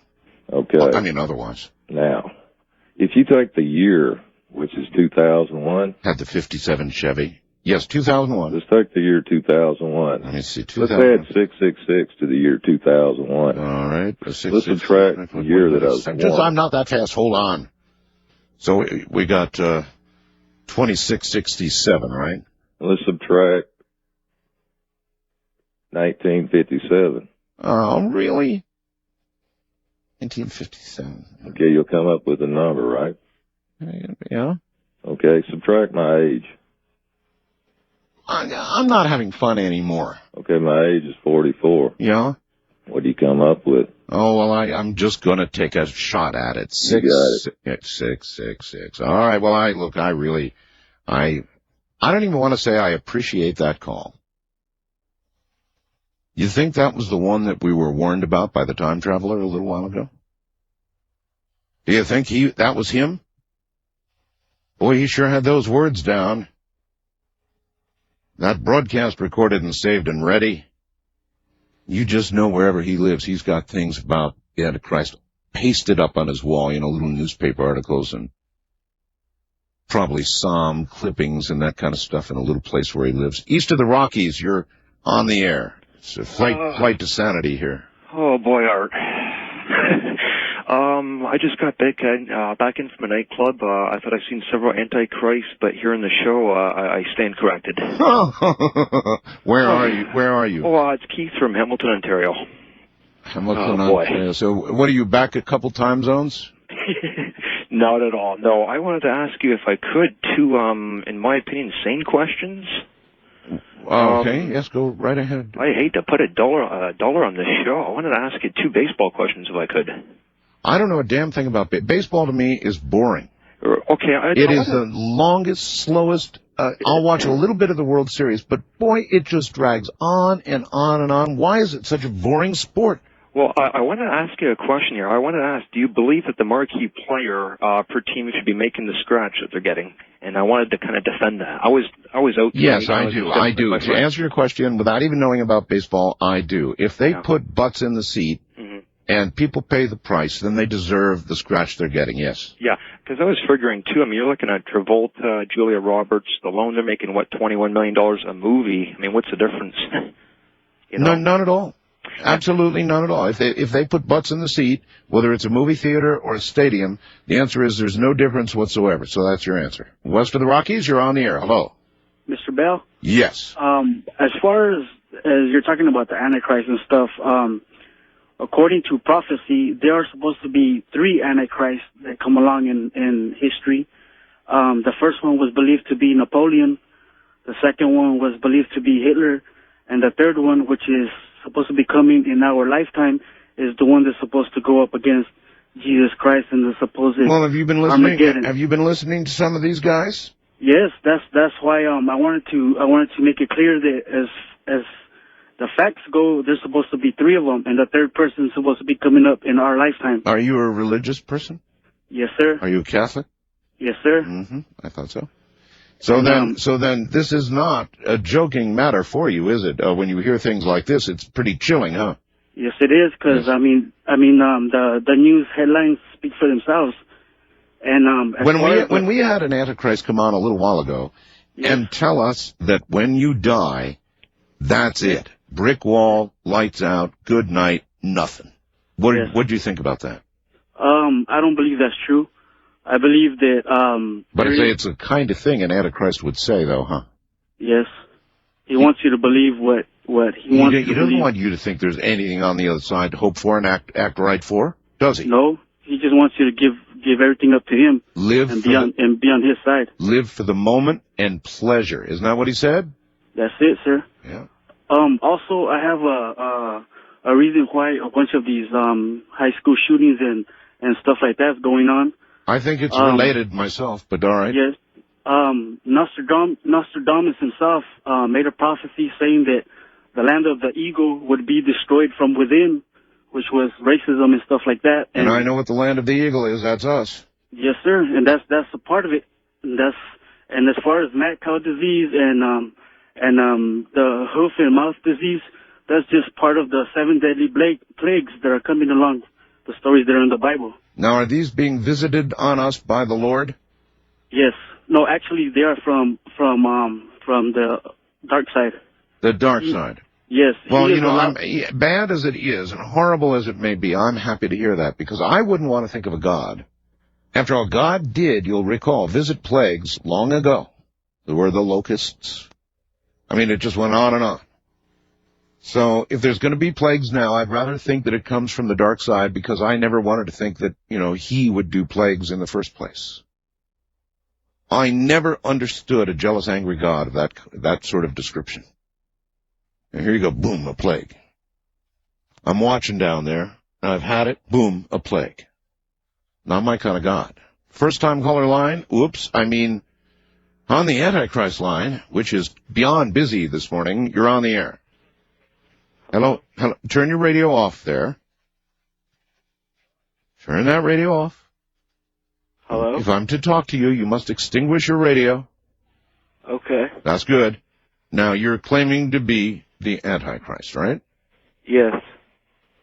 All right. What do you have to offer? Above and beyond what's already been offered by others that have preceded you. I caused, the... Yes. The Taiwan Republic to become part of China to avoid World War III. And you sold voodoo out politics. You sold out Taiwan? Yeah, to avoid World War III because China was planning an attack. What kind of cowardly act would that be for an Antichrist? Well, I suppose for an Antichrist it would be all right. The Taiwanese who are striving to be free, and you just forfeited their entire country for them back to China. Now you're listening to your radio again, aren't you? Bad Antichrist. Bad Antichrist. Turn that off. It's off. All right. What else have you done? Voodoo politics. You were responsible for voodoo politics? Yes. Now that is evil. That really is evil. I give a chance for both sides, but I mostly rallied for Gore. Did you screw with the last election? I sense you did. You mean with the counting? Yeah, Chads, the hanging Chads, all of that. No, you didn't?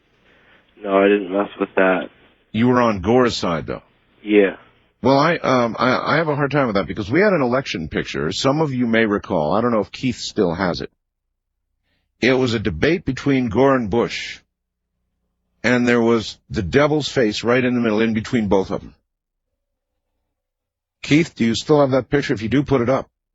It's one of the more freaky pictures that anybody has ever seen. Directly in between these two men, there was, without question, the face of the devil.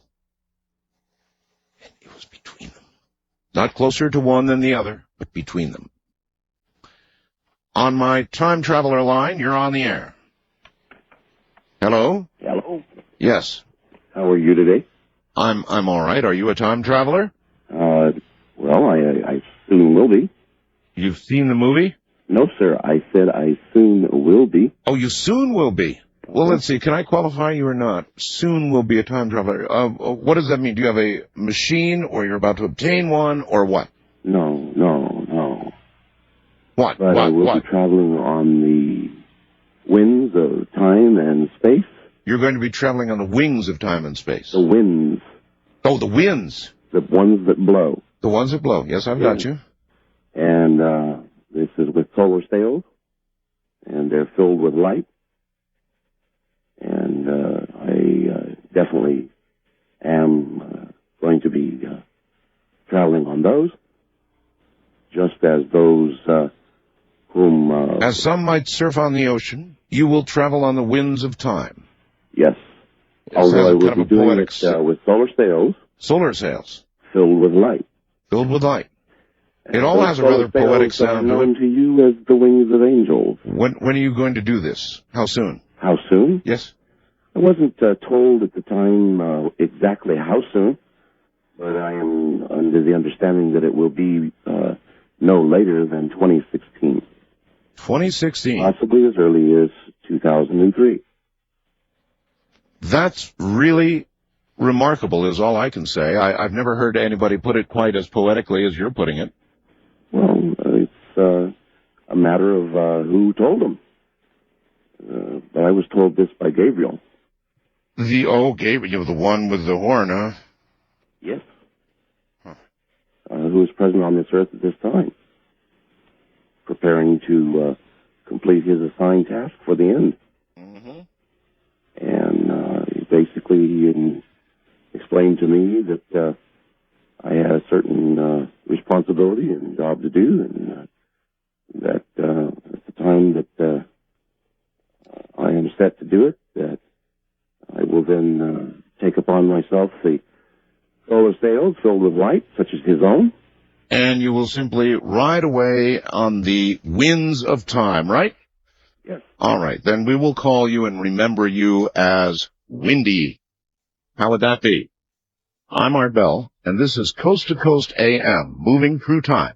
Well, all right, ask and ye shall receive. My webmaster, Keith Rowland, has just found the offending photograph. Remember somebody called and said he messed with the election? Remember that? Well, rock the baby.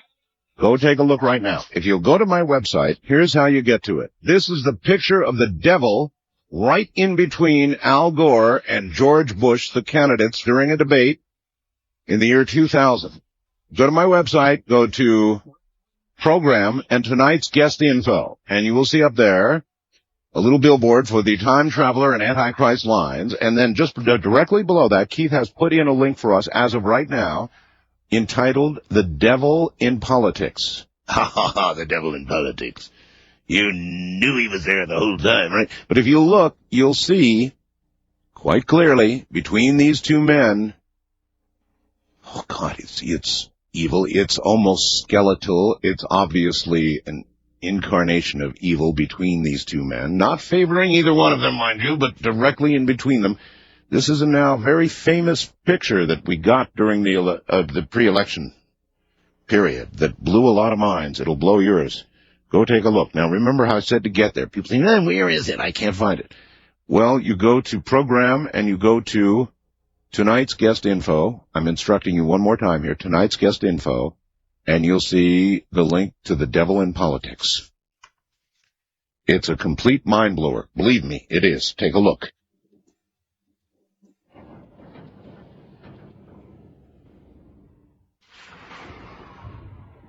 Oh, one more little note about that evil picture that we've got up there right now. That was nobody's work in any sort of Photoshop. That was a direct snappy from one of the network presentations of these two men. A direct snappy, and it didn't matter who took it. They all came up with the same thing. So before any of the pixel people get going out there, get your engines revved, forget it.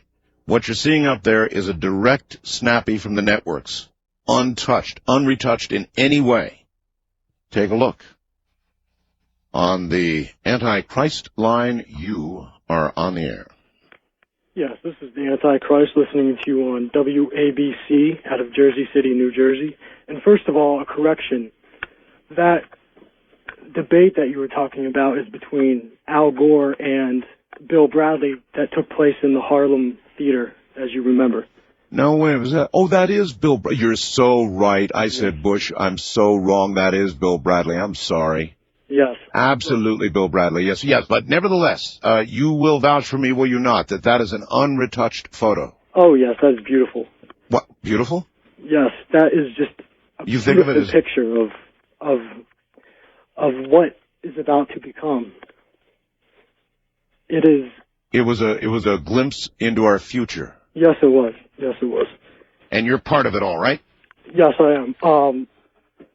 I did have a tough time in the stock market the last couple of weeks, as you know. However,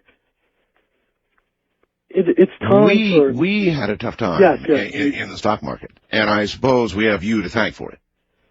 Well, not exactly. I want people to build wealth. I think that people need to build wealth, and I think that people need to... If you want people to build wealth, then what are you doing? Screwing around, taking the NASDAQ from what, about 5,000 down to the paltry figure it's at now? What, 19-something or another? Yeah, down there. Well, however, that happens. And also I'd like to mention on these kids killing kids. Yeah? Well, that is a bit overboard. I wouldn't suggest that. That's kind of... What do you mean you wouldn't suggest it? I would suggest these kids learn how to make money and go out and just Greed have is good. fun. Greed is good, right? Greed is good. Greed is good. Real good. You're calling, Power is good. Calling right from the center of it all, right? New York, near Wall Street. Well, outside New York. Well, I can't pick up your show in between those alleyways, because the buildings always block that signal, but... They can block WABC. Nothing can block WABC signal. Oh, believe me, it happens. It can't happen. I've been there. I've been to your area. Nothing blocks WABC signal. Blocks my signal. Well, the back of my Lincoln. Get yourself... Lincoln? Yes. Got to get a decent radio. I thought they put good radios in Yes, they need to get that C. Crane, huh? So you represent yourself to be the Antichrist? Yes, sir. I always figured out the Antichrist would hang around New York somewhere. I mean, it's the center of nearly everything, right? Well, this is him right now. And no, it's not the center of everything. Everybody is the center of themselves wherever they are. That's profound, yes. That is true. That is true. And you can affect people wherever they are, right? It wouldn't matter where they are. Well, not exactly. I basically just, sit back and watch things unfold. And hopefully it'll be a one world under one person. One world, one person. That's a slogan, That's a slogan. One world, one person. Yeah. One world, one person. One world, one person. I've got it. All right, Art. All right, thank you very much. Take care. One world, one person. One world, one person. Has a certain chant to it. Can you hear Americans chanting that in the future? As they fall under the spell of you-know-who? One world, one person. One world, one person. Let's escape to the east of the Rockies line. You're on the air. Hello. Hello. Going once, going twice, gone. West of the Rockies, you're on the air. Hey, Art. Hey.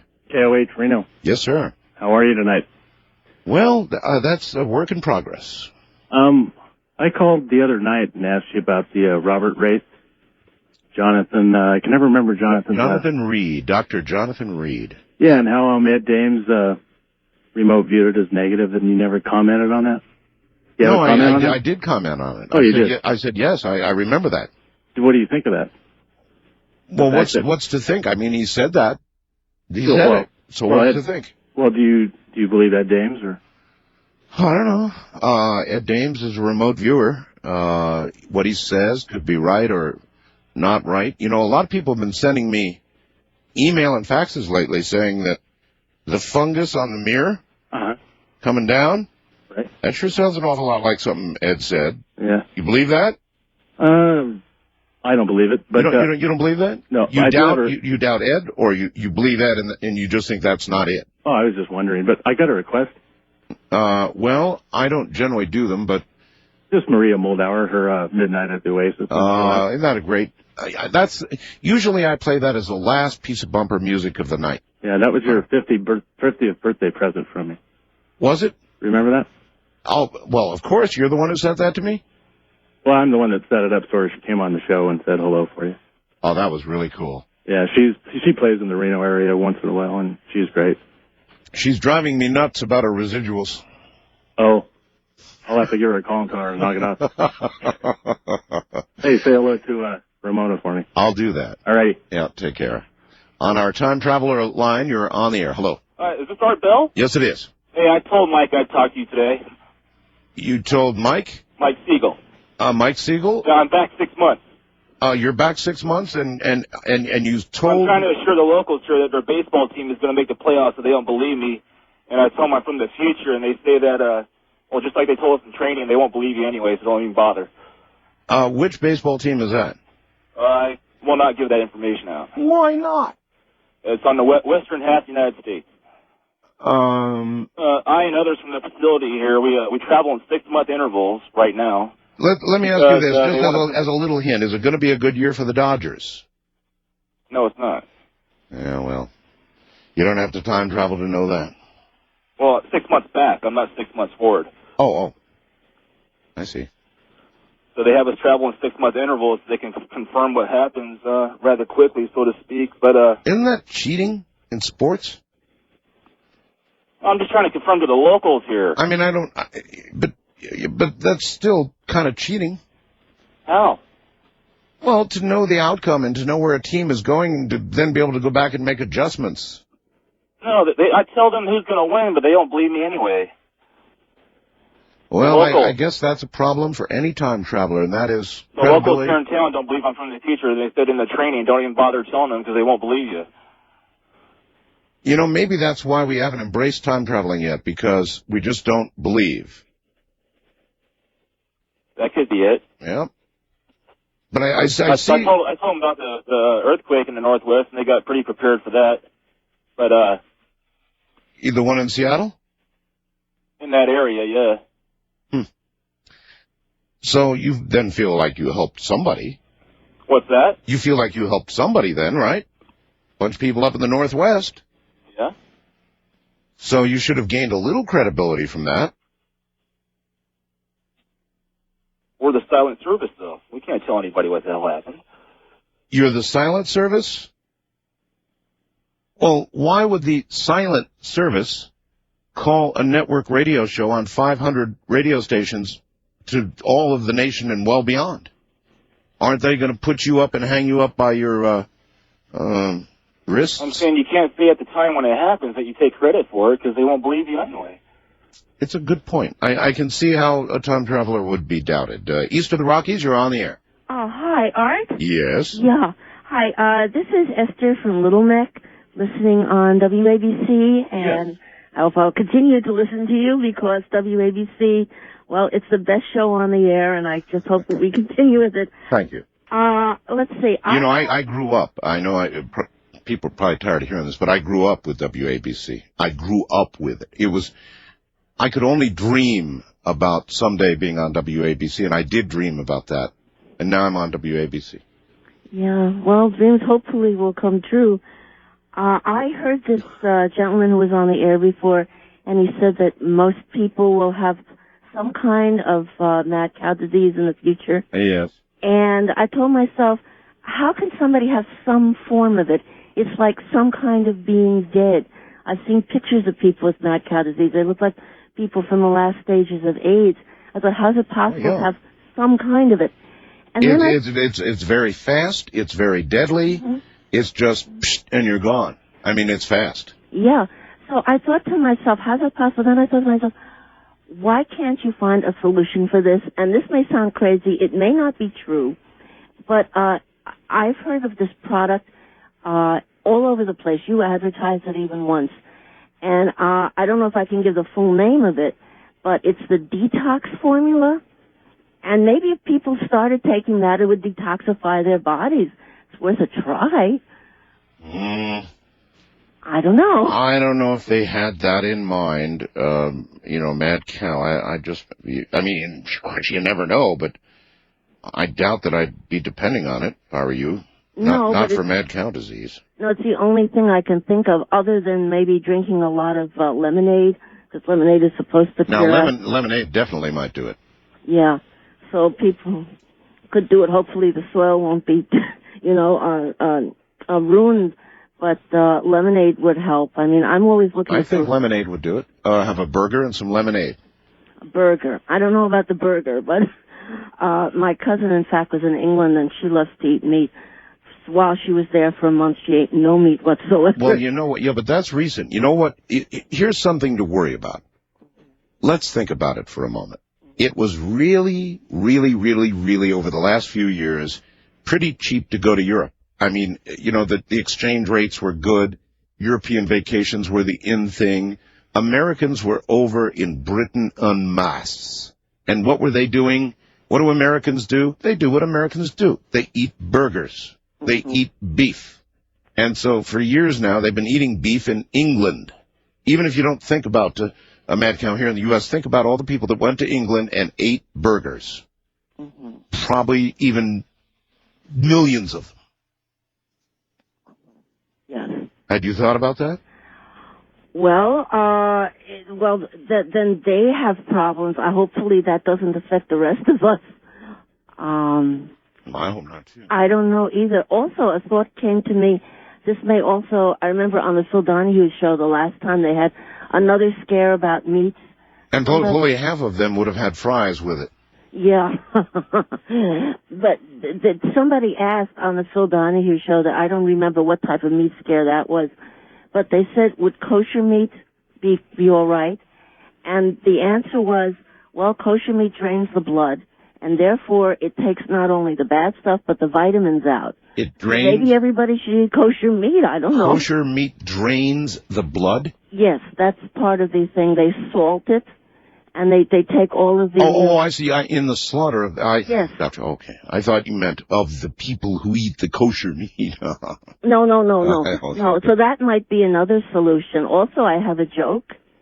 I thought that was it, but go ahead. No. I'm serious about that. I mean, this is what they said on the Phil Donahue show. Okay, is this a clean joke? Oh, yes, very clean. All right. I was extremely... In fact, this is not the joke. When I heard about that, I got very angry because I've been denied the vitamins all right. from kosher meat all my life. But the joke. I need joke, some good news tonight. Something to laugh well, at. hopefully the detox formula and the kosher meat were good news. I'm trying very hard. All right. Well, yeah, but a joke, that's got to be funny. The joke is, this is kind of sick, but no, it's clean, but it's we sick. Get to the joke and it's Mad cow disease is because the cows are angry and now they're getting their revenge.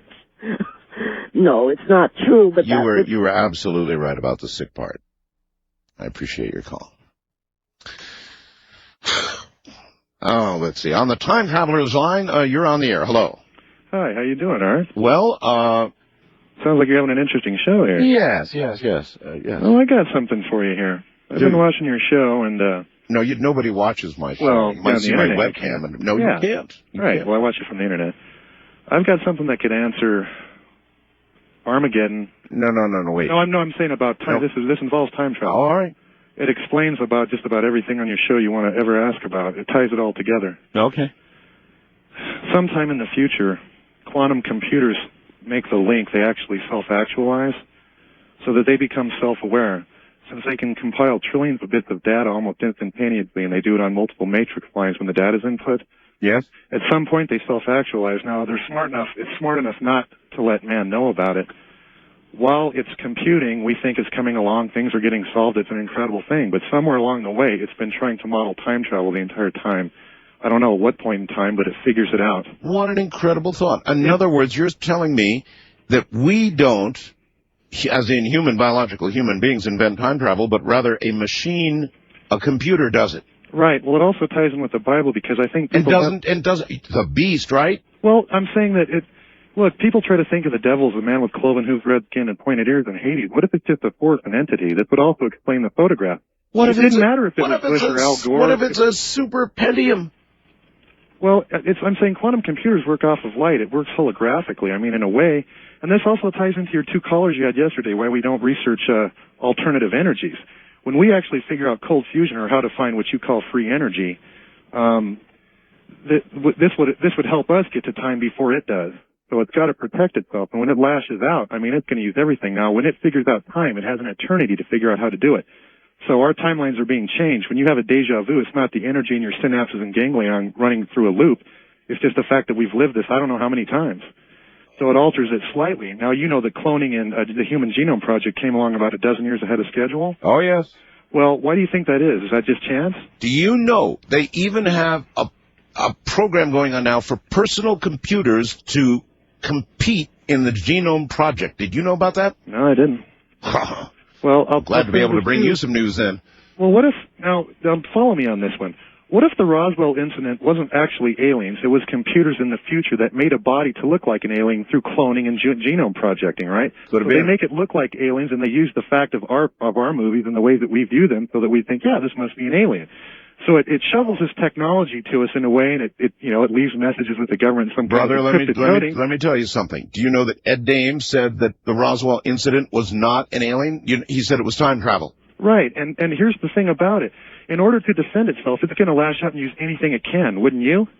It would pit man against himself. I mean, yes. And if you think about certain things like... Thank God that's not happening today. Thank God we're not fighting with each other. Well, yeah, right. And global warming. Now, see, if you were a computer, wouldn't you... I mean, you could do all kinds of things genetically. I mean, after all, you can compile trillions of bits of data instantaneously. So maybe you could come up with things like, mad cow disease, hoof and mouth disease, global warming. Why look for alternative? But first, you don't need oxygen anyway. So why not?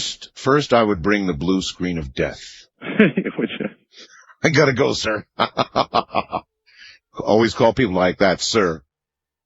First time caller line is converted to the Antichrist line. The wildcard line is converted to the time traveler line. All other lines are open lines for whatever you've got in mind, which this morning obviously includes everything. And with the crash, we return. Where to go? I think here we have a time traveler of the gentler sex. Is that true? That is true. You know, I would like to know, first of all, maybe you can tell me why so few females travel in time. I've hardly had any. You're like one of the first. You know, I think the biggest reason for that is because they can see everything. I mean, is there some sort of estrogen block in the ether? No, there's no estrogen block. They feel, you know, and as most people know, women feel a lot, and it has nothing to do with estrogen. They feel more, and it's hard. And they can't read your thoughts or anything like that. It has nothing to do with that. So then is it just that men can handle it all easier because they're coarser and they care less? No, I think the truth of the matter is it about evens out as far as women and men who time travel. It does. It has to. It has to balance out. The thing is less women are likely to admit to it. And that's the truth because it's useless. Most people, I'm surprised, admit to it. I'm not joking. It's not. I know you're not joking. I just don't. Why would women be less likely to admit it? What is it about women? Well, when you get to why is it about women, you have to ask yourself the question, why is the time travel? And that's, I can't really say. I've been struggling to understand time travel, and all my life I've been struggling to understand women, and I know more about time travel than I do women. Tell me about it. I know. Yeah. So anyway, where have you been? I have been, now I can't say specifically, and that's honestly, Art, it's because I don't know. And it's not because I'm stupid or anything like that. Me time traveling, because I called you once before. My name is Rachel. Yeah, okay. And my middle name's Elise. No, just Rachel's fine. No, I told you this when I called you last. Yeah. Anyway, where I've been, it's never so much as where I've been, it's so much as who I've talked to, who I've spoken with, and it's fragments of conversation. Well, who have you spoken with, for example? And this is where the women part comes in. That's fine. All right. Mark Twain. Oh, really? Uh-huh. Now that's really excellent. Awesome, huh? Did Mark offer anything that, you know, we don't historically already know from his writings? No, actually, he did not. No pearls of wisdom? Oh, we've lost her. The old estrogen switch. Ah, darn. All right. East of the Rockies, you're on the air. Hello. Hello. Hello. How are you today? Well, reasonable. This is the free line. It's who? Is this the free line? Yes. It's an 800 number, which means it doesn't cost you anything to call. Right. I wanted to talk to Art. I asked him about if he could have Stan from Perth, Australia on again sometime. I always like to hear him. I'm going to tell you a secret about Stan from Perth. Are you ready for the shock of your life? I hope so. Stan from Perth has moved to the United States. Oh, has he? Yes, he has. He's now living in the state of Colorado. And he decided not to stay there where perhaps the... The story will be why he left Australia, why he has returned to the United States, what drove him out of Australia. Okay. Or drove him back to the U.S., depending on how you look at it. I think it's fascinating now. They've been having earthquakes. They just had one the last few hours in Japan. Then here a few weeks ago in northern Ohio, they had one which was highly unusual. Yes. And it really, I've been watching those earthquakes, and it's really something. I really enjoyed the show. I'm so glad you're back. Oh, thank you. Well, then, of course, it was Seattle. You can't Oh, yes, forget Seattle. It was a big earthquake. And I'm here in Ohio, and when that one occurred, it was really... It's a real wake-up call for people in Ohio, isn't it? Yes, it is. Usually you sit there smirking toward the west, thinking, those fools for living out there on those falls, and then you get one there right in Ohio. Yes, right in Ohio, and it was just amazing that it really was a wake-up call. I think a lot of people in our area do not realize that we're sitting on a great fault right up the Ohio Valley. The times, they're catching up with us. Yes, they are. But I'm really glad you're back because I missed you when you were gone. In fact, I drifted off and didn't even listen to the program much. And then I heard one night, I wake up a lot in the night, I heard you back. Oh, wow, this is fantastic. So. It was kind of like that for me, too. All right, well, listen, thank you very much, and hold on to something firm back there in Ohio. All right, will do. Thank you. All right, take care. West of the Rockies, you're on the air. Hello. Hey, how you doing? Oh, well. Oh, man, tonight's been... Whew. Yep. Especially, this is my 13th time calling you since the beginning of the show. That's a lot of years. That's like once a year, 13th time, not 13 years. That's what I say, though. If you spread it out evenly, that'd be about a call a year. A call a year. Yep. Whew. But anyways, I wanted to know, were you able to get on EFNet last night? No, I didn't try. I've got everything written down, though, and I will absolutely try it this weekend. During the week with the broadcast, I'm extremely busy, and I'm doing email and a million different things you just wouldn't believe. During the weekend, things lighten up a little bit, and I start to have fun. So I will try some FNet servers this weekend, and if I can get in, I'll come over to the Art Bell thing. Okay. Well, because last night, a little after the show, somebody named Art_Bell was in, and we all thought it was you. Oh, imposter. Yeah. Rotten, miserable imposter. On the Internet, you can be a dog. I know. Or me. Hey, I'll let you get back to your... All right. No, it wasn't me. Tell them... Why do people do that? On my Antichrist line, you're on the air. Hello. Yes. Hello, Art. Are you, in fact, claiming to be the Antichrist? Yes, long-time listener, first-time caller from Big Rapids, Michigan. I am the Antichrist. And I'd like to say hello to my evil twin brother, Andy, in Lubbock, Michigan, by the way. You wouldn't think the Antichrist would have a lot of friends to say hello to like that, but okay. Yeah, by the way, I'm listening on the CC radio. I don't know what station I'm listening to. It's fading in and out, but... So even the Antichrist uses a powerful radio. Oh, the most powerful, of course. All right. Okay. So anyway, what's it like being the Dark One? It's lonely. I got to tell you. It's lonely at the bottom, huh? Well, I got a lot of minions that work for me, and they haven't been doing very well lately. They've been kind of slowly. They're talking about the stock market. I mean, big deal. It's. You don't think that's a big deal? No, I got some orders I wanted to put out to them though, and I thought that all right. Your program. I figured a lot of them would be listening in. And, so you're using it kind of like the Allies did during World War II, putting secret messages in the middle of a regular broadcast. Yeah, I want to apologize. I don't mean to use you like that, but I do feel used, but go ahead. Yes. There's a ritual they've been performing. You ever notice when there's like a animal mutilation or something, they say, we suspect satanic, Absolutely. Ritual or something. Absolutely. Well, they never go into detail what's really going on there, and I wanted to spread out to all your listeners could try this.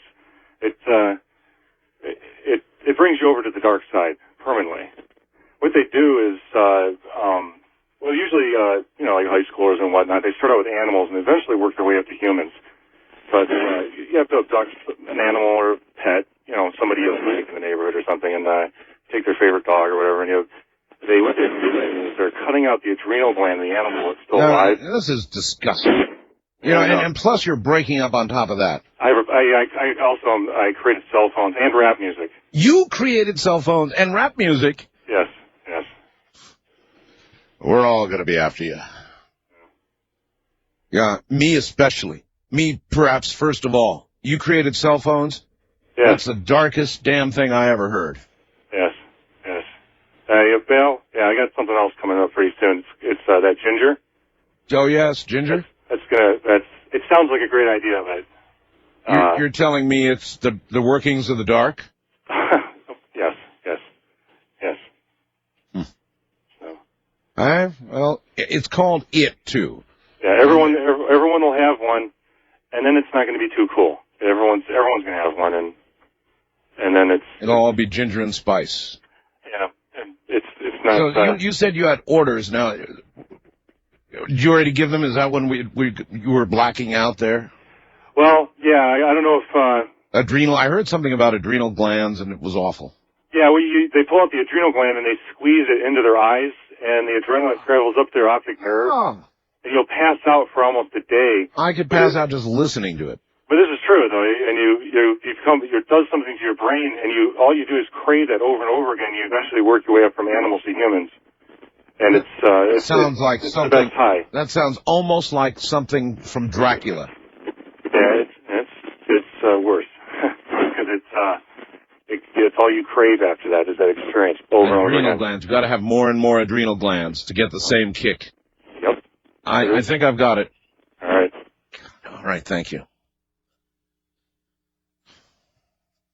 Adrenal glands. In the eye. Soon you have to have larger and larger adrenal glands with more adrenal. East of the Rockies, you're on the air. Yeah. This is Mary, and I'm calling from Fort Walton Beach, Florida. And since you seem to be pretty up to date on international events, I was wondering with school shootings, is that a worldwide phenomena, or is that just basically going on here in America? Actually, it's pretty much worldwide, but you'd have to say we're the leaders. Oh, that's terrible. And one other question. When you had Kathleen Keating on, yes, she brought up a comment about Chinese on the American-Mexican border. That's right, shooting at Americans. Oh, now where did she get that information, and have you heard this from any other source? Yes, it's one of those dark things that runs around the Internet. So I've heard it from, other Internet sources. I kind of wish Kathleen was here tonight. She'd know how to deal with these people. Yeah, that's pretty scary. That scared me more than the Antichrist thing, to tell you the truth. Some of these Antichrists, though, have been... Did you hear the thing about the adrenal gland a minute ago? Yeah, I tried to shut that one out. Oh.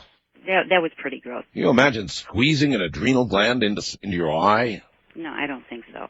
Well, that's all I wanted to ask. Thank all you. right, well, keep your adrenal gland. Okay. See ya. West of the Rockies, you're on the air. Hey, Art. Hey, turn your radio off, please. Hey, I just thought I'd call and report some chemtrails. At this time of night, morning? Well, I'm telling you because you're on at night, but they happened this afternoon over the Burrard Inlet. I'm calling from Burnaby, BC. Oh, yes. Up north. And they formed a distinctive X over the inlet. And then? Now, that's about it. I didn't watch them. Well, I didn't want to see them fall. Just an X doesn't mean exactly that it's going to be a chemtrail. I mean, after all, two planes can be going in directions that would create an X with a contrail. That doesn't mean it's a chemtrail. Now, if it gets kind of dirty and turns into a generally hazy, cloudy sky, and maybe a little oily, or you see a little rainbow or something like that, that's indicative of chemtrail. Well, these existed in the sky a good 20, 30 minutes after the planes had left. Well, that's one sign. So letting you know that. Also, I tried to get through the time traveler line. I thought I'd let you guys know. You mean you're a time traveler? We're all time travelers, Art. Yes, we are, but you know very well what I mean. No, I mean we have the ability to actually go in the future the same way we reference our past. How's that? If we were to let go of the past and stop replaying the moments in our life, yes, make up who we are, yes, then what happens is we become in the moment, and being in the moment, I believe we can go into the future and access it. It's like remote viewing, perhaps. Have you done that? Absolutely. There is that type of travel. It's a kind of an astral travel. It's remote viewing. There are many names for it, but yes, in that sense, I suppose so. What I'm talking about, though, is physical time travel. And it just flat makes sense that if time travel ever is to be a reality, then time travelers are in fact here now. Well, you know what? I'm going to practice up, and I'll give you a call back when I can get it into the physical for you. I'll look forward to that. How's that? Yeah, that's fine. Thanks. Thank you. On my Antichrist line, you're on the air. Hello, Mr. Bell. I heard you earlier, and I haven't heard all the Antichrists that called in, and I am not the Antichrist, but I would like to make a comment on it. No. This line is just for Antichrists, not commentary on the Antichrist. I can get that from anybody. It's only if you are the Antichrist. So, you're not? There is no the Antichrist. Well, there may be many. Are you at least one of them? Not even close. No, then you then call me on one of the other lines. On my time traveler line, you're on the air. Hey, is this Hart? Yes. Oh man, I'm so glad I got through. Yeah, now, are you a time traveler? Yes, I am. Oh, all right. Well, then you're in the right place. I don't want to tell you what year I've been to. Why not? There's reasons. Well, can you tell us whether it was far into the future or just short? A little ways. A little ways. I was there for 6 months. I spent the first probably month and a half truly believing I was dead. Really? Yes. Why did you think you I thought I was because I didn't know. You were so far out of your frame of reference that... Yes. I see, yes, okay. It's completely unlike anything else. I went to the last baseball game. The last baseball within 6 months? No, I was gone for 6 months there. Oh, I see. So you were much further than into the... Yeah, these are things that take place in this year. The last baseball game? Yes. Good Lord. I spent a lot of time studying up in libraries, learning as much as I could. Well, then you have a wealth of knowledge about what is going to happen, right? Because after a while I finally convinced myself that this had to be a possibility, so I just... there's free medical care for everybody. Really? Yeah. Really? In fact, you wouldn't believe how many medical centers are everywhere. They're like bars. They're just everywhere. There's a period of time where children for some reason, are only born with one hand. One hand? Yeah, then after a while, no hands. No hands? Yeah. And I'm not sure, but I believe they're probably killed off. The children? Yes. There's just from things I was reading, it doesn't... Can you give us some slim idea of the timeline on this? When are we going to begin to have children without hands? That's going to be really... It's not anytime real soon, but I would say probably not in your lifetime, but people maybe 10 years younger than you will see it. I remember in the song Zager and Evans 2525, they said your arms would hang slack at your side, but didn't say anything about arms at all. It was just, I know people thought I was crazy. I was literally put in an institution. Because you said this? Because I told people that I believed I was dead at first. Oh, well, see, people don't take that well. No, not in the future either. And so I'm pretty much now, I don't know, it's just I'm pretty much now just sitting back and waiting to see if these things formulate. Unfortunately, I got to wait a long time. See if it all comes I true. can say one thing, there's a tree that's cut down that should have never been cut down. It's not good.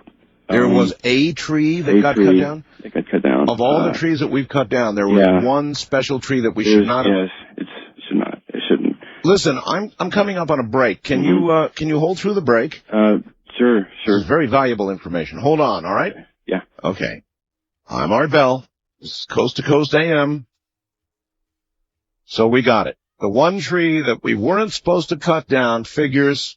We put a saw to it. Timber. That's it for society. Oh, it certainly is. And by the way, yes, check out the international line. Go to my website and check out the calling lines, and you'll find a whole list of countries up there around the world and numbers that you dial before you dial our 800 number. Check it out, then try us internationally at 800-893-0903. That's the international number, 800-893-0903. We'll be right back with our time traveler.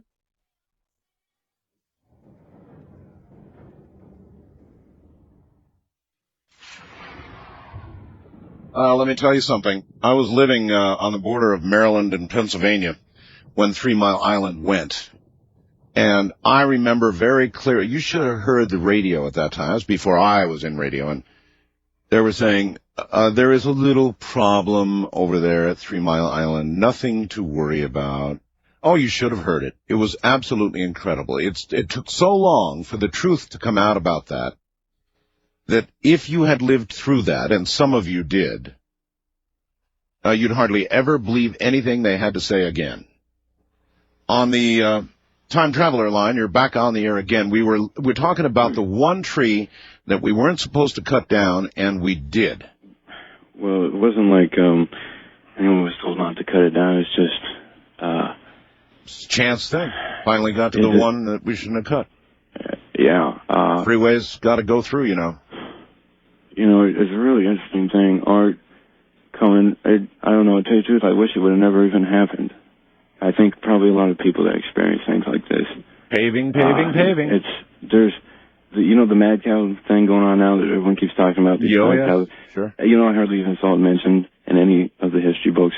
It hardly gets a mention. Really? Well, I hope that's true. The main problem is there's a new breed of animal.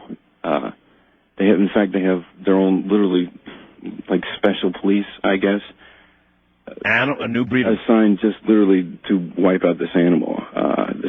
It's probably worse than a bear. Can you describe the animal? Yeah, oh yes. There's several pictures in their books that I looked at. All right, we'll describe it. They're about bigger than a cat.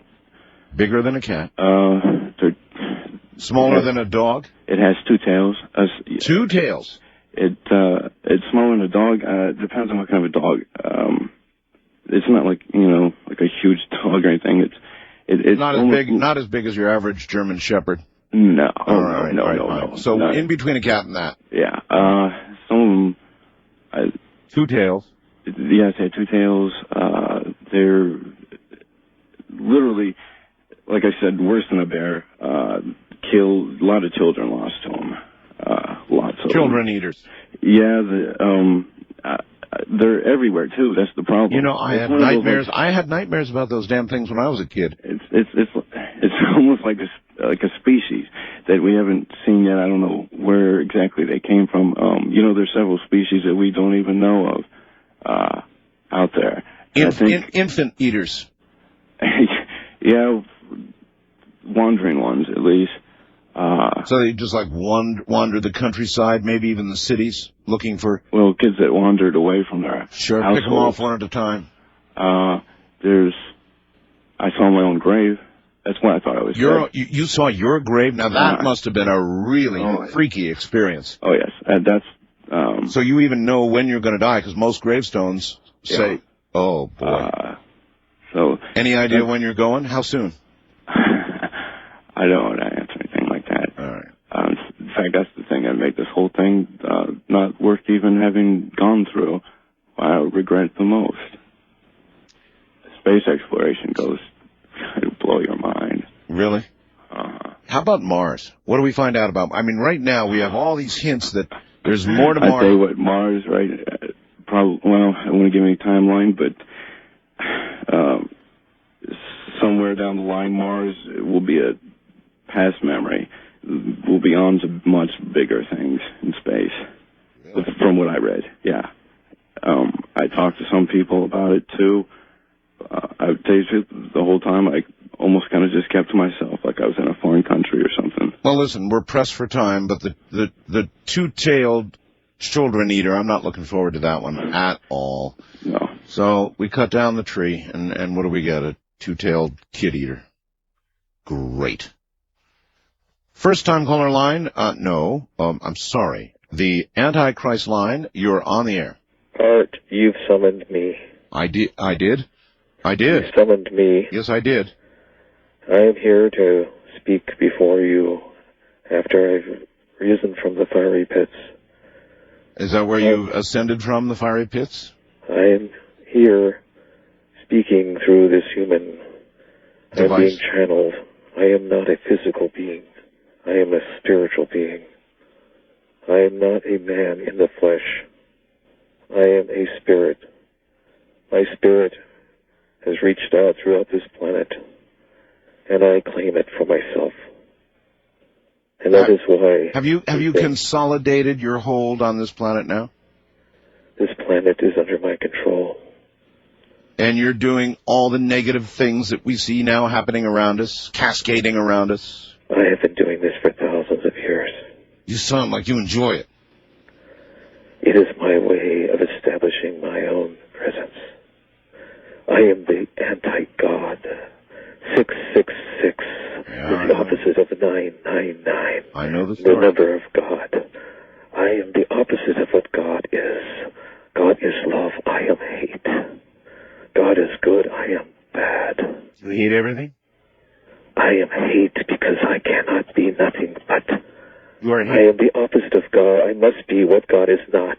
Hate personified. Evil and I can be nothing else. Must be a rough life. I mean, always being so negative.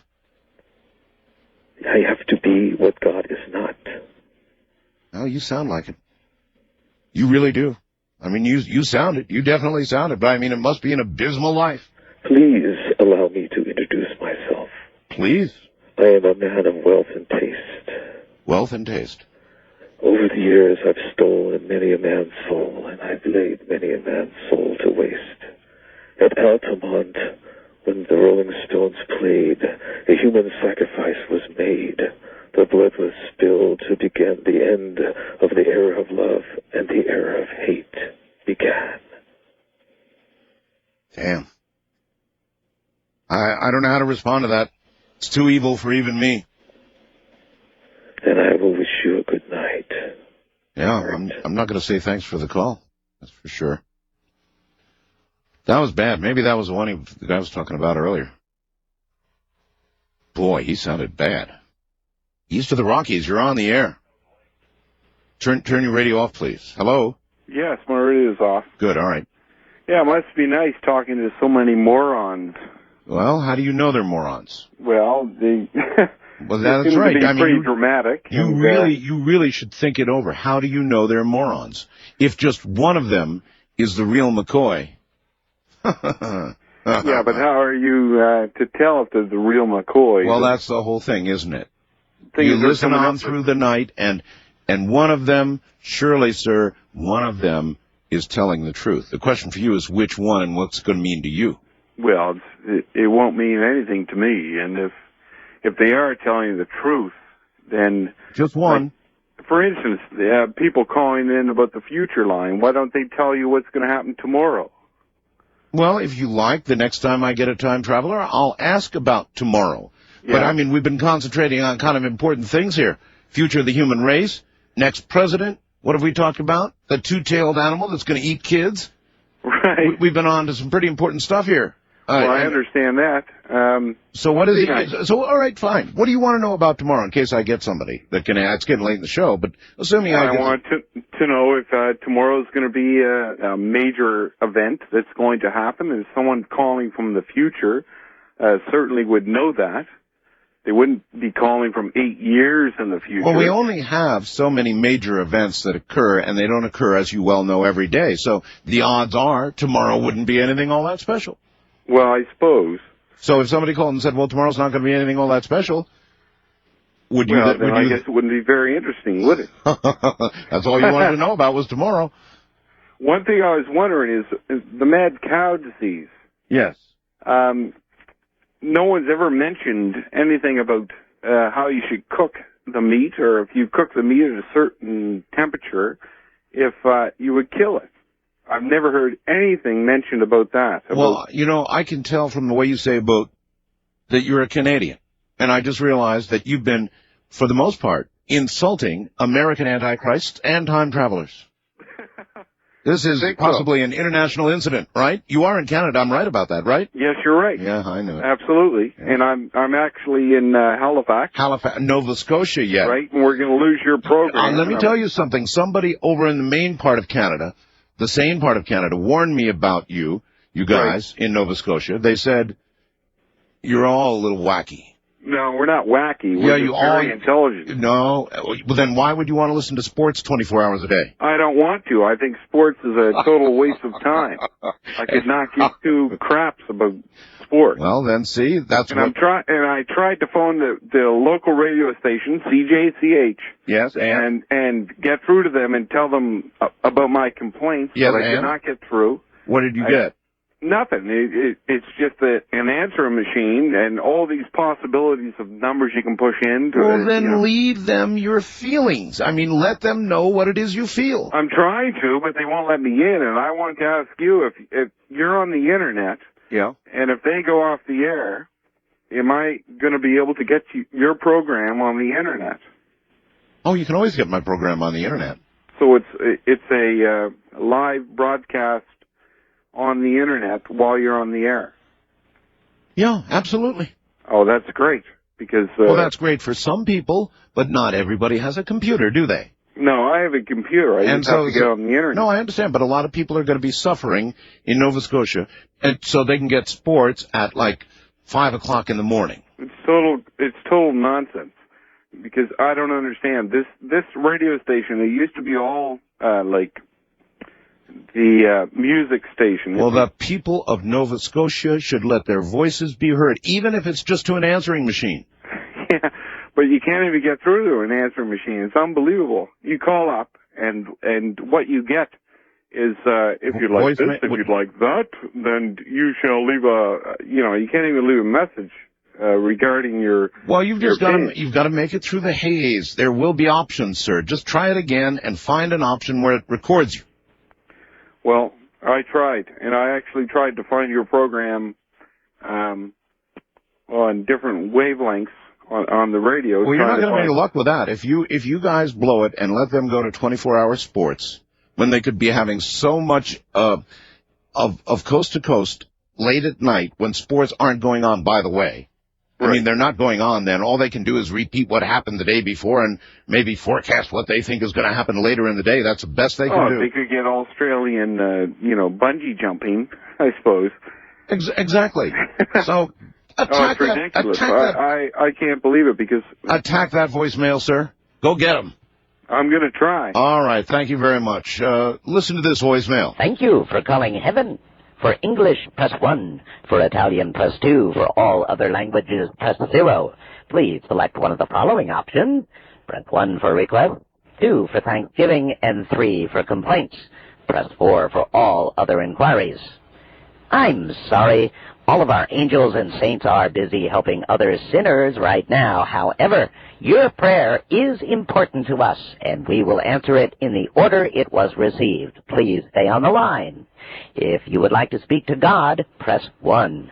Jesus, press 2. Holy Spirit, press 3. And if you would like to hear King David sing a psalm while you're on hold, please press 4. To find a loved one that has been assigned to heaven, press 5. Then enter his or her Social Security number followed by the pound sign. If you receive a negative response, please hang up and try area code 666. For reservations at heaven, please enter JOHN followed by the numbers 316. For answers to nagging questions about dinosaurs, the age of the Earth, life on other planets, or where Noah's Ark is, please wait until you arrive. Our computers show that you have already prayed today. Please hang up and try again tomorrow. The office is closed now for the weekend to observe a religious holiday. Please pray again on Monday after 9:30 a.m. If you are calling after hours and need emergency assistance, please contact your local pastor. Thank you and have a heavenly day. On the Antichrist line, you're on the air. Hello. Hello. Yes, turn off your radio there, please. Yeah, hey, that was really good. I got some information, and many of these people were the Antichrist. Are you the Antichrist? I'm also highly related, You're related to the Antichrist? Well, I'm not sure that counts. Now, I said this was an Antichrist line, well, yes, unless you have influence over somebody who's Antichrist at the very least. Oh, no, I am also. But you understand that the family works together in this. Let me say that... and once you're in this family, you can't leave. Oh, no, nobody can. Nobody can. Tony said that. All right, now let me say that the Antichrist is the Jewish Messiah because he's half Aryan and half Levitical priest. He also has that Genghis Khan Mongolian blood plus Judah, and there's some American Indian there. Well, why do you talk about him as though he is another, when in fact you're part of all this? Well, to be on this line, that is. Oh, absolutely, sir. So when he is influencing so many nations, and I have to say another member of his family who has lost his mind in a way is the real Antichrist, but we have to stick up for our pal who has had a severe lobotomy and castration. He's been lobotomized and castrated? Yes, because they found out who he was. Talk about getting it on both ends. Yes, he is in sad shape, but he has recovered. Oh, well, that'd be some recovery. You'd be ambulatory for, my God, I don't know how long. Well, not necessarily. Let me tell you. Yeah, you couldn't sit, you couldn't think. What could you do? Well, I'm trying to tell you. Well, okay. All right, so he was Jesus Christ of the Latter-day Saints. He come over from South America. He used to be Jesus, or Jesus. You come up from South America, not over. You come over from Europe. But well, yes, over and up South America, and then all his Jesus things. And during the Reagan administration, when this Pope went into power, a lot of things happened at that particular time. And the women of the world thought, well, if we get rid of this guy, we will rule the world. I've always known that women want to rule the world. Well, they certainly are right now, that's for sure. Yeah. And if the hand that rocks the cradle rules the world, look around, look at the shape of the world, pal. Oh, listen, I am. I do it on a daily basis, and I am depressed looking at it lately. Not anymore. Okay, so this guy walked around the United States meeting people, very polite, wonderful fellow, and his mother, I guess Mary, resurrected, the Virgin Mary, and they got married. She felt so sorry for him. Now, that is against the law, marrying your mother, but this guy was in such bad shape. She tells him all about his life, but he doesn't really get it. Well, somebody donated him a testicle. It worked. He had a daughter. This is that white... On a donated testy? Yes, sir. I'm Aryan testicle, by the way. Aryan? I didn't think that you could do that, but... I don't know. You know, they could do anything if you got enough money. So he has this daughter... Or have the cojones. Yes. His daughter is that white buffalo calf. Well, I mean, not her, no, sir. But that is like a representation that there is a woman, and she's about 16, or depending how time has warped, 21 Mama. or 27, and she has realized, though. Oh, Mama. Listen to me. Stop. Slow down. Stop. Yes. I'm out of time. All right. Tell the gentle people out there, goodbye. Thank you, everybody, and everything's going to be all right. Thanks, Art. Yeah, there is one insurance I'll really take to heart. Coming from a one-testy being. That's it, folks. We're out of time. We'll do this again next week in all probability. The good guy willing.